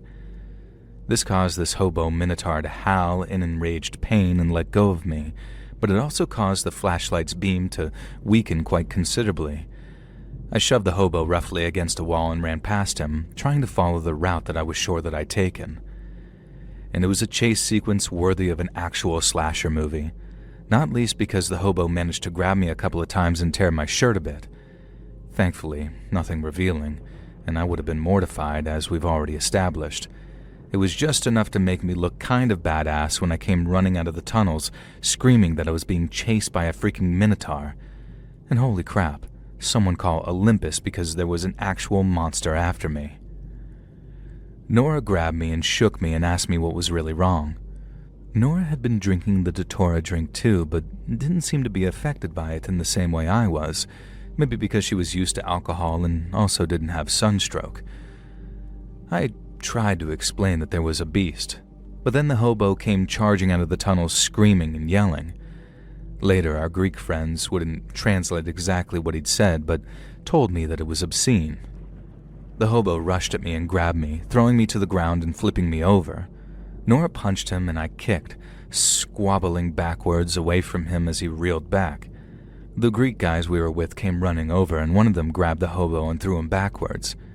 He stumbled across the area, hitting a pillar hard with his arm, Some debris dislodged from the top of the pillar and fell straight onto his shoulder, sending him crashing to the ground. I heard an absolute sickening crunch of bone as the rock pinned him down, and for a moment, I almost felt bad for him, until I remembered what he'd clearly been trying to do to me in those tunnels. The elderly couple told the grandsons to take us back to our hotel, and that they'd call the cops and get the hobo arrested for trespassing. They said it was better that we didn't let them know that we'd been in the ruins because we weren't strictly supposed to be there, and the Greek police can be a bit volatile. As much as I did it... Damn. That said, it was better that we didn't let them know that we'd been in the ruins because we weren't strictly supposed to be there, and the Greek police can be a bit volatile. As much as I didn't want the hobo to get away with assaulting me, I was still very dizzy and confused from whatever was affecting me, and also judging from the state of the hobo and his crushed arm, he wouldn't be trying to assault anyone else anytime soon. I slept off the heat exhaustion and datura poisoning, and the next day we had a conversation with these Greek brothers in which we worked out that the datura in the cocktail was the likely culprit for my hallucinations, if you haven't already figured it out. And in some ways, I think their strange concoction actually helped. It gave me the energy to fight back against this hobo and escape through the tunnels, and maybe if I'd been faced with the dark reality of the situation down in those ruins, I might have fallen apart and been unable to escape.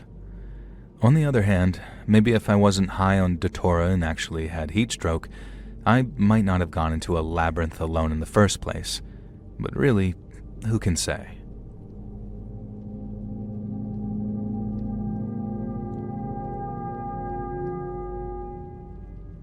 I've got a story about Canada that I want to share with you. My family and I are from Kentucky. There's me, my wife Ellie, my 20-year-old daughter, my 15-year-old son, and my 9-year-old daughter. We go on vacation to Europe most years, but last year we decided that it was finally time to get really exotic and head to Canada. We settled in a small village near the boreal forest and went about researching the perfect Airbnb to rent for a week of wilderness tranquility and enjoyment. My wife found the perfect place, very affordable too, and we booked it. A few months later, I headed up to Merry Canada with the fam in tow. My son Elijah spent the entire journey playing on his Switch and wouldn't pay attention to the beautiful natural countryside, but my wife and daughters were awestruck, and so was I. I hadn't been to Canada in many years and was bringing back a lot of fond memories. We arrived at the Airbnb, a stunning woodland property just off from the nearby village. The key was meant to be just inside this digital lockbox attached to the front of the house, but as we pulled up and got out, it was pretty clear that the box was hanging open. Great start. I tried the front door and it was locked, of course. Well, no problem. Thankfully, there was cell reception at the property, so I called up the number that we had for the owners, but no answer. Great again. Seconds later, we heard footsteps crunching under the driveway. An elderly couple waved to us and asked if we'd been calling them. They introduced themselves as the owners of the property and apologized if they were running late. They had the key with them and they could let us right on in. They were an odd-looking pair, I guess. The husband introduced himself as an ex-cop in his 70s, and he reminded me of one of the sort of Weeble toys from when I was a kid. Weeble wobbles, but won't fall down, you know the ones? He was completely hairless, like shiny bald and free of eyebrows, but he had a huge bushy beard that I kept staring at because I was certain it was a wig. Is that what you call a fake beard? To this day I don't even know, and the icing on the cake was his name. He said his name was Gerald Garibaldi, and I began to laugh when he said this, but my wife kinda elbowed me, and Gerald Garibaldi looked slightly excited, as if he had no idea what the joke was. And the wife introduced herself as Maureen Garibaldi, and the hair on her face wasn't a wig. It was unfortunate, but Maureen Garibaldi had a few thick whiskers sprouting from her chin and a very prominent female mustache that looked like it hadn't been waxed since pretty much ever. Not that she had any obligation to actually wax, of course, but needless to say that they were a very odd-looking couple. My eldest, Cindy, and Elliot were elbowing each other, sort of whispering and laughing, and it was all I could do to keep a straight face when my youngest, Amy, kept asking what was so funny. Maureen was in her 60s and wore a flowery summer dress that was kind of obscenely short. She had long white socks on and those black shiny shoes that honest-to-God schoolgirls wear, and I'm ashamed to say that the pair of them kind of unsettled me. Gerald and Maureen Garibaldi led us into the house and then very kindly gave us a tour that somehow managed to last nearly 2 hours. Then they very kindly helped us bring our luggage in from the car, and then kindly helped us unpack the kitchen things and food and other essentials, and then kindly sat there like eager puppies, clearly waiting for us to invite them to stay for dinner. It was the first night of our freaking vacation, though, and I really didn't want those weirdos encroaching on our family time, but hey, what could I do? They were very kind. And that phrase became a running joke because the Garibaldis continuously told us that we were very kind for this and that thing. Over dinner, Gerald Garibaldi talked and talked and talked, and the rest of us could just do nothing but listen. And the crazy thing is, I couldn't really tell you what he talked about. He just rambled about nothing and everything. Politics, movies, music, Donald Trump, Angela Merkel, cancel culture, the youth of today, animated violence, and those damn video games, all sorts of stuff. But I could not tell you a single thing he actually said or a single opinion he actually had. It was like the man was talking total gibberish, just saying snippets of things that made some sense or could pertain to something, but just didn't really fit together in any cohesive manner.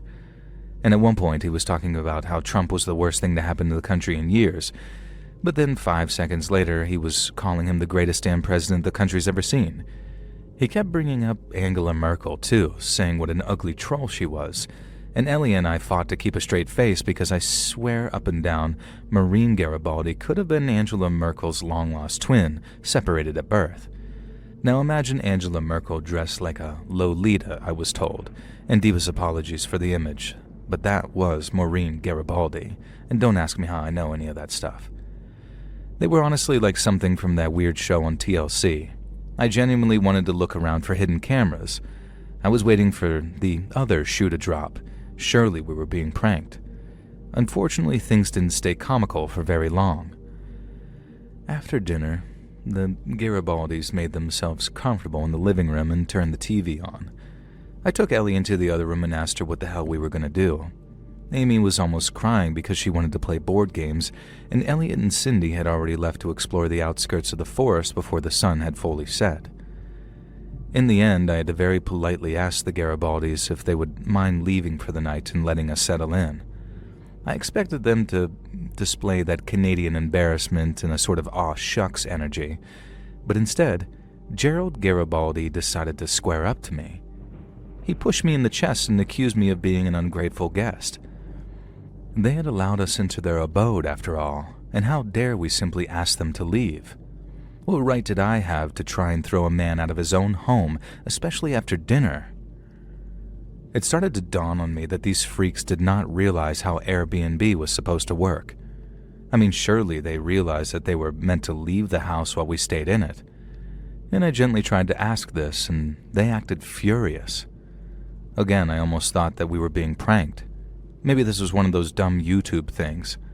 But then Maureen began outright howling and crying and accusing us of being home invaders. I could not believe what I was hearing. When she threw some pretty vile slurs at Ellie, that's when I knew that this was definitely not a joke. I drew the line there. This had been funny for an evening, but it was beginning to ruin our much-needed vacation. And moreover, they were upsetting Amy, and nobody speaks to my wife like that. I have no idea, but demand that this couple leave their own property or I'd call the police. I wasn't even sure if this could fly legally, but what choice did I have? I could put a complaint in the Airbnb the next day, and if we had to find a nice hotel in the town over, then that would suck, but so be it. Surprisingly, the Garibaldis seemed terrified at the idea of me calling the cops. They heaved their considerable bulks off the couch and stormed out. Now I watched them leave, stamping their way around the outside of the house and into the forest. Now minutes later, Elliot came back in. I filled him in on what he'd missed and told him that the Garibaldis were unhinged and not to let them in if they came back. Elliot agreed and then asked where Cindy was. My heart sank. I thought she'd been with him. Elliot said she had been, but that she'd headed back to the house ahead of him because she needed to use the bathroom. Ellie was upstairs putting Amy to bed, so Elliot and I rushed outside to try and find Cindy. She was in a clearing with the Garibaldis. As I approached, I saw that Maureen was holding a damn shovel. As I got closer, I could hear what Gerald was saying. He was trying to persuade my 20-year-old daughter to come back with them to their house and have some sexy times with them. Cindy, who hadn't been present during the blow-up, was doing her best to be nice and not offend them, and I'm so proud of her for that. She was clearly worried about the shovel Maureen was holding, though, despite not knowing how volatile and weird this couple really was. I snuck out behind Maureen and grabbed the shovel from her hands. I told Cindy to get behind me, and that she didn't have to put up with this crap from these utter freaks. Maureen screamed at me, telling me that my family wasn't safe, and that they'd booby-trapped the house, and that there was a carbon monoxide leak that would poison us all in our sleep, and that they'd rigged the house to kill us. It was absolutely insane. I had no idea what we could do. There was no way that we could stay overnight in that house when the owners were this nuts. For the moment, I told Cindy to take Elliot back into the house. Then I kind of threatened the Garibaldis with the shovel, making sure they backed off and left the property. Once I was sure they waddled far enough away, I went back into the house. Inside, Ellie met me with some incredibly bizarre news. While I'd been out there dealing with the Garibaldis, she'd received a phone call on the Airbnb's landline. It was the owners, asking if we'd arrived okay and calling to wish us a pleasant stay. Of course, Ellie had told them that we'd spent an evening with the supposed owners, and my wife described the couple who'd intruded on our Canadian vacation. The actual owners, the McAvoys, told us to keep the door locked and that they'd be over with law enforcement shortly. Now, sure enough, 10 minutes later, a station wagon and a police cruiser pulled into the driveway, and that's how we met the real and very lovely owners of that Airbnb. There's a simple, if crazy, explanation for what had happened. The Garibaldis, which was not their real name, of course, were the neighbors of the McAvoys who'd been enraged on a land boundary dispute with them for years. They'd always been quietly resentful of the McAvoys, and always been an annoying but minor thorn in their side. When the McAvoys bought a second property on the other side of the Garibaldis' land, it all became too much for them, and they decided to try and sabotage the McAvoys' attempts at earning income through Airbnb by masquerading as the owners, the lunatic Garibaldis, to scare away any guests. Turns out, we were the first guests, and the Garibaldis' bizarre, grudge-driven plan almost worked. The utter weirdos had even managed to spy on the McAvoys to see the keypad code for the electronic lock and help themselves to the key. Unfortunately, that was the only real crime they'd committed, and even then it was their word against the McAvoys that they hadn't actually been told the key code. However, the Garibaldis, whose real names I won't use just in case, were known as menaces and troublemakers to local law enforcement, who were only too happy to put the scares on them enough that we had a mostly peaceful stay for the rest of our vacation. Which, I will add, the McAvoys gave us a severe discount on, meaning that for the most part, we got to spend a beautiful, tranquil vacation on the outskirts of the boreal forest for half the normal asking price. I say for the most part because there was one final scary incident before we left. On the day we were packing up to head out, after having had a great time, I was downstairs with Cindy packing up the kitchen. We heard a crash from the living room and ran next door to see that a stone had been hurled through the windows, smeared with what I can only hope was mud. We rushed outside to see a fat figure disappearing into the trees. I let the McAvoys know, and they informed the cops. I really hope for their sake that they installed some home security going forward. I do keep an eye on the Airbnb website to see if that property's ever been made available to vacationers again, and I've not seen it crop up since. It could be that the McAvoys decided that it wasn't worth trying to combat the Garibaldis, or it could just be that they're not renting through Airbnb anymore. Either way, I wish the McAvoys all the best. As for the bizarre, creepy couple, If you've ever come near my family again, I'll show you us US folk aren't quite as forgiving as our Canadian cousins.